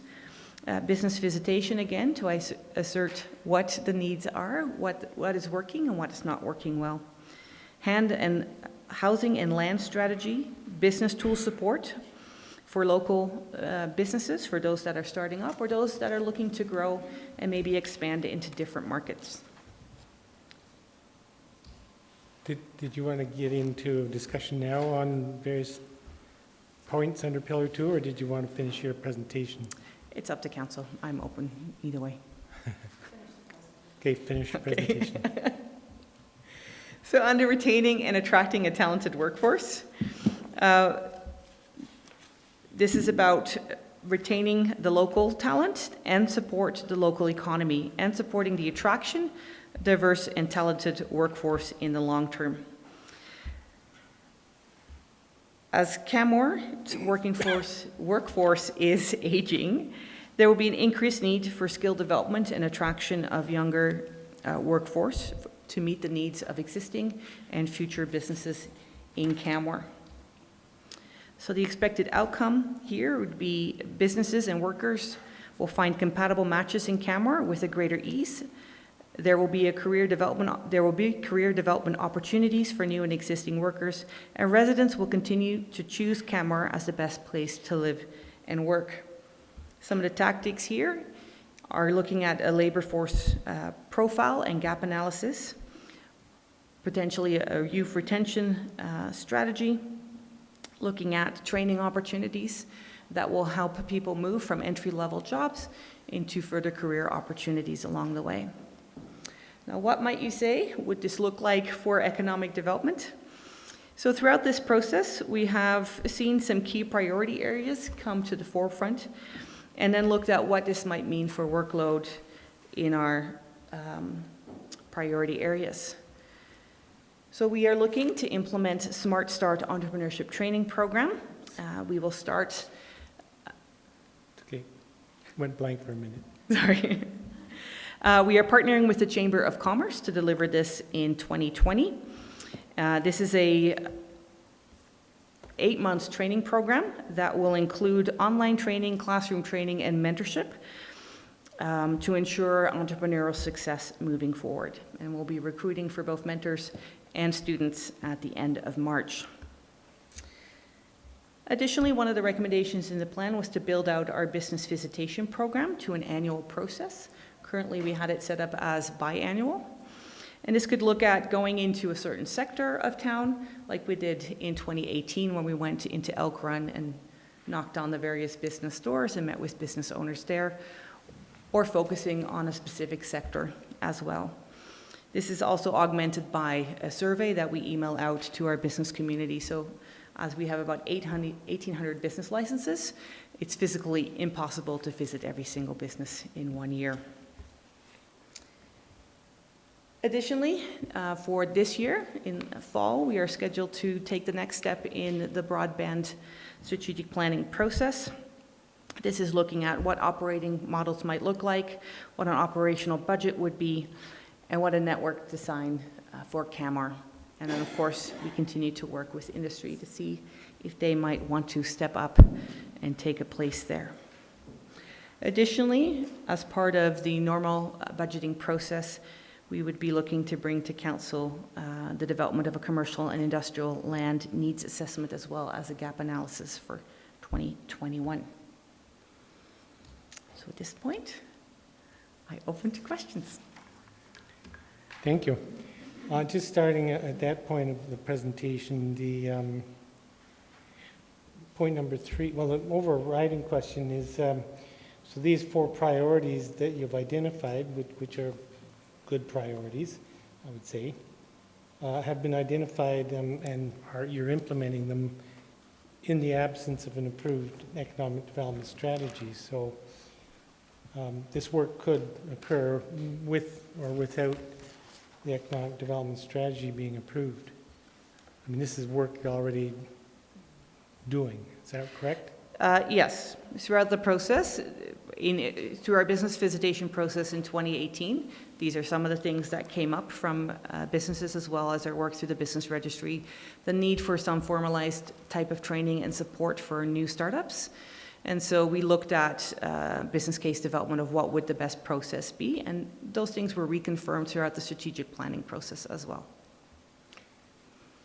And you note in your report that the majority of the work outlined within the 5-year strategy fits within the current budget allocated to economic development. Correct.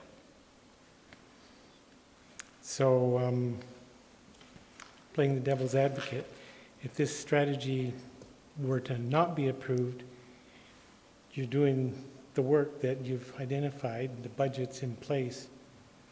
So how does the budget or how will the strategy influence your work over the next So for example, the industrial needs assessment and commercial needs assessment was something that we identified throughout the strategic planning process. So that's something just to show council the transition from the recommendations here into what that would mean in a work plan moving forward.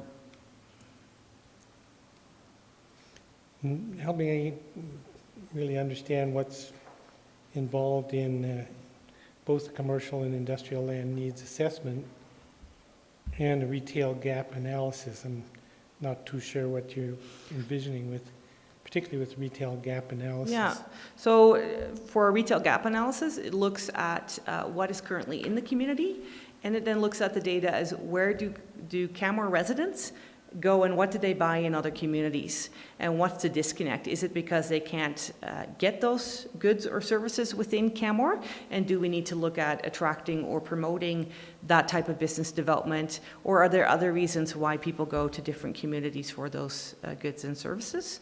And then identifying a plan to either promote to local entrepreneurs to maybe expand their businesses, or again, look elsewhere and see maybe we need to go and attract those to our community. Is that sort of work that you would do in-house? In this case, there's lots of data analysis. It could be done in-house. It's probably quicker if somebody with a more data-focused brain would do that, or could be done quicker that way. But absolutely, it could be done either way. So, but if it was, if you were going to undergo a retail gap analysis then, and choose to engage with a consultant, then that would be new budget, or that would have to be approved? Yeah, and as I said at the beginning, that would be brought forward as part of the normal budgeting process to Right. council. And then what would you see being involved in the developing of a commercial and industrial land needs assessment? Yeah. So similar in nature, although that requires far more engagement to understand what the current needs are of our business community. One of the ways we can do that is through the business visitation process. And that was one of in 2018 where we really identified the need for more light industrial land in Canmore, as most of the businesses that we visited in Elk Run were looking to expand to a larger shop but could not find affordable space currently in Canmore. As a result of that, we've seen 2 of those businesses since moved to other communities for more affordable space. And that's a challenge that we know exists in Canmore. But that's, again, how do we document that accurately and then look at what are the tactics that we can implement that would help address those challenges and those needs. Great, that sounds sensible. That sounds good. And that's work that you've already put into your priority list. Yeah. And that was also identified in the economic development strategy as a priority area. Anybody else can jump in at any time. I have a number of questions. Councillor McCallum. Thank you, Mayor Borman. I just wanted to say off the hop, I really like these ideas that you've put up here for your work plan priority, and I was just curious about your entrepreneurship training program, which I think is really important here. Mm-hmm. Didn't Community Futures used to run that? Yeah, absolutely. Or do they still do? Yeah, or? it was a program developed by Community Future Centre West in partnership with Airdrie Economic Development. They have been running that for 6 years and now make that boxed program available to other communities. Oh, that's great. And So is that Hinton kind of and what Cochrane. that is, or? Yeah, so they give us registration forms, marketing material, outlines for training and all that, you know. Add water and stir. All that kind of stuff. So rather That's than awesome. reinventing the wheel, Yeah. looking at something that's already a proven success. That's awesome. Right on, Eleanor. I just had some questions about the pillars. Sorry, all this umming and ahhing.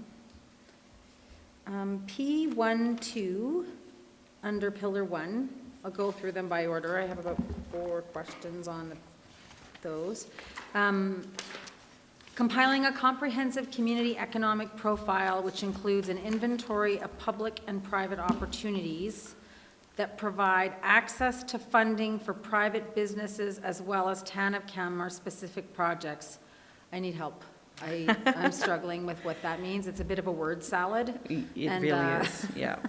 So generally in an economic profile, it's again looking at what is here, what is needed, what is missing, and then looking at how do we fill that gap. So if there are areas that are missing and we need growth, are there federal or provincial funding mechanisms that would support the development of? Think of tech innovation as being like the buzzword in economic development, mm-hmm. And can we look at partnering those things? But first understanding what your community profile is at present, and a lot of that data we have through here, and then looking at some of those tactics moving forward is my first instinct on this. Right, so that means sort of trying to match loan or finance opportunities with the right kind of business model here in Canmore. Absolutely, and it could mean, you know, what are the public-private partnership opportunities that exist in moving some of those initiatives forwards. Gotcha, that makes sense, thank you. P26, oh man. My laptop makes me insane. I just lost my spot. What are you saying? 785 on the digital package. P26. P26, yeah.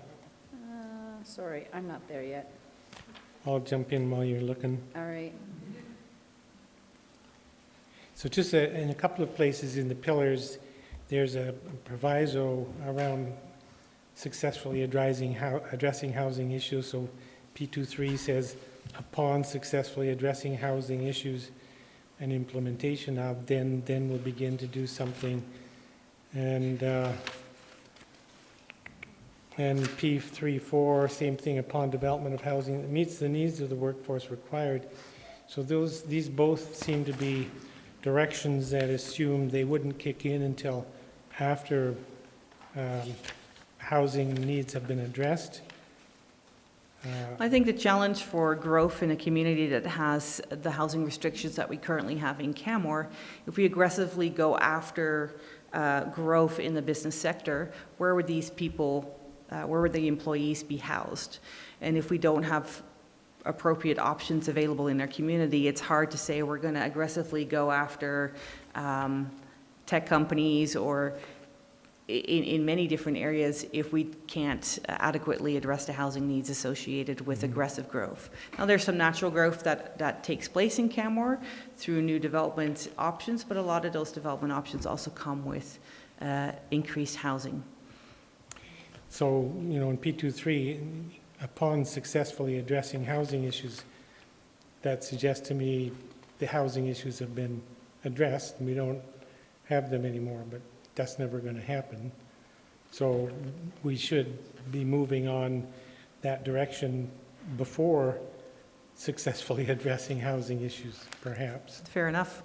So that proviso, and the same with P34. And I think when you go to P23, it's not just looking at housing, it's also looking at a commercial and industrial land strategy. So it's a partnership to say if you're going to aggressively go after filling the gap, looking at the supply chain needs of our current companies in Canmore or the future needs, do you have the things in place in order to address the needs of those companies? Sure. And I appreciate the direction. I'm just think we're never going to start to implement if we wait for successful addressing of the housing.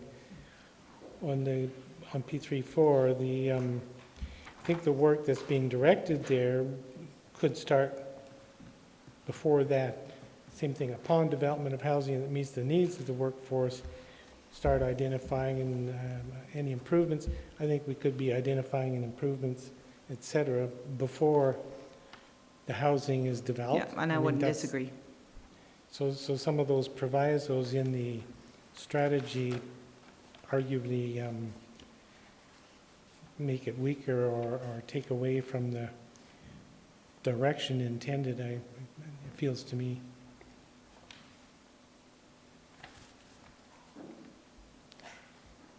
You found your place?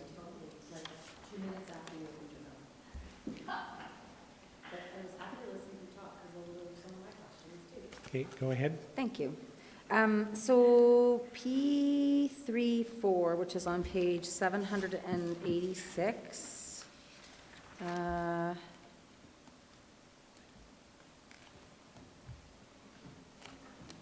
push too hard, then it runs away. Upon development of housing, again, that meets the needs of, was that the one you were just talking about, Your Worship? I'm sorry, Yes, what was that? Your P24.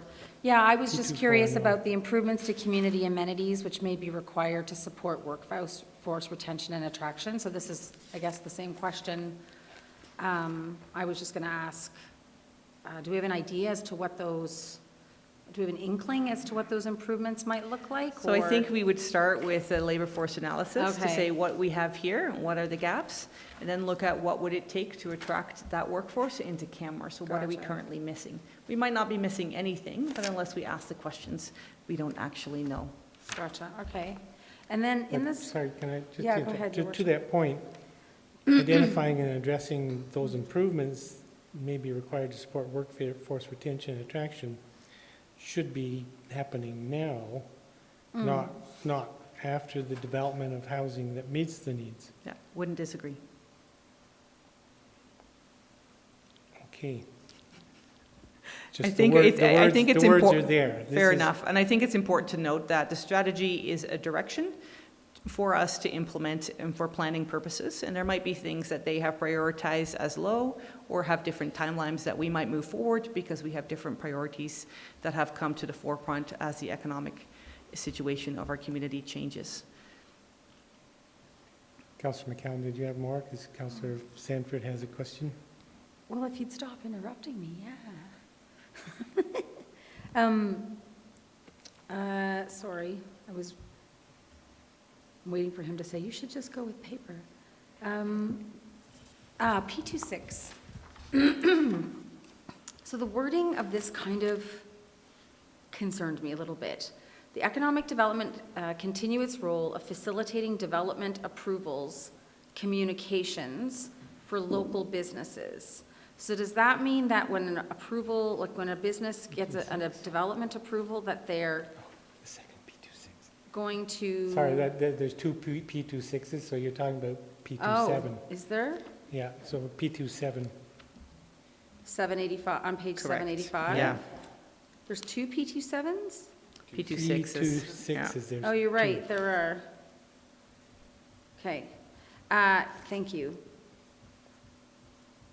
So the development approval piece, so what concerns me is that makes it sound like we're sort of, like, are we going to be doing communications work on behalf of local businesses when they receive a development approval?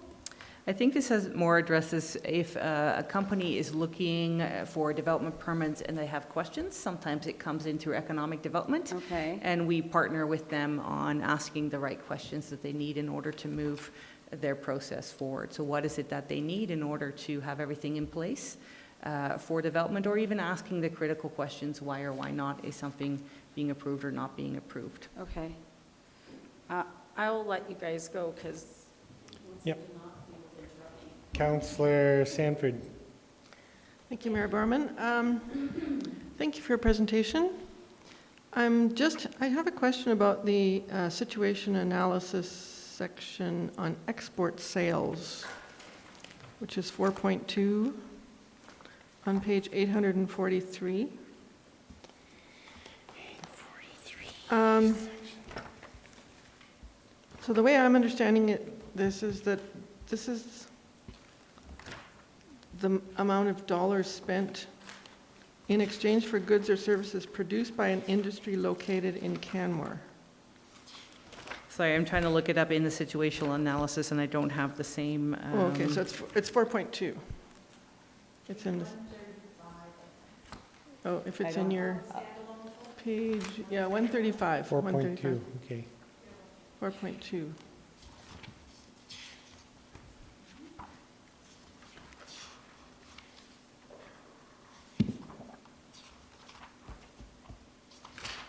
We all got 4.2? Getting there.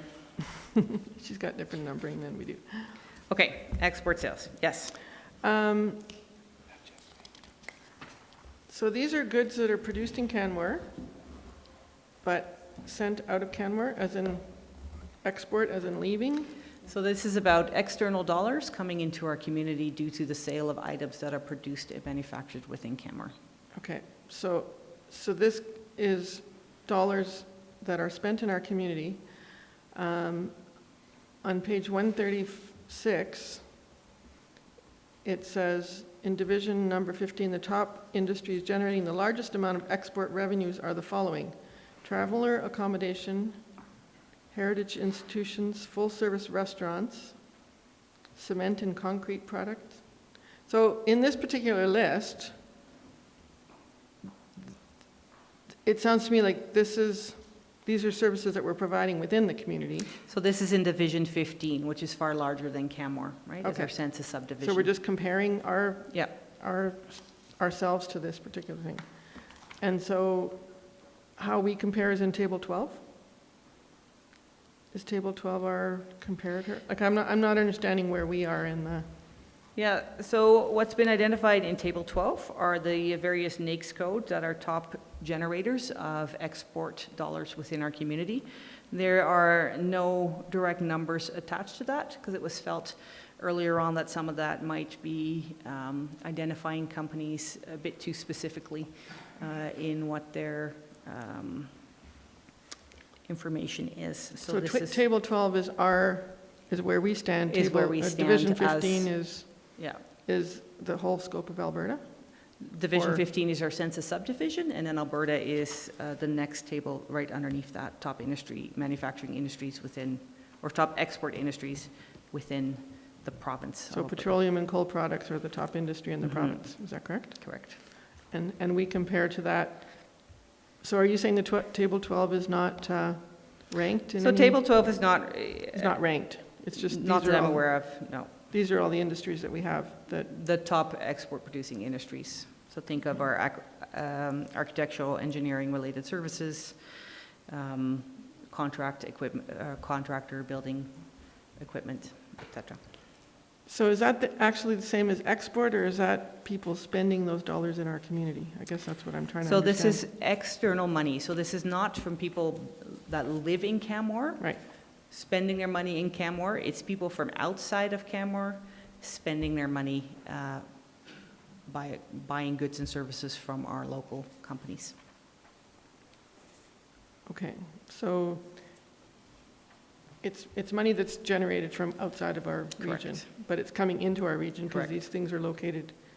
And it's not necessarily these people sending it out of the region, it's because architectural, engineering, and related services, is that something that? So for an example, if I think of Rocky Mountain Soap Company, who has their manufacturing facility in Canmore but operates 13 stores across BC and Alberta.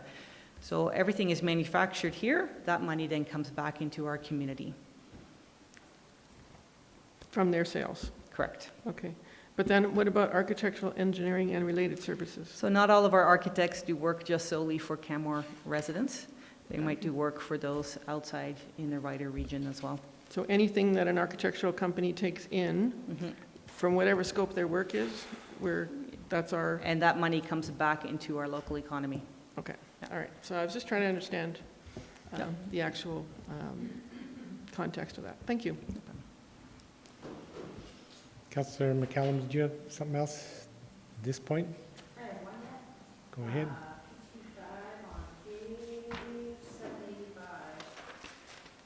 P25. So updating the 2015 business case for new financially self-sustaining multi-purpose conference space, including the appropriate size, uses, and ownership of such a facility. So it is in the bucket of active to manage, and I guess I'm curious as to why.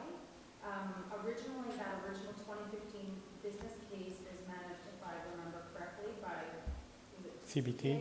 CBT. The letter, CBT at the time, and Funded by the town, but funded by the town, but managed by CBT. And I'm wondering if they might be a better person to manage that project since it's directly tourism related. bring your mic to your face. Sorry. So just to confirm that Canmore Business and Tourism does no longer No, I exist. understand that, but But we've you got- are thinking of Tourism Canmore Kananaskis Yes. as an option. Thank you. That's a great question, and that I don't really have an answer for. I think in the tourism bridging document, it was also identified that because the town previously spearheaded this through CBT, that it might require some updating as some of the realities have changed around conference centers and conference space currently available within Canmore and the Bow Valley in and of itself. And the recommendation is in the long term. So this is a 5-year strategy in this case, to maybe look at updating that information to make sure that those assumptions that were made then are still accurate, or if there's a different business case to be made given the new realities that are in place.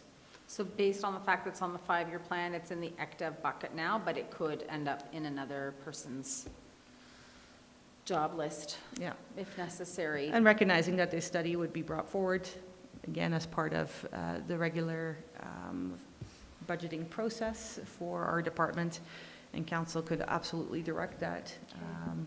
Somebody else should be leading that at that time. Perfect. Thank you very much.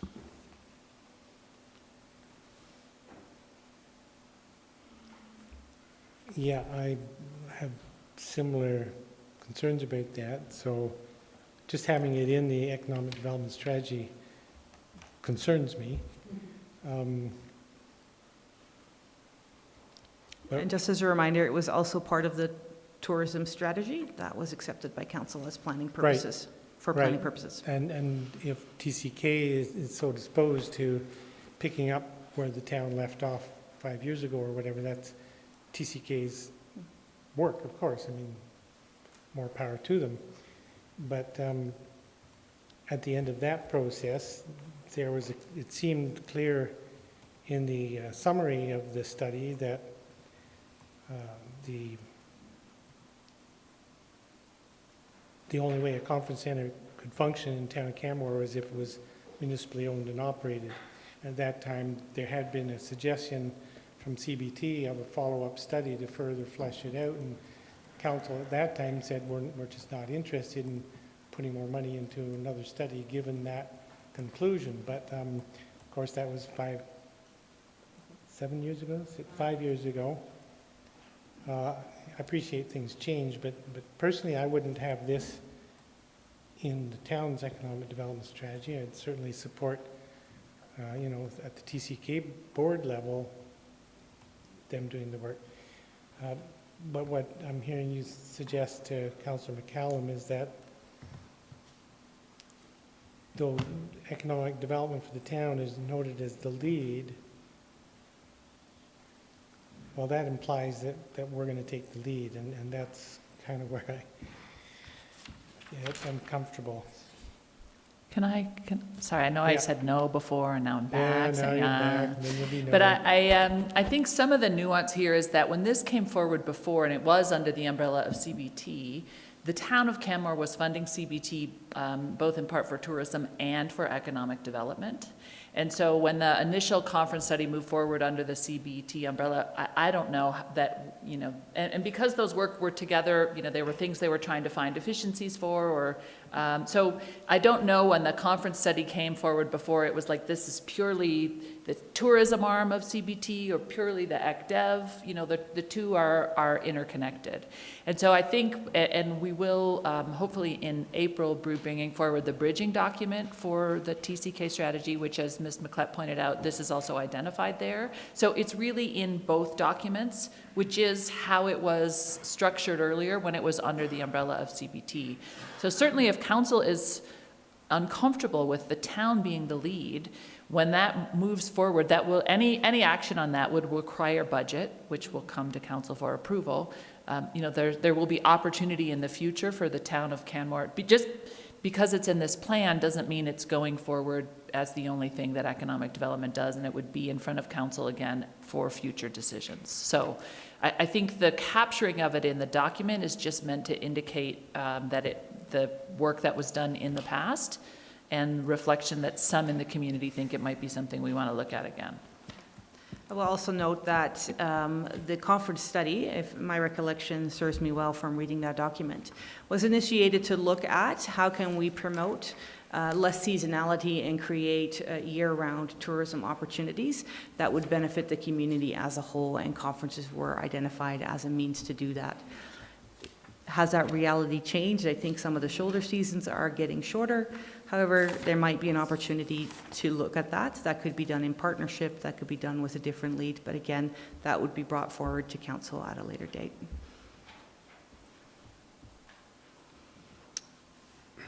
Okay. One other piece of conversation that I want to have here is around, so in the score, the SCOAR, the strengths, challenges, opportunities, etc., under challenges, one of our primary challenges is completely missing. I mean, it's not referenced here, and that's the challenge that we've talked about quite a bit, is developing strong community support for the tourism industry. So in regards to economic development, I would suggest that that's one of our biggest challenges. And it falls out in the strategy itself under C1, articulate Canmore's community vision, and C2, I mean, it implies that the work will be done to create a unifying community vision for Canmore and brand. So that really important piece of work, A, is missing from the list of challenges. More importantly, I don't know exactly what your expectation or your thoughts are in terms of delivering on that C1 and C2 in regards to creating a unifying vision. Well, this is part of the CAO wants to jump in on this. Well, I'm just trying to clarify that under challenges, which is the C of the score page, it's quite clearly said that it's mentioned, the perception that the town does not have a clearly articulated vision. And that's specifically around the vision for the economy and the tourism economy. So that's where it is identified, and you were saying it wasn't identified. Okay, well, it's not clearly identified. It talks about division, but it doesn't use those words of social license for the tourism industry or full support for the tourism, our primary economy. And I think that's what we're going to be talking about in the bridging document. It's not something that we're talking about here.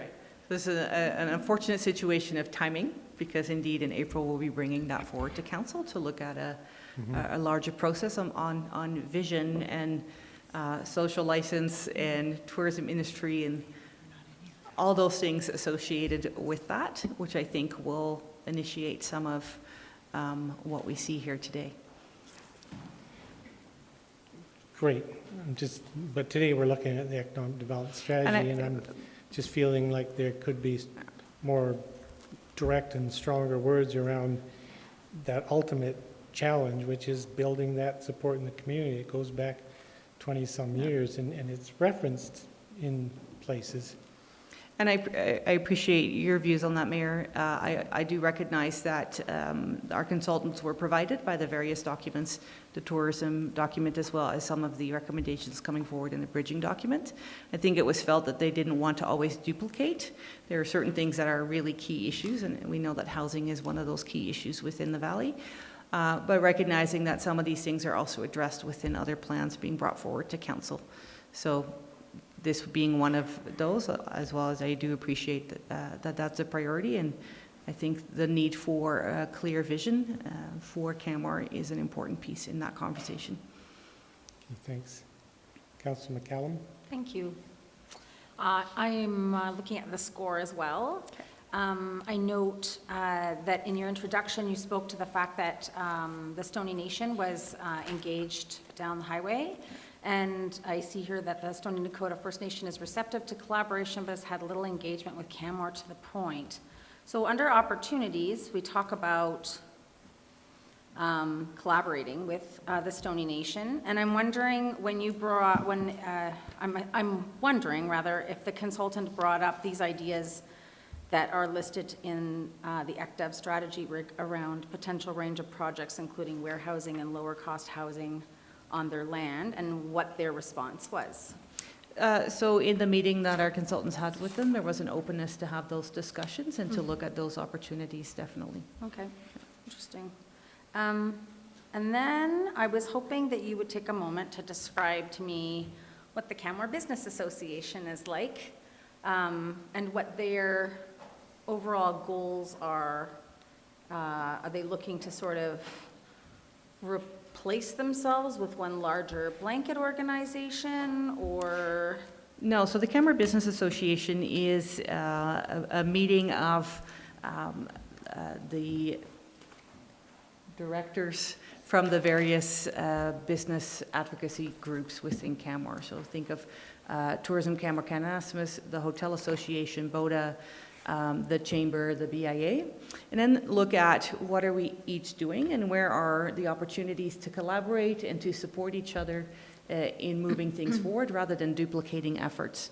I think when everybody works in silos, it could be that we're really duplicating those things, but if we can actually get together and communicate, we can also look at more efficiencies for each of the organizations, recognizing that most of them run on a limited budget in order to move projects forward. So really that's the goal of the group, is to talk about the initiatives that each of the various entities have and then look for those partnership and collaboration opportunities. I think it's all really great that they are having those conversations, especially with many people in the business community needing housing for their staff and BOTA being involved, being providers generally of those kinds of developments, hopefully that there can be some synergies found between those two groups of providing and needing on that particular topic. That's all I have to say. Thanks.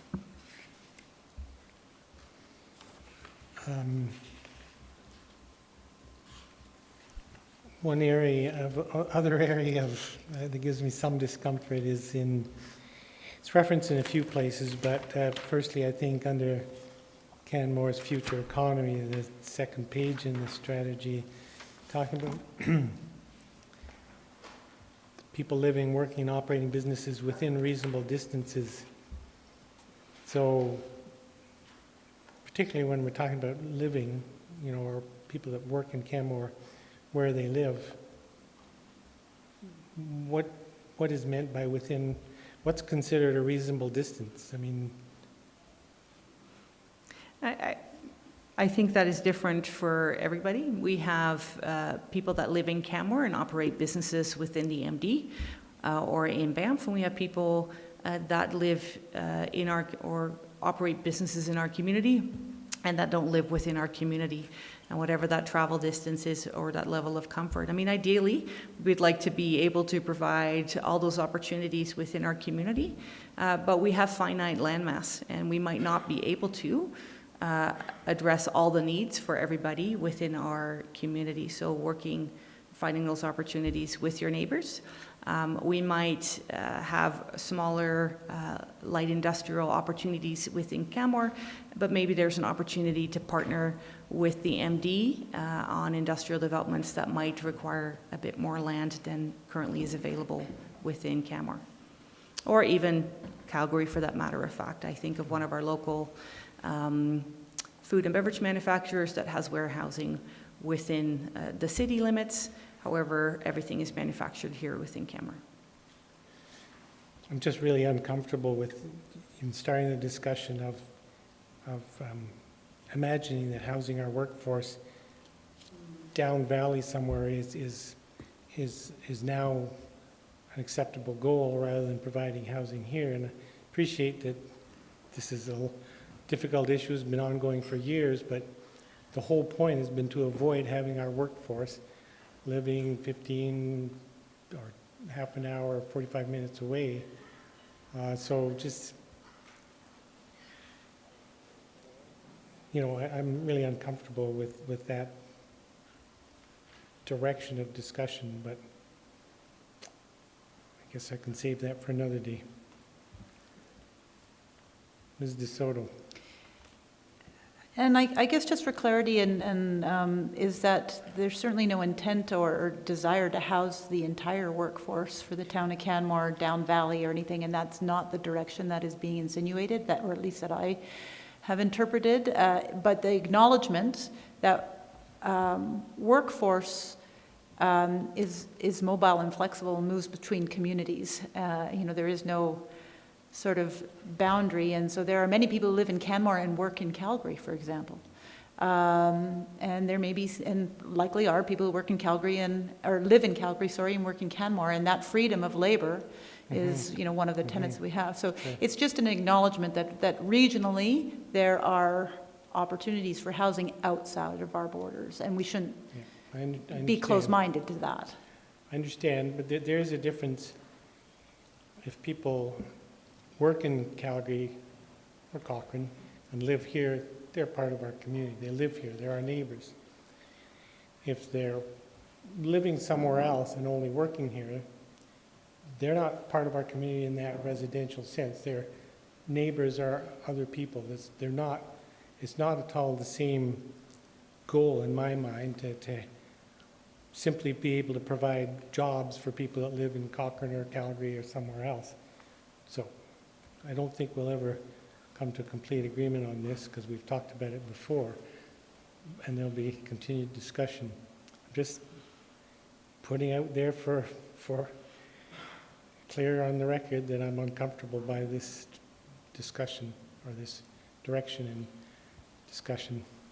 I'd also note that that's not unique to Canmore in and of itself. There are many communities that have people working inside and living outside and vice versa. Those Yeah. numbers are no different. But typically, those communities struggle because of that. A good example was from Vail just 2 or 3 summers ago when they were hit by a massive wildfire, and none of their emergency personnel could get to town because they all lived up valley, 20 minutes, 30 minutes, whatever. They couldn't get to town.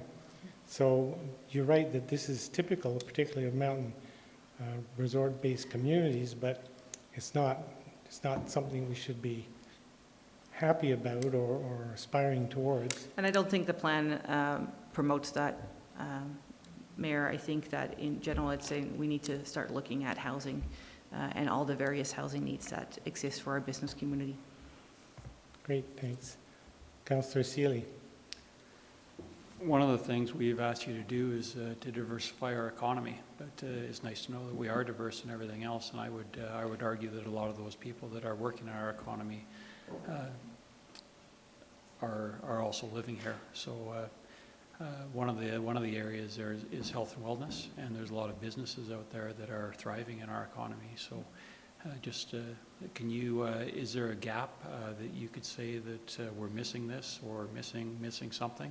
I know you're going to do a gap analysis, but in your studies and everything else, is there something that jumps out that we might want to look at? Specific to health and wellness? Not even health and wellness, just something that jumps out at you.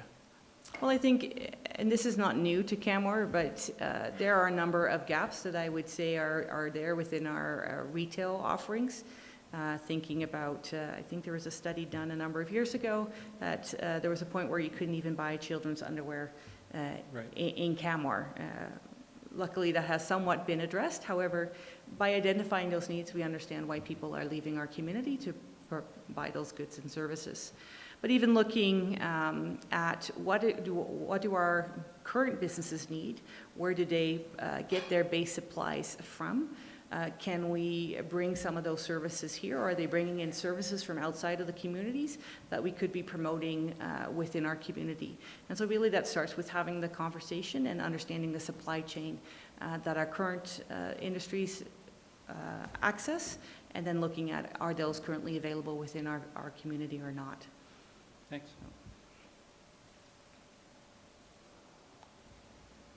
Councillor McCallum. I was just going to add to your comments about housing workforce outside of our community that it's great when people make a choice to live somewhere else and work somewhere else. That's their choice. But when there's no other choice, that is a different discussion. And I would say that you would look at many mountain towns who have made it part of their strategic planning to ensure that they house more than 80% of their workforce within their own municipal boundaries. And I would agree with that. I'd like to create a community and the idea of pushing people out because they have no other choice. Yes, of course, people live in Cochrane and come and work in Canmore, so on and so forth. That's their choice.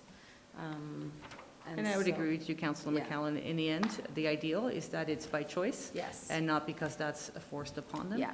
I think it's also interesting to note that in the International Economic Development Conference, the shift for economic developers to be more involved within housing needs has been noted within the industry, which is not a space where we have operated, generally speaking. Yeah. Right, so that's a transition in economic development as well as housing needs globally become a bit of an issue. That's a space more attention is definitely needed, and we are no different in that discussion either. Perfect. I had one other question about the commercial needs study that you were, commercial and vacant land, something like that. Will you be building, will any of the information from the existing commercial needs study be of any help to you, do you think? I know it's a few years old. Yeah, so I think that was 2015, 2016, or maybe even older, that was done. And I think a lot has changed in that space. We have quite a significant number of commercial units that have come online since that time. Online. We have recently approved another light industrial development. So it'll be interesting to see, has that shifted? Is there still a gap there that has been identified? But that again, if we don't ask the question and update that information. And so with your, with the recommendation to ensure that there's shovel-ready land, will your gap analysis address, that's kind of the trick. It's tricky to have shovel-ready land when you can't read minds. Correct. And so, you know, some of it is typical. Okay, we need light industrial. But what does that look like? What's the price point, the cost, et cetera? And I'm expecting that that's information that you would get through your gap analysis. Yeah, so I think ideally what we would look at is what's the price point that people are currently paying, what's the highs and the lows, what's the ideal. We have a number of business owners that have either purchased light industrial land or are looking to lease larger spaces. And again, what's the price point? When they say affordable, is it just affordable because you want it to be less than what you're currently paying, or is it, right? We know that we are in the valley, there is a limited amount of land, and we recognize that the cost of operating for businesses here tends to be higher than, for example, in Cochrane or Airdrie. And so identifying what those things are is part of that process, in my opinion. Okay, thank you very much. Councillor Sanford. Thank you, Mayor Borman. Just further to that housing discussion that has come up, in your table 6, there's a statement which is just above table 6. I can't tell what the numbers are here. I think it's maybe page 122. That's all right. Is that the economic development or the situation analysis? Okay. The statement is made here that the town of Canmore is a net exporter of labor. And one of the things that's interesting is that, you know, we talk about housing our workforce, but in fact, historically, Canmore has been housing the workforce for the region. Banff has been a big workplace that limits what people can own and where they can live. So I think we've housed a lot of Banffites in Canmore. And according to your chart here, 1,060 people are resident of Canmore but working in Banff. So one of the things I guess we have to understand is, since we do have housing issues here, and yet we're a net exporter of our workforce, how do we match up the housing needs that we have in our community for our particular style of jobs that exist in our community? So part of that is looking at a labor force analysis, and the labor force analysis would also identify what the income ranges are for the various types of labor that the town offers, and then look at what's the appropriate cost of living and what are the housing needs that might fit within, or the housing that might be able to be supported by those income levels. Yeah, so the people that are living here and pursuing higher wage jobs outside of our community are our residential community, but they're generating revenue outside of the community. And some of the lower paid jobs that are in our community are somehow being under-resourced, if I understand, because we do have an affordability problem. However, we're a net exporter of labor. So trying to match that, it's a kind of a disconnect, because I think we've grown into this situation over time by having a desirable place to live and maybe having higher paid jobs out of the community. And I wish I had a ready-made answer for you that would solve all the issues around housing in Canmore, but I don't. But you have you're exploring a gap analysis that will determine. So a labor force analysis would look at what are the jobs, what are the jobs available, what are the type of people that we currently have in our community, and is there a gap in that area? And then we can also utilize that information to look at housing, and is the availability of housing that we have in our community, does it actually match what our labor force is within our community? So that's, you know, part of a process that you would take when you start collecting that type of information. So it's not just availability, it's also competition, right? Because if you choose to live in Canmore and you can make it work, then you can go outside of the community to work, right? Yeah. Thanks. Any other questions, discussion points, members of council? Seeing none, thanks very much for your presentation. So at this point then, I'll move the council accept the economic development strategy as presented for planning purposes. And I'll open the floor for discussion. Okay, I'll speak to it.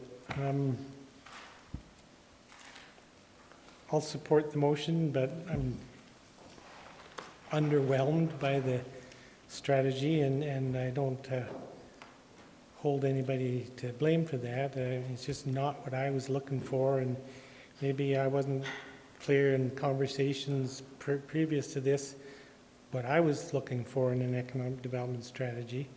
Maybe we didn't condition this as well as I would have hoped. Regardless, there are a number of good and reasonable suggestions in the strategy, and I'll look forward to the discussion that we'll have in the near future around the bridging document and further discussions around how do we move forward implementing this strategy. I've identified, several of the areas in the strategy that really make me uncomfortable. But there are a number of things in the strategy that are worthwhile, we have to do. So I will support the motion. I'll leave it there. I will support the motion. Councillor Seeley. Thank you, Mayor Borman. I'll also support the motion. I think there's a lot of really good work in here, and I'm looking forward to it. A lot of surprises to me, and a lot of things that I'm encouraged by. So I do really appreciate the work and look forward to working on it down the road. Thank you. Councillor Sanford. Thank you, Mayor Borman. There's an enormous amount of work that has gone into this, and I will support it and look forward to the implementation, because there are many directions here that are possible, and I think you also have to look at what your opportunities are as things come along. I know that the Economic Development Department has done a lot of work on outreach into the community and also outside of the community, and I think that the work that has laid the foundation for that going forward has been well done, and the information that you provide in this report is quite good, I think. So it's a good thing to build on, and I will support your efforts. Further discussion on the motion? Councillor McCallum. Thank you, Mayor Borman. I will support the economic development strategy. I have to say that I agree with you. I was underwhelmed when I read it. I believe the presentation of it now versus the original presentation is a lot better. But I guess I was looking for something different, and I can put my finger on a few of those things, but we can discuss that another time. I do think there's good statistics in here, and I think there's some good initial ideas in here, but overall, yeah, I'll leave it there as well. But I will support it today. Councillor Comfort. I will also support it today, and I recognize the amount of work that has gone into it. I think what I was hoping for was, and of course it's never going to happen, is like a magic bullet or 2 or 3 magic bullets, and there just aren't any, right? It's rarely that easy, and it's very complex, right? And I don't know that in a way, I don't really believe in economic development, in the sense that I don't think you can make it happen. Not you. I don't think anybody can just make it happen, right? Not unless you stick a stick in the ground and up come a bubbling crude, like that's probably the only instance in which that will happen, right? So I applaud your efforts, and I'm hoping that, and you did address, the housing's an issue, travel, all of those things, but I'm hoping that something else will well up, will bubble up for us. We need something else, but but good on your efforts. Good initial thrust, and I will support this strategy, but I'll look for changes and tweaks going forwards and additions and so forth. So. Further discussion on the motion? Seeing none, I'll call the question. Those in favor? Opposed? Motion's carried unanimously. Thank you. And moving on to item H6, Rec Services Operating Policy, Mr. Juncker.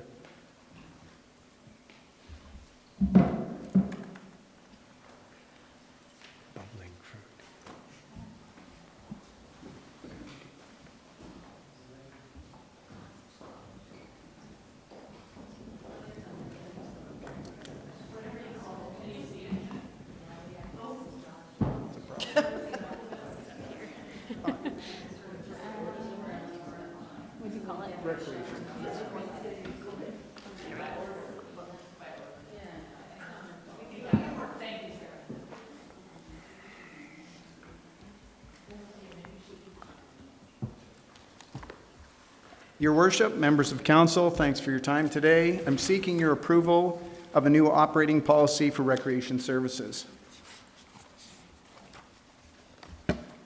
We are now recommending a policy which amalgamates the user fee and rental rate policy and the operating policy into one, incorporates principles from the expired memorandums of understanding with the private sector, and updates the policy to make it simple, clear, and concise. We also, you will have noticed in your the red highlights in the report, incorporated 4 edits which resulted from our stakeholder engagement process. Our goal is to adopt a policy which is clear to council, administration, recreation team, our stakeholders, and residents. Council approved the user fee and rental rate policy in 2012. In 2014, some concerns were expressed by the private sector about the town and Elevation Place, and we entered into 2 memorandums of understanding in 2015. Both of those MOUs have expired over the past 20 months. In 2015, Council approved the current operating policy, and the Recreation Master Plan was approved by Council in 2016. Following up on my presentation to Council on January 21st, we shared the draft policy with all our stakeholders. 2 of the not-for-profit clubs responded with questions which we were able to answer. 3 of the signatories on the MOUs from 2015 also responded. They proposed 4 edits to the policy and requested that the town enter into a new MOU similar to the 2015 agreement. We exchanged correspondence and met on February 7th, and we do not agree with them that another MOU is required. The situation today is quite different from 2014. There was a great deal of uncertainty amongst the private sector back then, and the town took a bold step in entering into the MOUs. The town basically provided a 5-year window of business certainty with respect to the operations of recreation services. Elevation Place has now been in operation for 6 years, and the fitness and wellness sector in the town remains strong. None of the commercial operators we negotiated with in 2014 have failed. A number of new services and facilities have opened. The town's business registry currently lists 37 operators in 2 categories, amusements and recreation, or schools and instructional categories. This compares to 18 back in 2014. A 2019 survey of weekly yoga classes in the town revealed there were 74 available. 3 of them were offered at Elevation Place. We enjoy a much better relationship with the sector today, and we are therefore proposing to adopt all 4 of the wording changes recommended by the 3 operators. In the policy statement, you'll see it clearly defines what we do and how we do it, and at the request of the private sector, we have added the words from the private and not-for-profit sectors.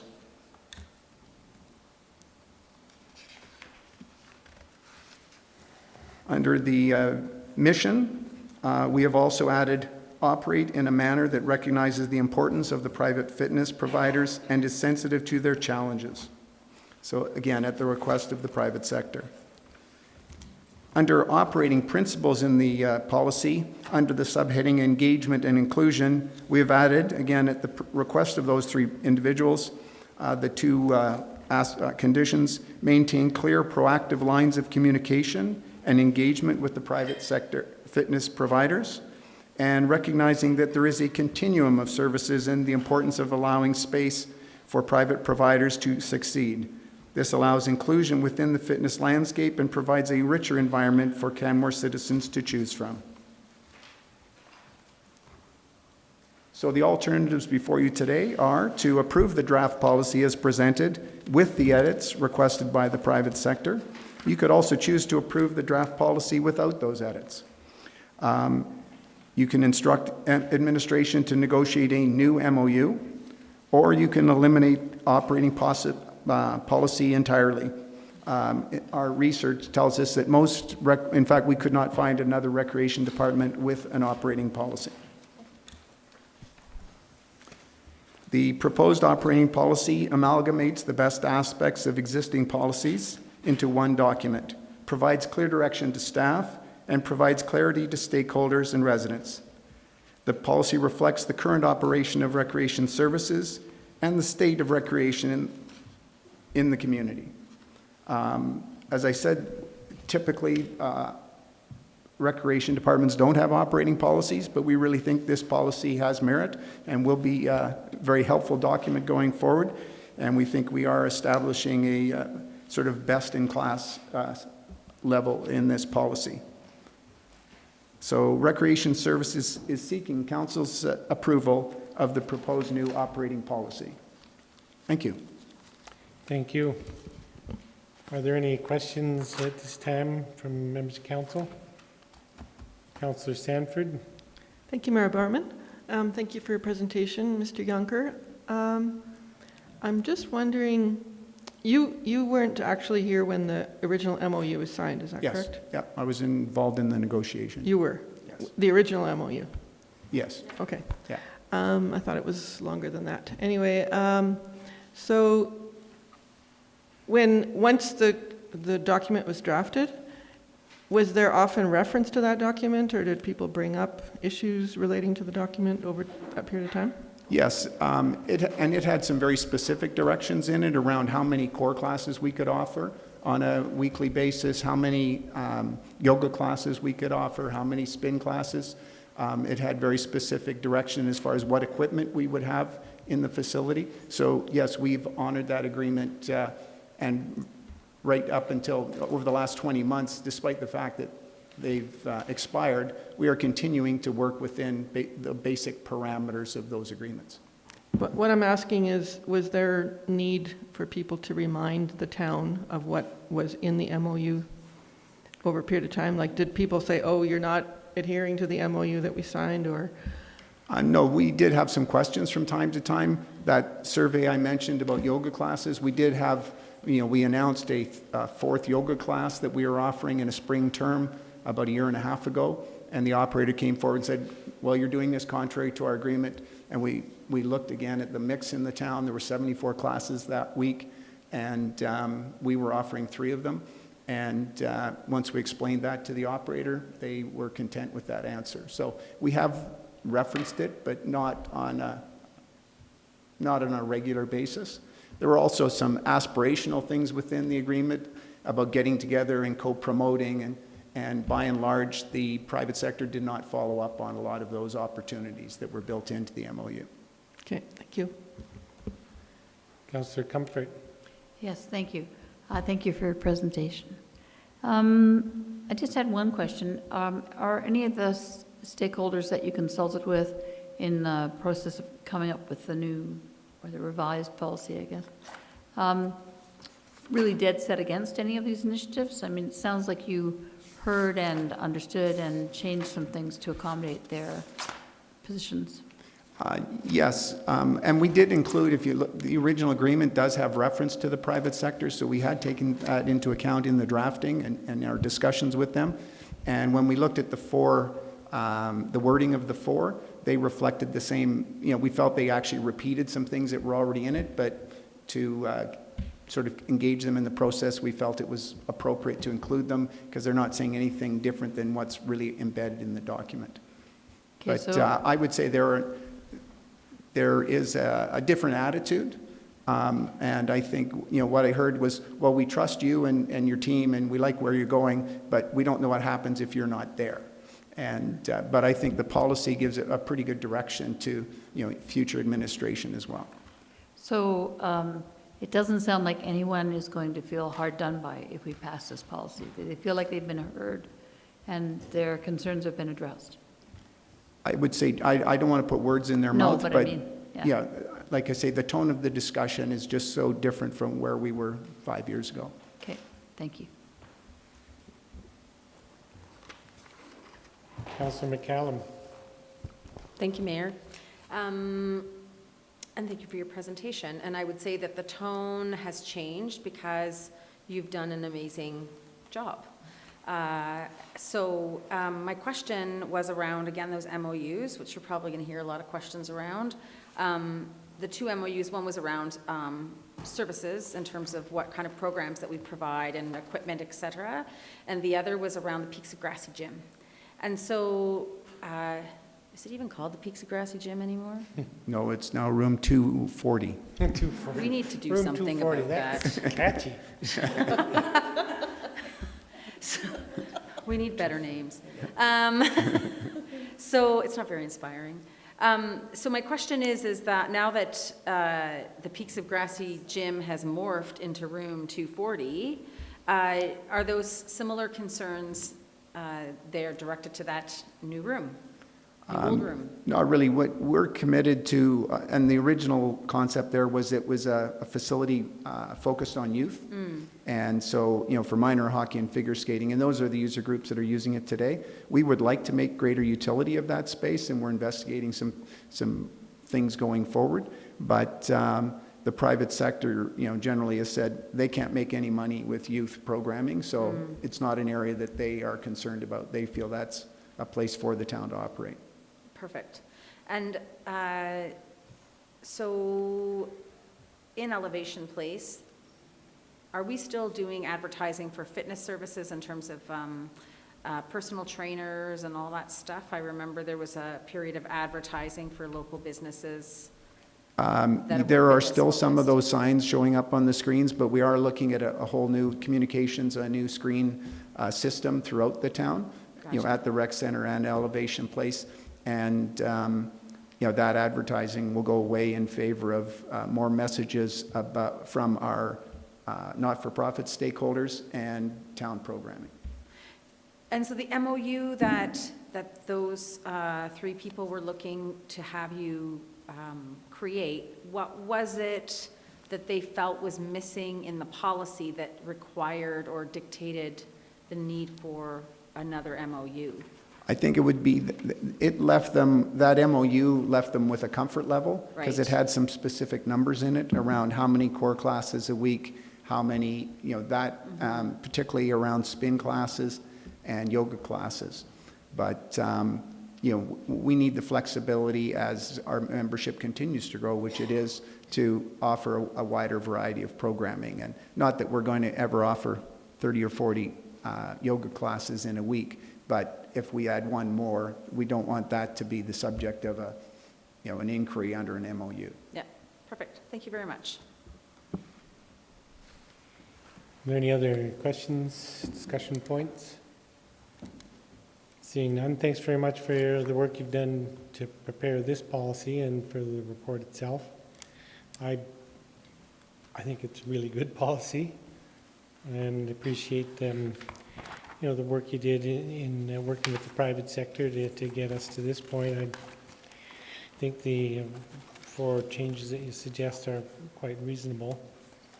So thanks for bringing this forward. Thank you very much. Now you better go home and get some hot lemon and honey. With that, I'll move the council approve the rec services operating policy as presented. Is there any discussion on the motion? Councillor McCallum? Thank you. It's been interesting to see the journey that we've gone through to get to this point with regards to the recreation, the pyramid, and when we opened up Elevation Place, in particular when we opened up Elevation Place, we really had no no idea. We just knew we had this model of the enterprise model, and it was inspiring and exciting, and it was a very different approach to recreation in general in the community. So here we are, fast forward, has it been open 6 years now? Holy man, 6 years. 7. 7? Yeah. Oh my God. April, wasn't it? 7 years, and it and the recreation department is really the hub of our community. Both of our major rec facilities have gone through transformation in the last little while, and it's, I guess I just wanted to articulate what a journey it was and how we've gotten here and how we've managed to acquire the trust of those businesses by leading by example.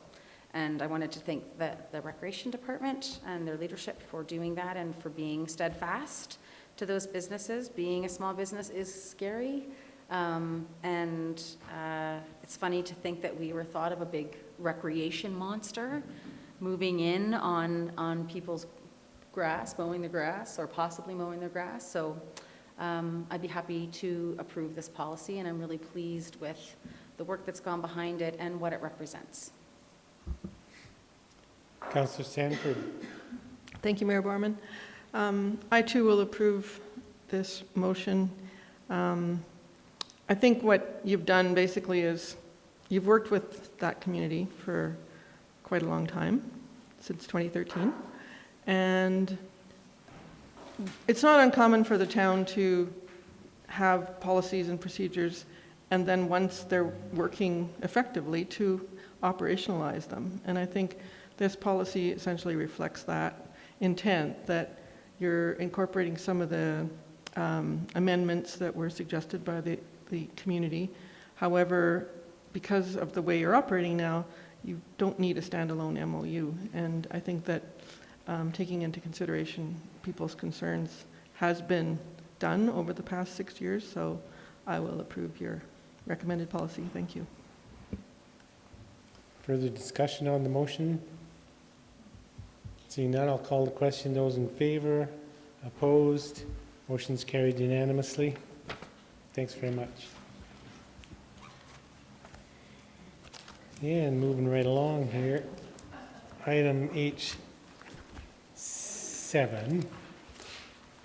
Deadman's Flat Servicing Agreement. Mr. Comeau.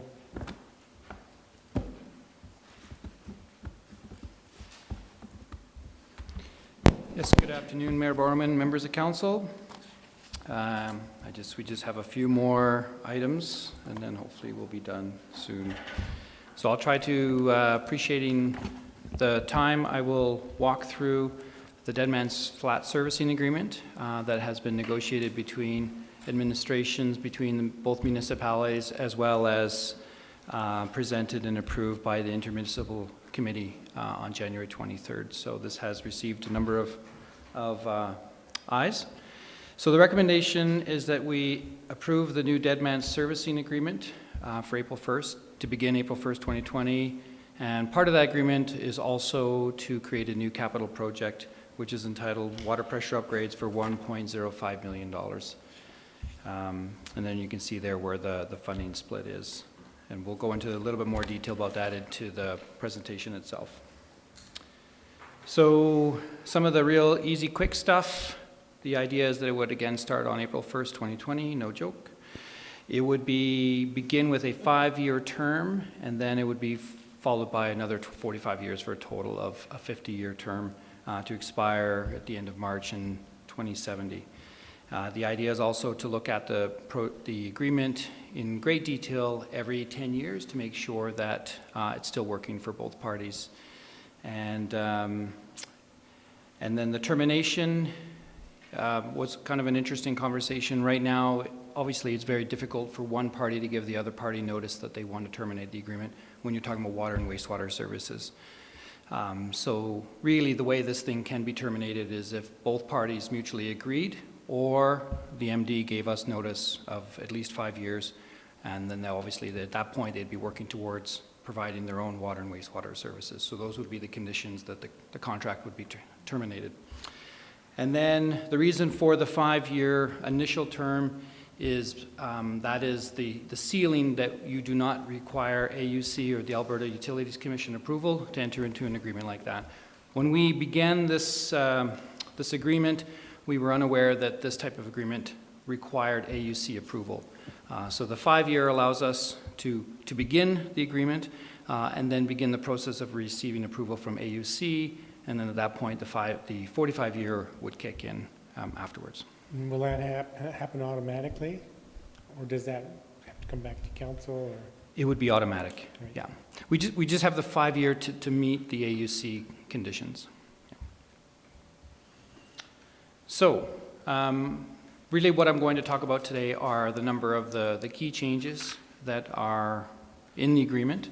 The first one is the service area itself. We really wanted to be crystal clear where the area is. So the orange line on the outside is the hamlet of Deadman's Flats. The hashed mark area that's not included in the purple is what was in the original service agreement. So any of the development that was in there was permitted. We had restrictions on where within the hamlet they could add development or not while receiving water and wastewater service for the town. And then here, this area highlighted in purple is the new industrial lands that the province was able, or they were able to negotiate, and they would, the MD would like to see that within there, because at some point they would like to develop that lands, and obviously they can't without water and wastewater services. So that's new, that's been added to the agreement. There were also a number of operational changes. We had questions about who owned the meters, who could move them, who could replace them, who could upgrade them. So we've gone into a lot of that detail. Essentially, the town owns both meters, and we are the ones who would do any of the work on it, and the MD is the one who would have to pay for it. And some of these meters, they're quite large, so tens of thousands of dollars, because they are servicing an entire hamlet. The other one is around emergency notification service interruption protocols. So if we were starting to, we had a major water main break and our water pressures were starting to drop in here, there's the onus on us to provide them with notifications so that they could prepare for that and advise their users that there may be a drop in water pressure. A lot of the language is in here is pretty standard. We were using outside consultants that were familiar with a lot of other regional service agreements within Alberta, so we're using very similar language around this as well, similar to the odor protocol. The other one I wanted to highlight is around firefighting. So if the MD had an unfortunate fire in their hamlet, they would have to provide us with notice. We would just simply be monitoring to make sure that we could provide our municipality with water as well as them. Conversely, if we had a fire here, we would provide them with notice and do our best efforts to continue to provide them with water, but we do also have the ability to cut them off if we need to ensure that we could fight the fire within our own municipality. And then around the odor protocol, in fact, we've actually had to use this once already. So because the hamlet is not fully developed and they have a very large pipe, there's very little wastewater that comes through there. And when it sits for a while, it can go, it can start to smell pretty bad if we don't move it quickly enough. And so we had some suspicion that that was maybe the case of what was going on. And so we've actually had to enlist the details of this protocol to do an investigation to determine what was the source. Part of it was because of the lower flows coming from Deadman Flats, and part of it was from town of Canmore residents as well. And based on that percent split, through the investigation, we were able to do a cost share on some of the extra work that needed to get done, including the biofilters at some of the lift stations. Our hope is, as they have more flows, the odors go away. This was a new piece that we added in the agreement around utility rate development. Again, this is similar language that's used in other regional services. We believe, as Town of Canmore administration, we've been utilizing a lot of these principles in when we create rates, not only for our own ratepayers, but as well as our regional customers. So we've just formalized it, and you can see some of the examples of the targets that we want to hit in establishing rates. All right, so future growth. This was, well, maybe I'll begin with when Deadman's Flats started with us, just as a reminder for council and the gallery, they had a number of development already. And so for them to buy into our system, we had made a determined what those costs are. And it's based on the type of units that they already had in place, multiplied by what our utility, our offsite levy fees are, which we call in our connection fees, to establish what the initial connection fees for them to tie in. That was for the initial tie-in. Now, when they start to grow and they add new units, either dwelling units or accommodation units, or in commercial hectares, commercial units, we had a mechanism to manage that. And that actually was the impetus for really opening up the agreement, because as we started closing capital projects that had a benefit on the on Deadman's Flats, we were putting them on notice that we were sending them an invoice, because that's how the mechanism was to manage future growth within the hamlet.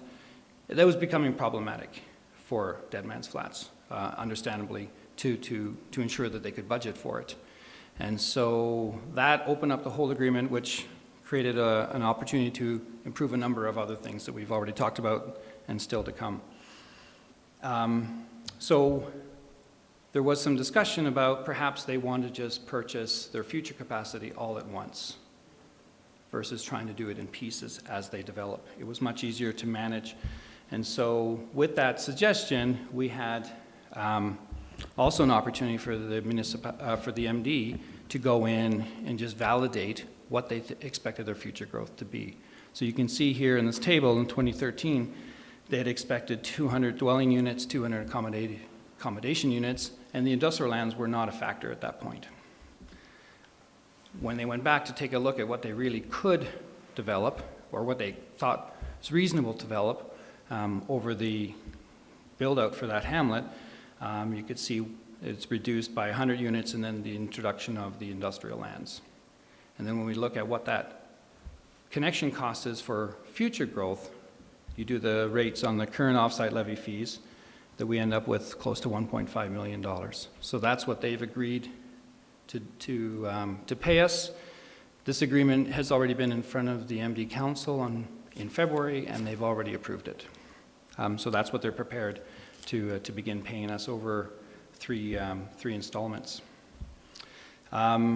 The way this will work, if they exceed the 100 units in dwelling and accommodations, or the hectarage, commercial hectarage, is will require us, as we meet annually with the MD, is to just track any development, and once they start approaching any of those, then they will need to come to us and request additional capacity, and they'll have to negotiate that at that time. But that's what they're permitted to at this point for the future. And you can see here that's the roughly about $500,000 due on the date that the contract begins on July 1st and then October 1st, 2020, or later. What they are, they really, we'll talk about the water pressure issues, the capital project to do that. They're very motivated to make sure that that happens this year, and so they put a condition on that the third and final installment would happen once that project is complete. So, water pressure conditions. The contract itself specifically talked about us providing them 244 liters per second at the boundary. So, and then what they do with it is up to them. And we also have language in there to protect the town. As new houses get added, that takes away some of that pressure, that capacity that we have. But we also want to be clear that we aren't always able to hit that. We might go below that at points, and then we'll do some upgrades to make sure that we're back above it. But generally, the intent is to stay around the 244.7 liters per second.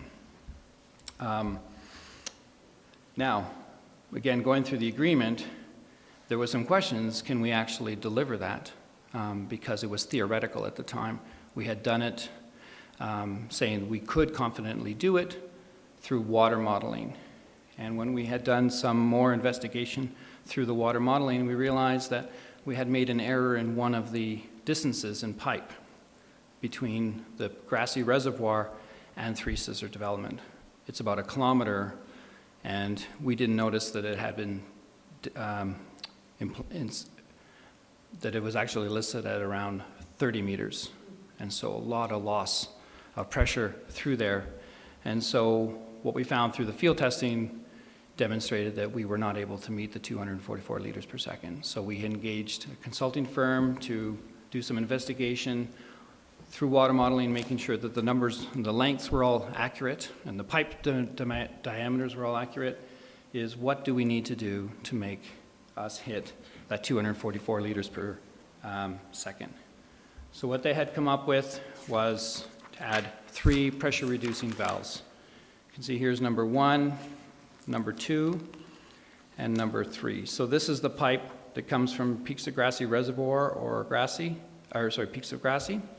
And this is Miscow here and Hubman Landing. And over here is the Our Lady of the Snow School, to give you a reference, and Stewart Creek Golf Course. So by adding those 3 PRVs, we can actually hit 264 liters per second. By only adding 2, number 1 and 2, we can only hit 220, not meeting the conditions of the agreement. So that's why the tipping point to go to the 3rd one. But of course that provides us with more than what we actually need, which is why we ended up with a cost share scenario, because the town of Canmore benefits as well as the MD. So this is the cost share that we had mutually agreed to for the project.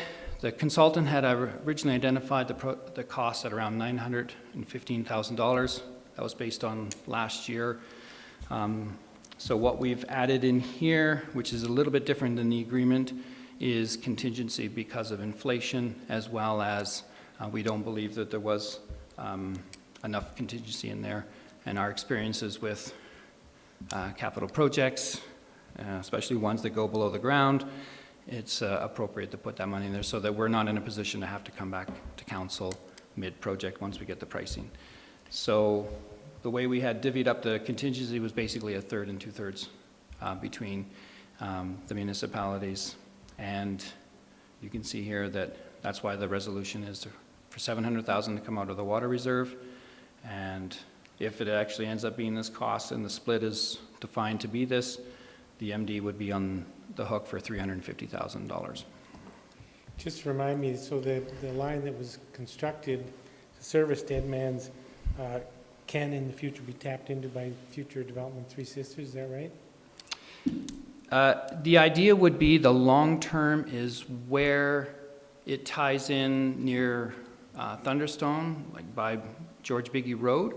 That's where we would do the tie-in again to create one large loop. Right. So the benefit, aside from everything else, the benefit of the town is will help service future development in the east. No, it actually would be a loop. So the idea would be there would be a water line right through that area, plus the one that services Deadman, and then they would connect again at George Biggie Road area. So we'd have the loop there. The idea is not to tie in to the other end, because then we wouldn't have a loop for water security. So if this line didn't exist and Three Sisters development begins, there would have to be a new line built out to Three Sisters? Yes. We'd be building a new line regardless. This line that services Deadman's provides us an opportunity for water security. Because there'd be two water source points. Okay. And that is my presentation. Please let me know if you have any questions. I will let you know if I have any. Anybody else have any questions? It doesn't look like anybody has any questions. Really? Really? Well, once again, I'm more familiar with it as is Councillor Mara, because we've had it presented at the Intermunicipal Committee, but I think the presentation was on point. So are there any other questions or any questions? Seeing none, thanks for your presentation and the work you've been doing to bring this forward. So I will move the council approve the new Deadman's flat servicing agreement dated April 1st, 2020. and speak in support of this motion. I mean, it's work we've been doing in partnership with our municipal neighbors for several years, and it's good to collaborate and work with the MD. The agreement has worked well to date, and this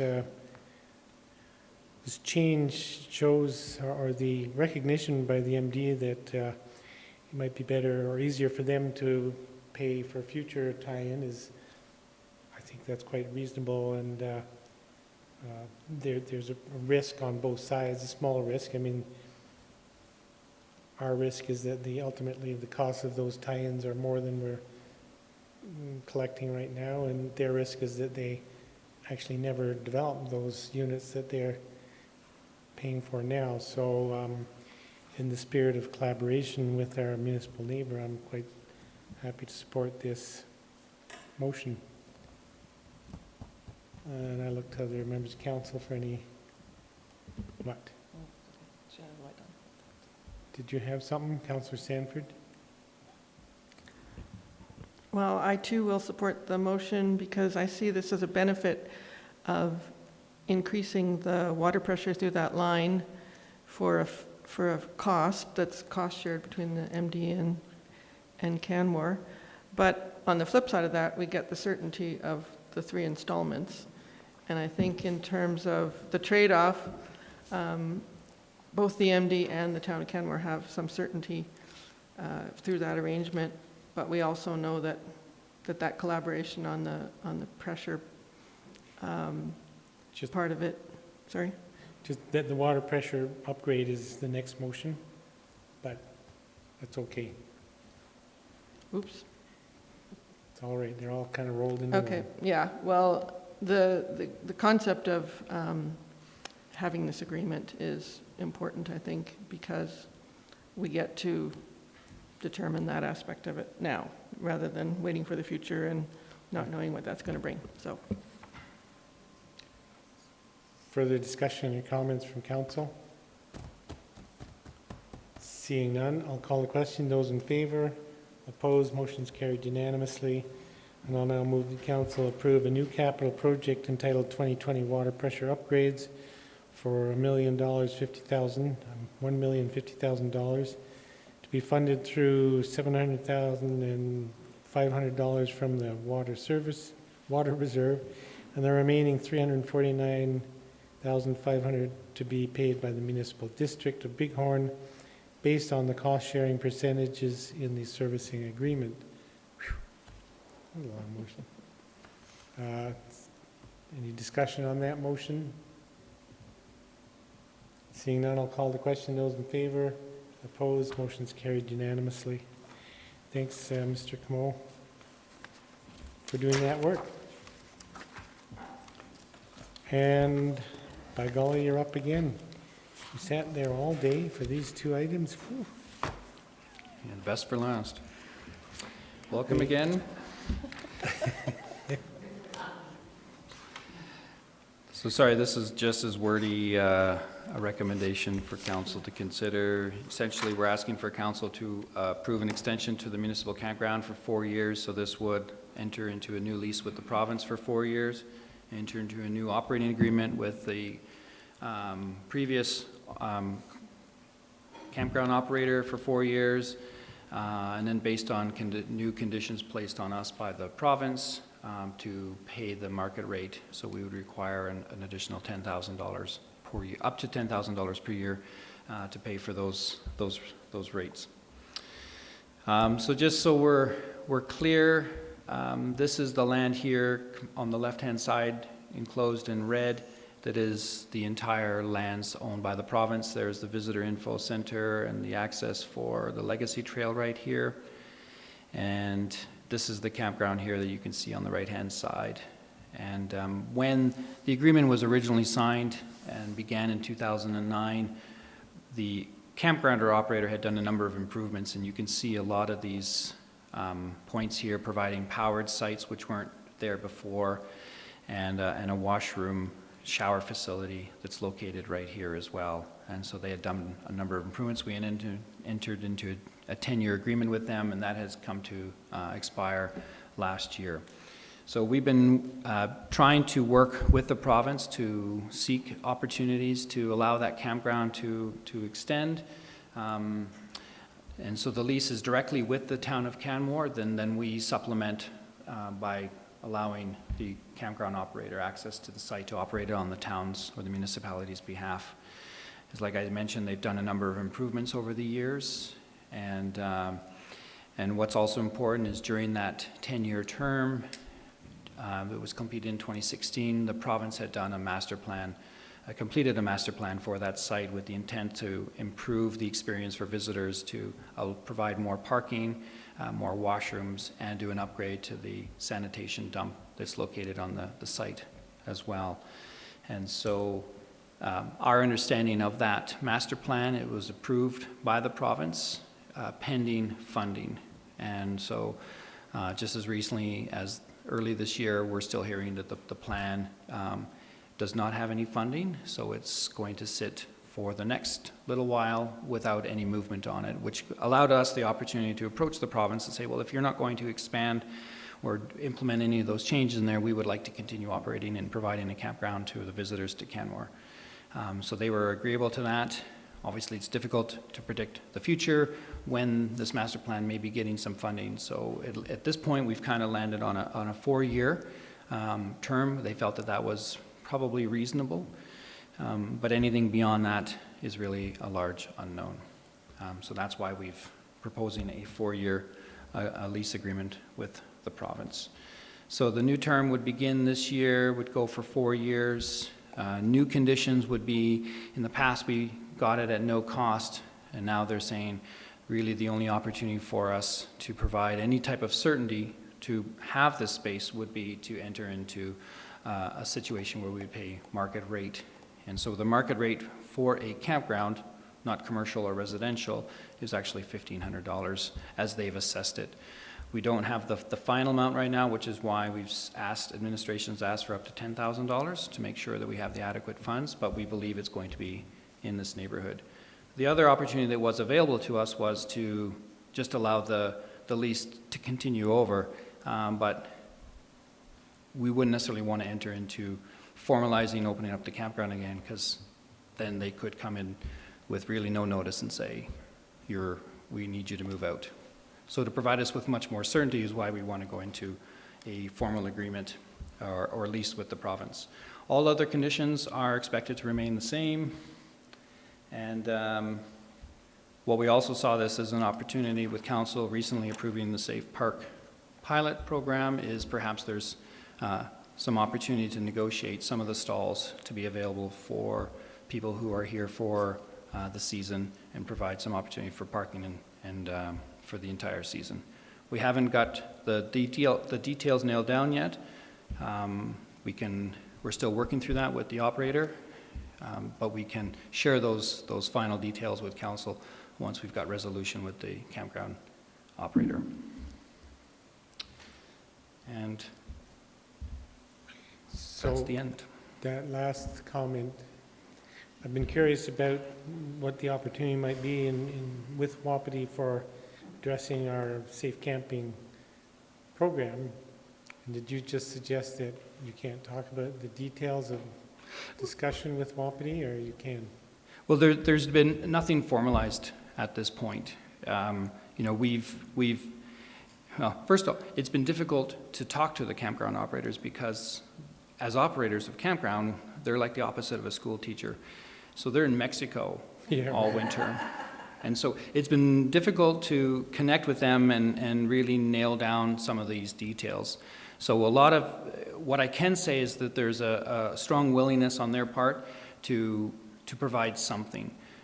What those exactly are, I think it's difficult to say at this time. One of the misunderstandings we had when we had spoke to them is when we looked at the numbers of the occupancy, for example, we saw there's lots of potential for occupancy.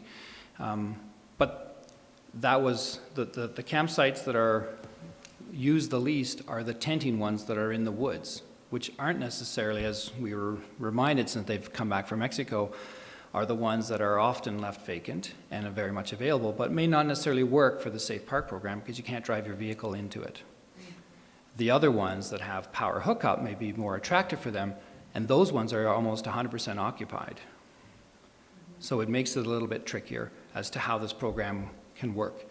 There may be some opportunity. The last conversation I had with them is, you know, maybe we can build 5 or 10 sites off to one side that do not have any power that could be used for this program, for an example. But again, those details haven't been formalized.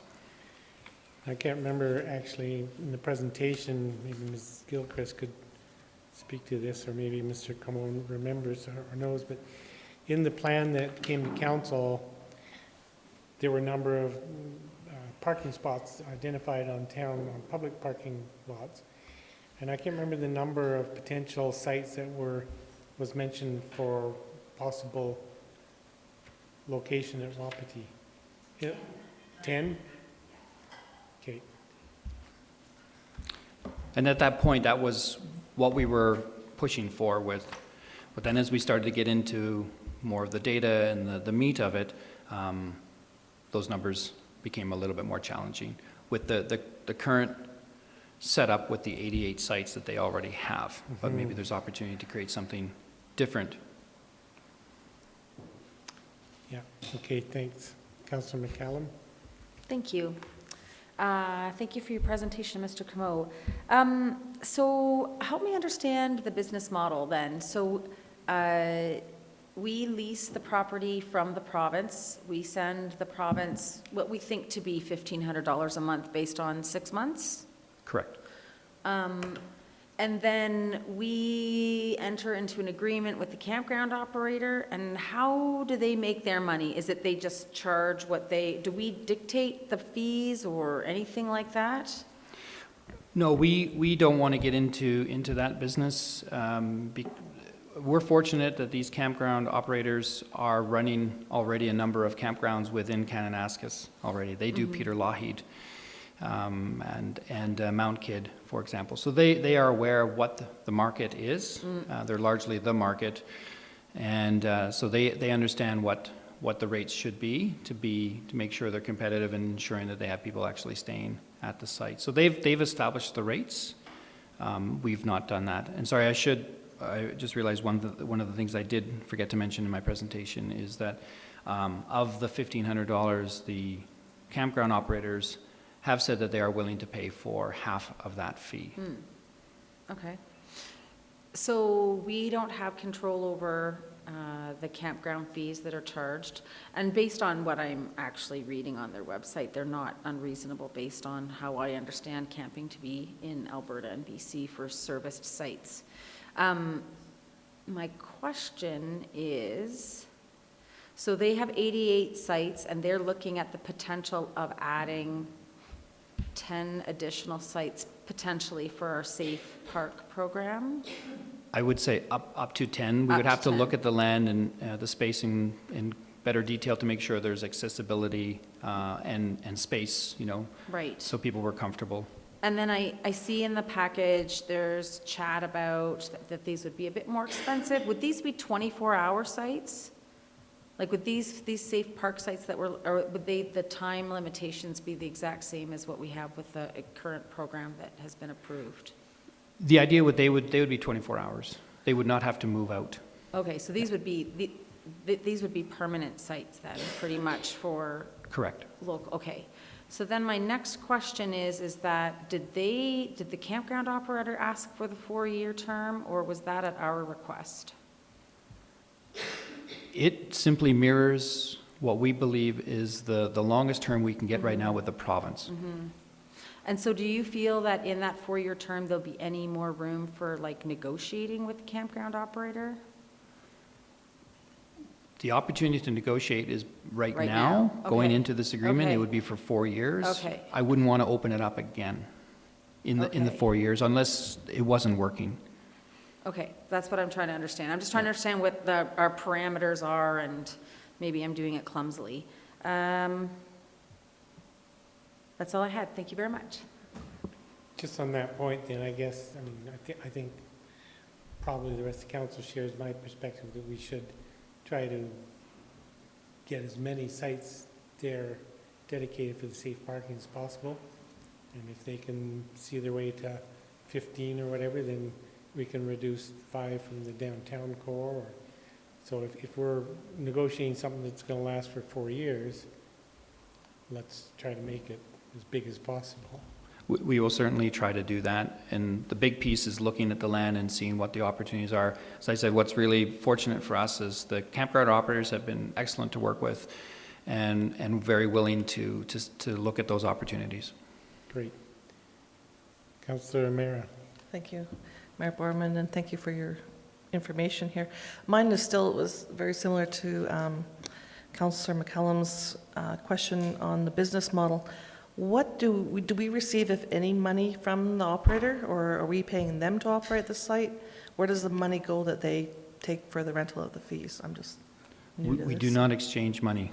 There's no money So we don't exchange. charge them space to run a campground, and they don't pay us a revenue or an opportunity to run it. So really what they're doing is running the campground on our behalf. So what it allows us to do is to be able to provide a municipal campground without having the expenses of staffing and maintenance. And in the expansion, if there's a possibility of the 10 sites or 15 sites, that would be at their cost to develop these 10 so additional sites? there's two costs there, or two money discussions. So one of them is to do the physical improvements, and then the other is collecting the monies that they would generate from providing those spaces. Our cursory conversation is that they would be the ones that would collect those monies, because they would have to provide oversight for the users and making sure they're compliant with the rules and regulations of the campground. As far as the improvements, we really haven't talked about that. And there's maybe a couple ways to do that. They could do it. It could be an opportunity for some of our operators, for example, to get some training on operating equipment. There's a couple of ways we could do this with really no cost. Thank you. Yeah, I think it's good to remember that the town did operate the campground, and so there was a cost to the town. So while, as Mr. Campbell notes, while we're not collecting any lease from the campground, we're also not covering any cost to operate it. So there's kind of a trade-off there, I guess. Just needed that information. Councillor Sanford. Thank you, Mayor Borman. So further to that conversation of the business model, since there was no cost in the first 10 years to the town to lease the land from the province, is that correct? Correct. And then we turned over that lease to an operator who then created some more infrastructure and improved the site, but then took the revenue that they generated and they determined what their fees were and their costs? Correct. Is that correct? And given the direction that the province is taking currently of potentially privatizing campgrounds, probably using a similar model to what we've been doing for the last 10 years, and hoping that their operators recover their costs, would this not be a good time for us to consider their full cost recovery, because they can set their fees, and rather than the town paying $10,000 to lease it from the province, to put the onus on the operator for full cost recovery? Yes, that's certainly an opportunity. If council wishes, we can direct administration to go back to the campground operators. What we tried to do was find some middle ground, so that where I know right now it currently says $10,000, but right now with the cost share that's been agreed to, is that really the cost to the municipality is $5,000 per year over the next 4 years. When what that does is it gives us an opportunity to provide a municipal campground. But having said that, that is certainly the opportunity, if council wishes to direct administration to do that. The first brush with the campground operators is that we've agreed to cost share this new cost to really both of us on allowing us to continue to operate the campground.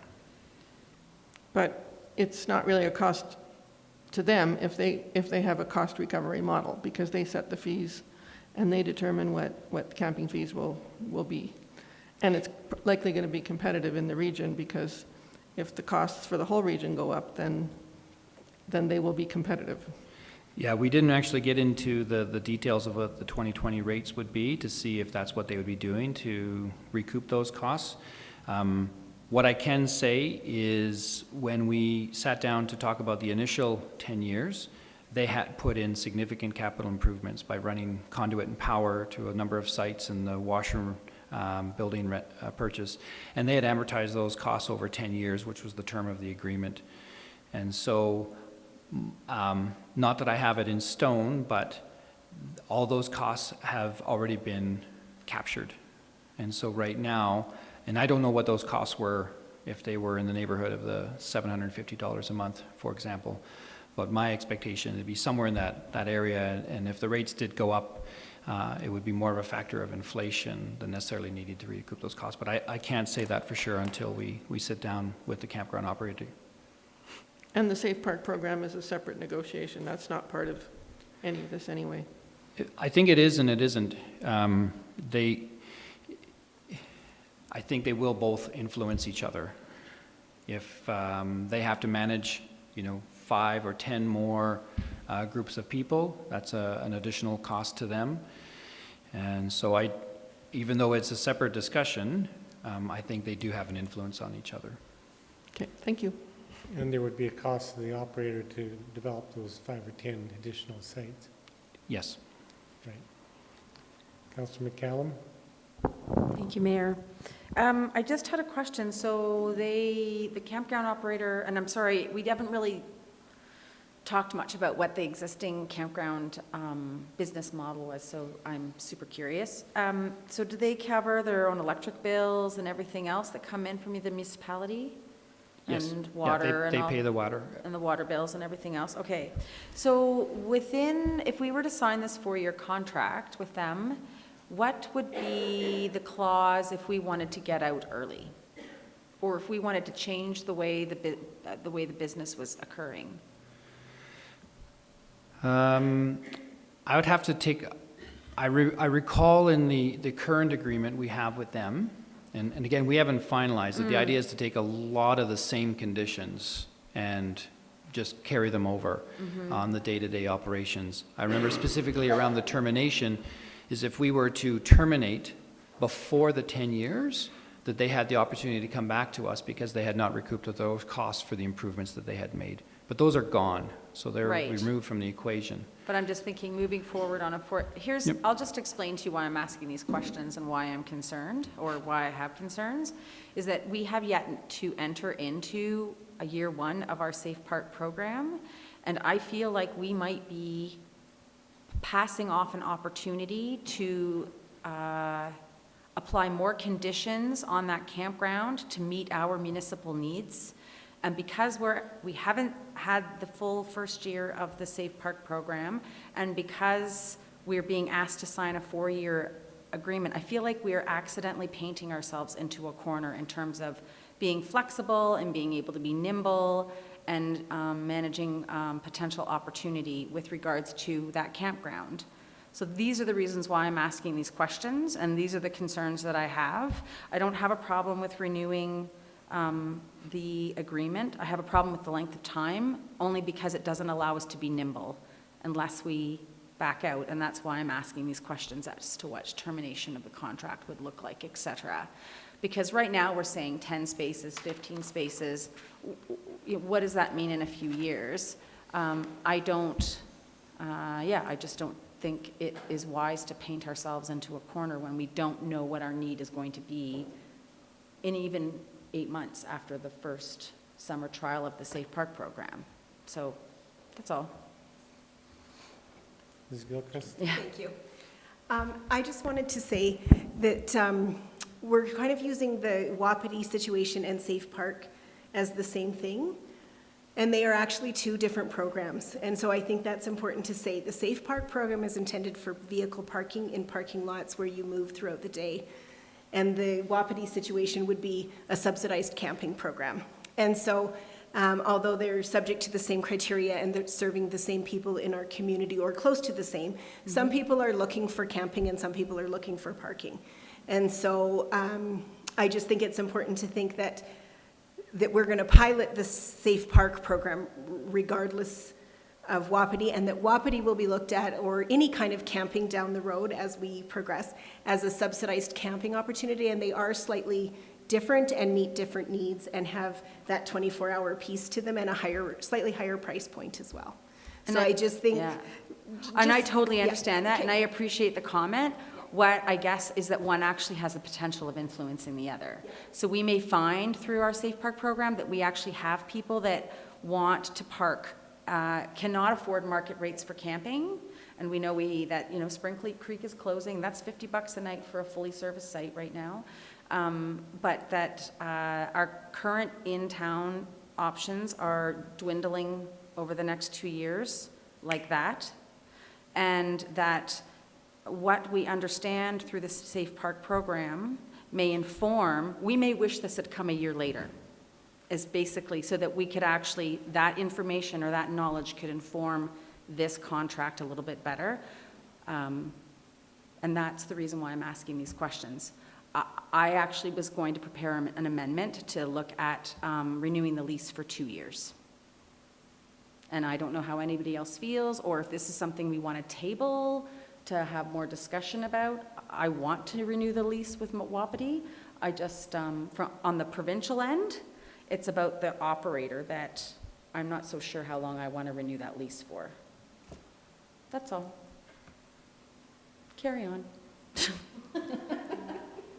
Ms. DeSoto?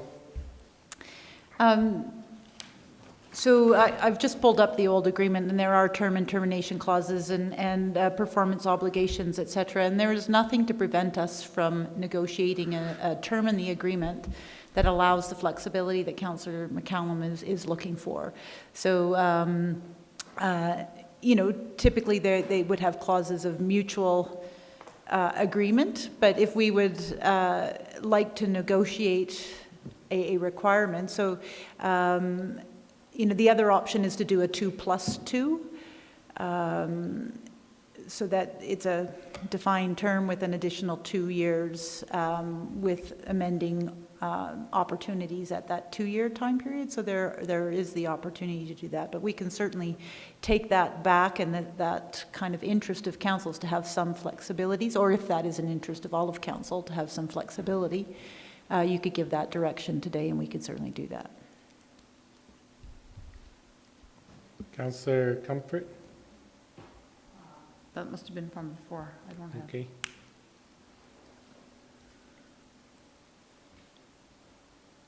Councillor McCallum? Thank you. So question to administration through the chair. So then would it make sense to approve, for council to approve the first motion, entering into a new lease with the province for 4 years today, and then look at these other 2 motions after administration has been able to have some more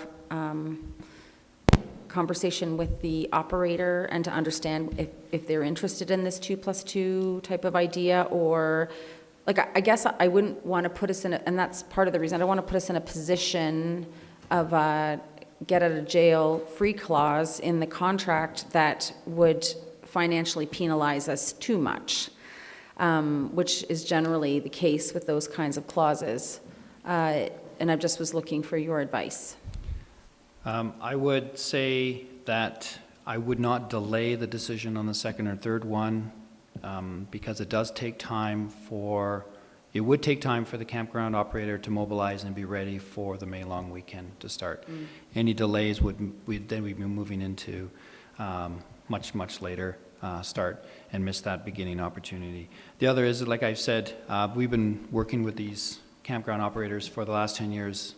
They're a very reasonable group to work with, and as Ms. DeSoto had mentioned, I don't think they would be opposed to a 2+2 agreement. So that could be an amendment to recommendation number 2, is to just change that to a 2+2 year term. Just looking at the third motion, so that's tied to the first motion, but so allocating up to $10,000 from general operating reserve in 2020 to cover the lease fee rent increase. That's for 2020. Presumably, then that would be included in the budget approval for 2021, 2, 3. So at the end of the day, the municipality, we need to have a campground in the municipality. If the relationship has been good with Wapiti all along, and if for whatever reason that changes, I think Ms. DeSoto's point that there's an opportunity to get out of the lease, but if for whatever reason the town said, well, move on, Mr. Operator, we're going to take it over, it means we have to take it over or find another. I don't, given that we're talking about a 2 or 4 year period, I don't see a real advantage to changing the direction that Mr. Cameau is recommending. But you can certainly put an amending motion forward. In terms of the length, the 2 + 2, is that what you're saying? Yeah, I mean, I don't know, 6 one, half dozen the other, as far as I'm concerned. If you're a private operator, you're going to be happier to have 4-year commitment because that's part of your business model. Given knowledge that there's a good relationship between the town and the operator, then a 2 + 2 might work. But I think we have to keep this separate from the safe parking program because it is. Yeah, we're hoping that they'll be able to provide some spots for the safe camping. But if that wasn't on the table, increasing the number of campsites at Wapiti is still a positive thing for the municipality. And in the absence of a private operator, a lot of small municipalities operate their own municipal campground. So, and we used to, and I don't know what the costs were then, but fair whack.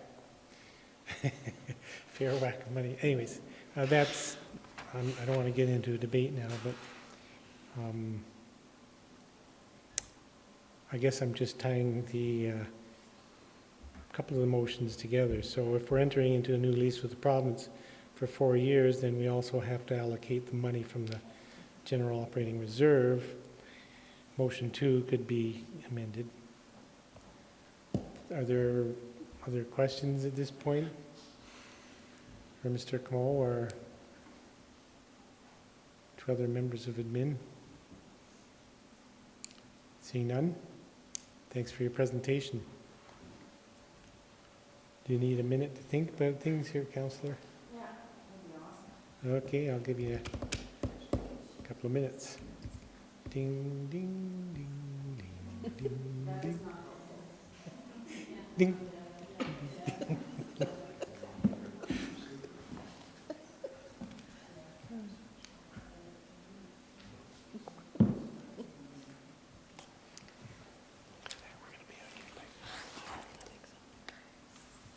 Not bad. I think we'll be out of here by 4 o'clock, kids. Not bad. Only a couple hours longer.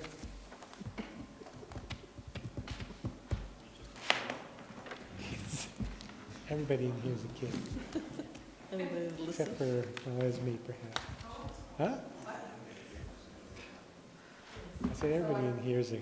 Just mimicking the language of the CAO of 2 + 2, so I don't know if that's actually the official language that would like to be used.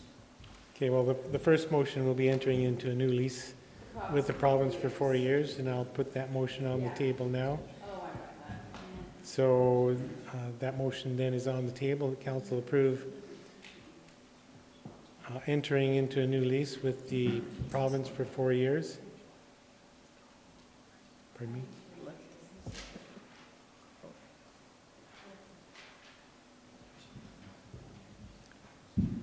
Okay, so the motion is to extend or to enter a new lease with the province for 4 years. Is there discussion on that motion? Seeing none, I'll call the question. Those in favor, opposed, motion's carried unanimously. And then there would be a motion to enter into a new operating agreement for 4 years with the previous campground operators. I don't know if the third motion needs to be tied to the second or not. And allocate. I don't think so. So we'll keep that second motion on its own. And that's where you want to make your amendment. So the second bullet point is the motion that's on the table.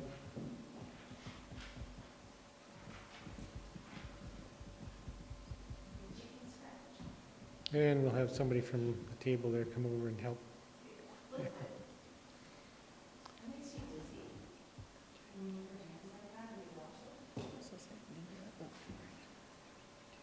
I think that says operating, but I'm not sure.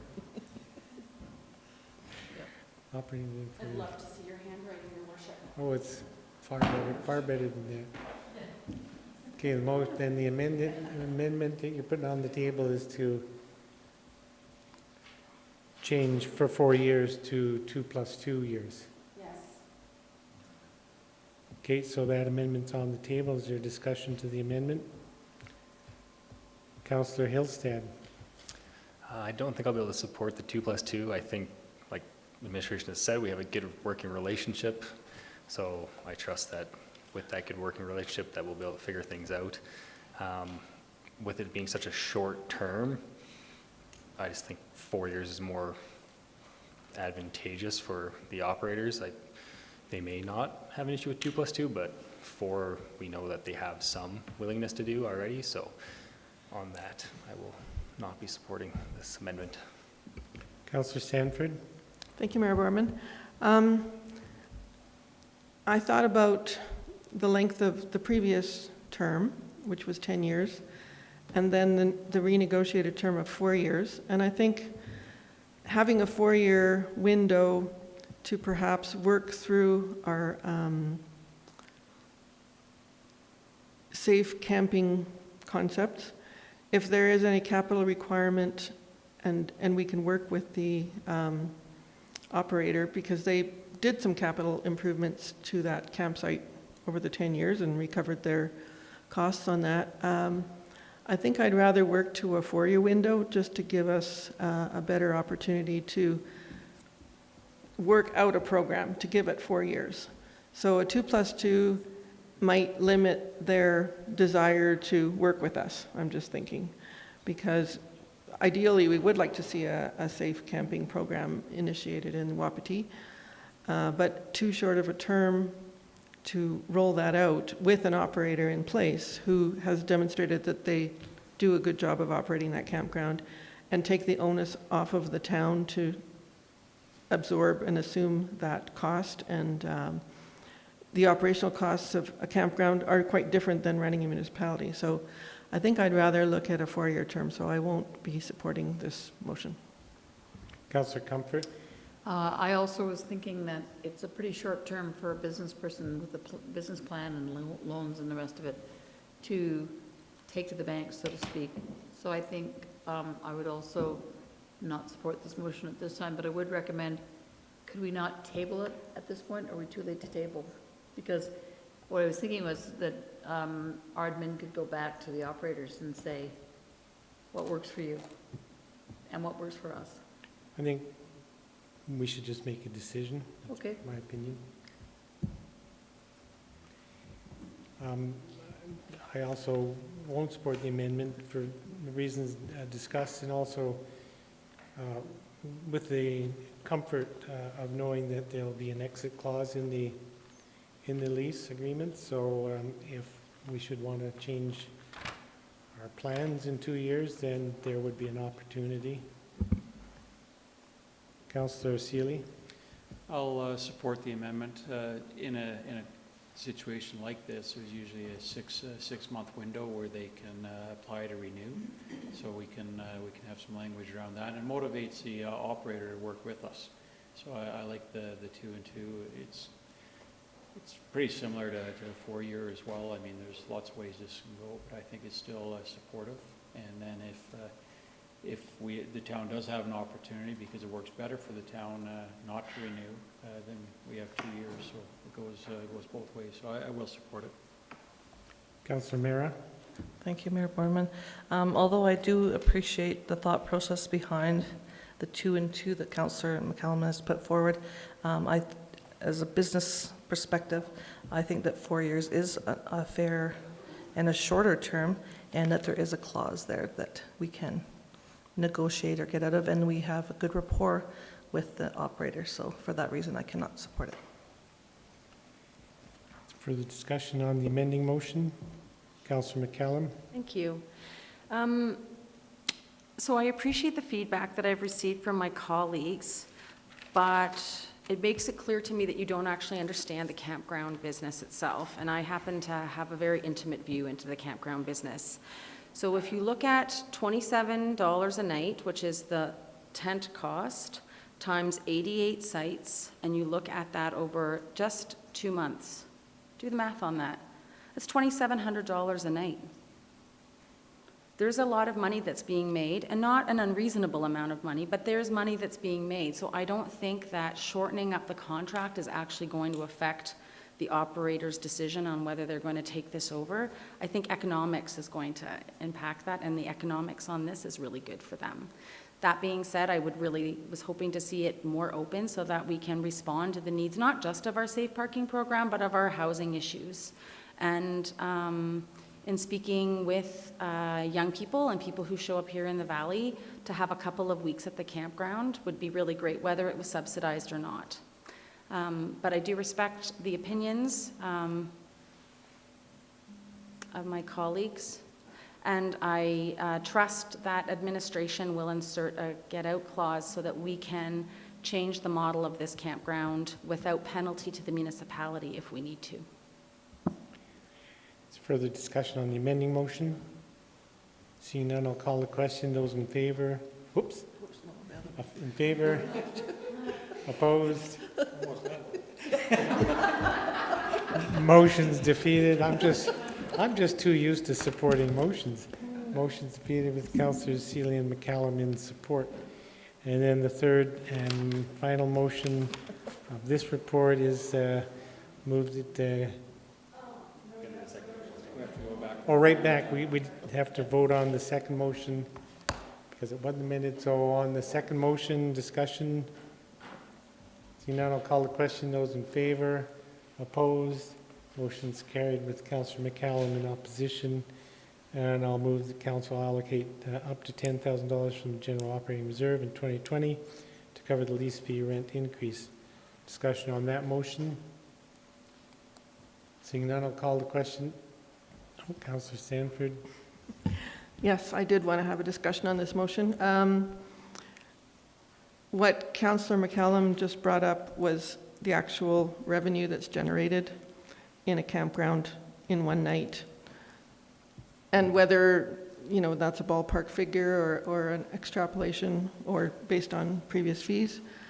I really think that we should put the onus on the operator to recover their costs. And if the province is going to give us a fee to pay, which changed from the last 10 years, I think it would be in our community's best interest to pass that fee on to the user.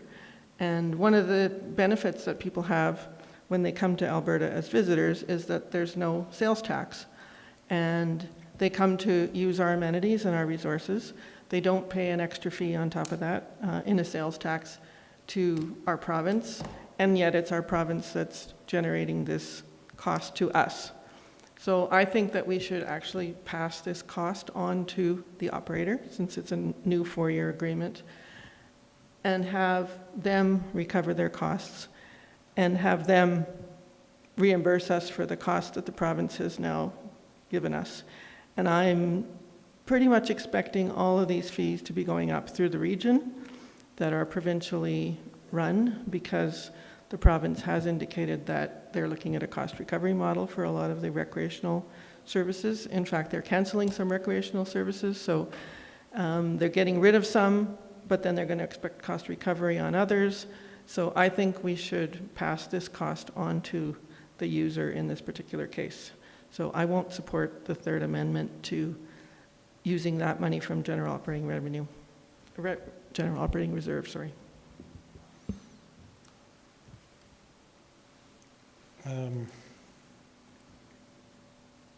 So that would be an amendment to the motion?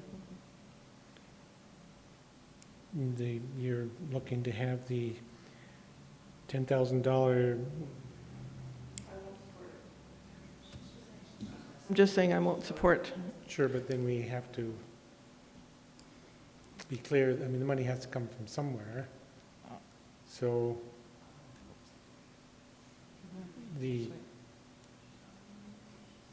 Because There should there be is a an fee to amend- the municipality? well, there's some, we're going to have to pay the province. So there's a fee, there's a fee $1,500 a month. to the municipality. Right. So Allocate the, rather than defeating or voting against the motion, you could propose an amendment to collect the $10,000 from the service provider to cover the lease fee rent increase. well, in fact, it's not $10,000 because if it's a cost-shared agreement, it's $5,000 at this point. Whatever, you don't, But you're suggesting you it's don't want to. 4 years worth of, right? Yeah. Well, it's $10,000 a year is the fee, correct, to the province? So the province is going to want $10,000 a year. You're suggesting that that $10,000 should come from the operator. Or we should charge the operator $1,500 a month. Same diff. Okay, well, So if, all so- I'm suggesting is rather than just defeating this motion and leaving us hanging, an Okay. amendment might be a better approach. then we And could, it could be as simple as adding the $10,000 to the contract fee for the operator. we're charging the operator $10,000 Yeah, to cover so we the know we need to get provincial the cost, but province- we're not quite sure of what that cost is yet. Pardon me? We're not quite sure of what that monthly cost is yet. Thought we were sure. The provincial fee is for sure. We have nothing in writing yet. The conversations have said it'll be estimated around $1,500, so it's not exact. That's the Okay. rough estimate.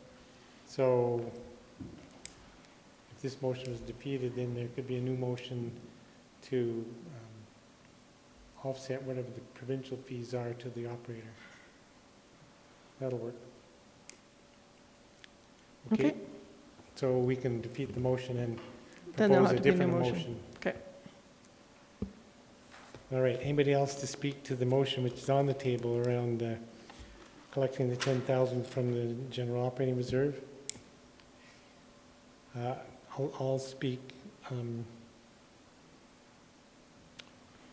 I support the direction Councillor Sanford's going with this, so I'll also vote against this motion and look for a new motion to identify where the provincial costs will come from.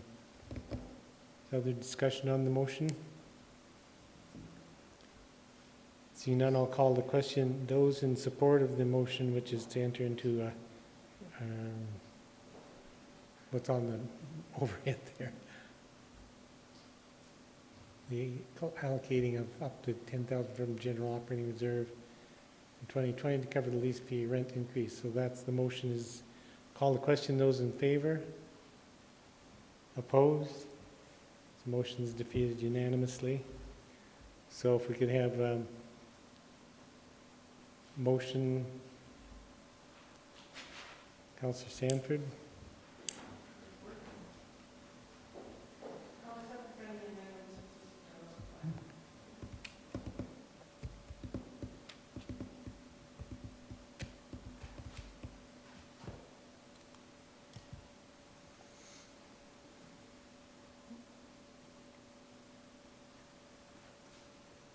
The motion then is to offset the cost of the province by collecting the new fees from the operator.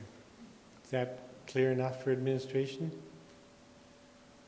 you want to speak to your motion, or more than you already have? I think it's a business, and businesses have the opportunity to collect their cost, to recover their cost. So they know what it costs to run the campground, and they've been doing it for 10 years, and they have an opportunity to collect those fees with fee increases or if they have any other way of generating revenue. I'm not sure if they sell things at the campground or whatever, but they do have the potential to collect those costs over 6 months. And I think that would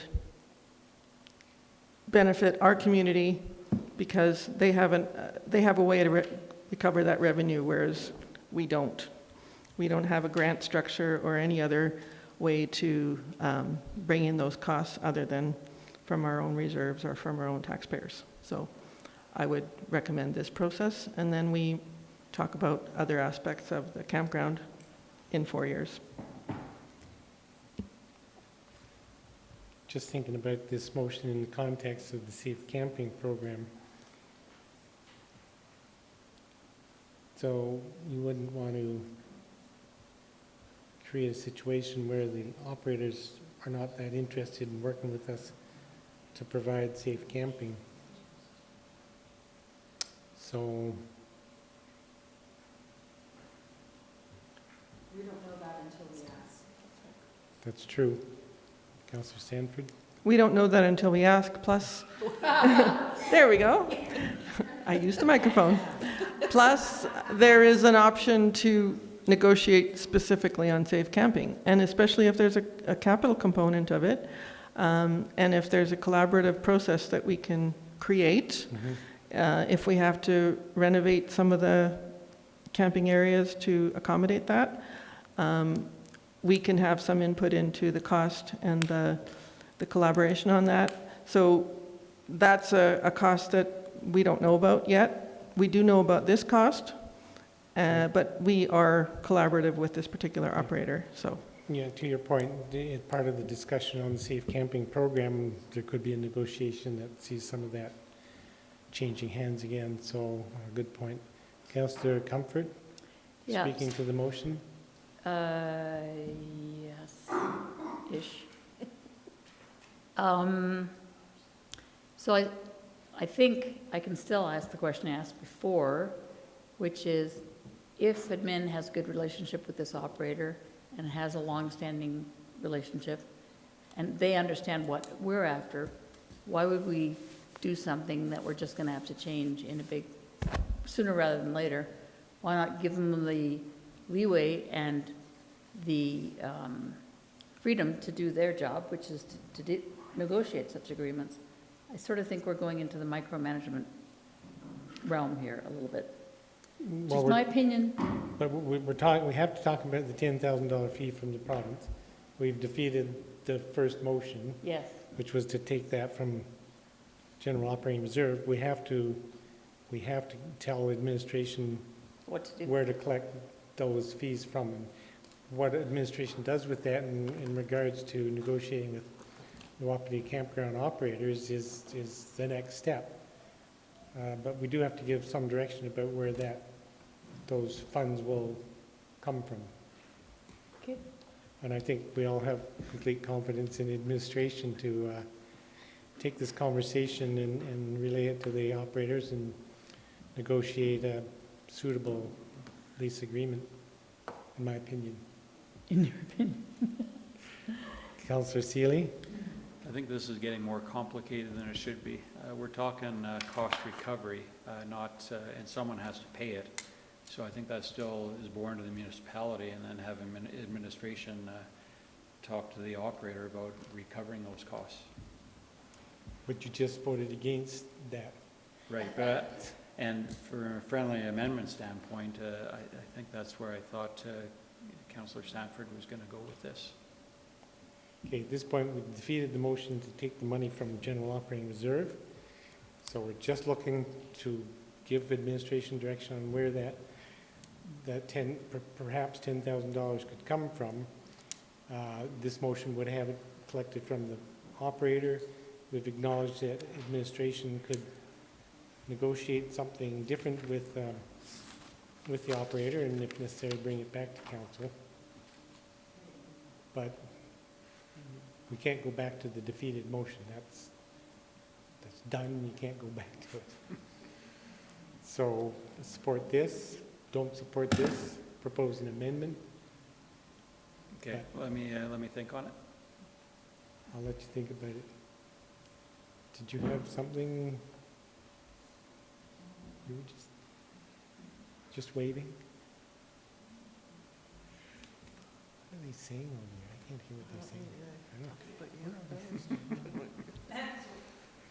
Oh, you're lucky you're not on camera.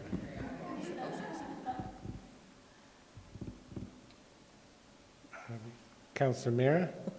Well, Councillor Celia's thinking? Well, he's thinking that you've got the mic. Okay. I will support this motion. I know where Councillor Sanford is coming from. And there is no, we haven't really negotiated or know anything that, any input or monies that Wapiti is going to develop, or there's no commitment level there. So I'm okay with this motion. Okay, further discussion on the motion which is on the overhead. I'm sorry to say I see Councillor Hillstead writing something, so well, let's have it. Almost got to the end by 4, but no. Bogged down on this. You didn't expect that, did you? Do you have an amendment coming?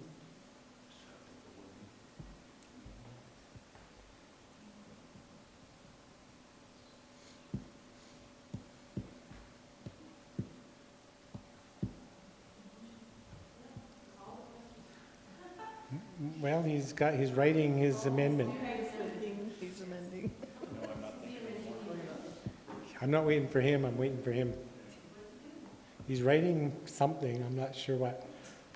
It's in good legible printing though. Okay.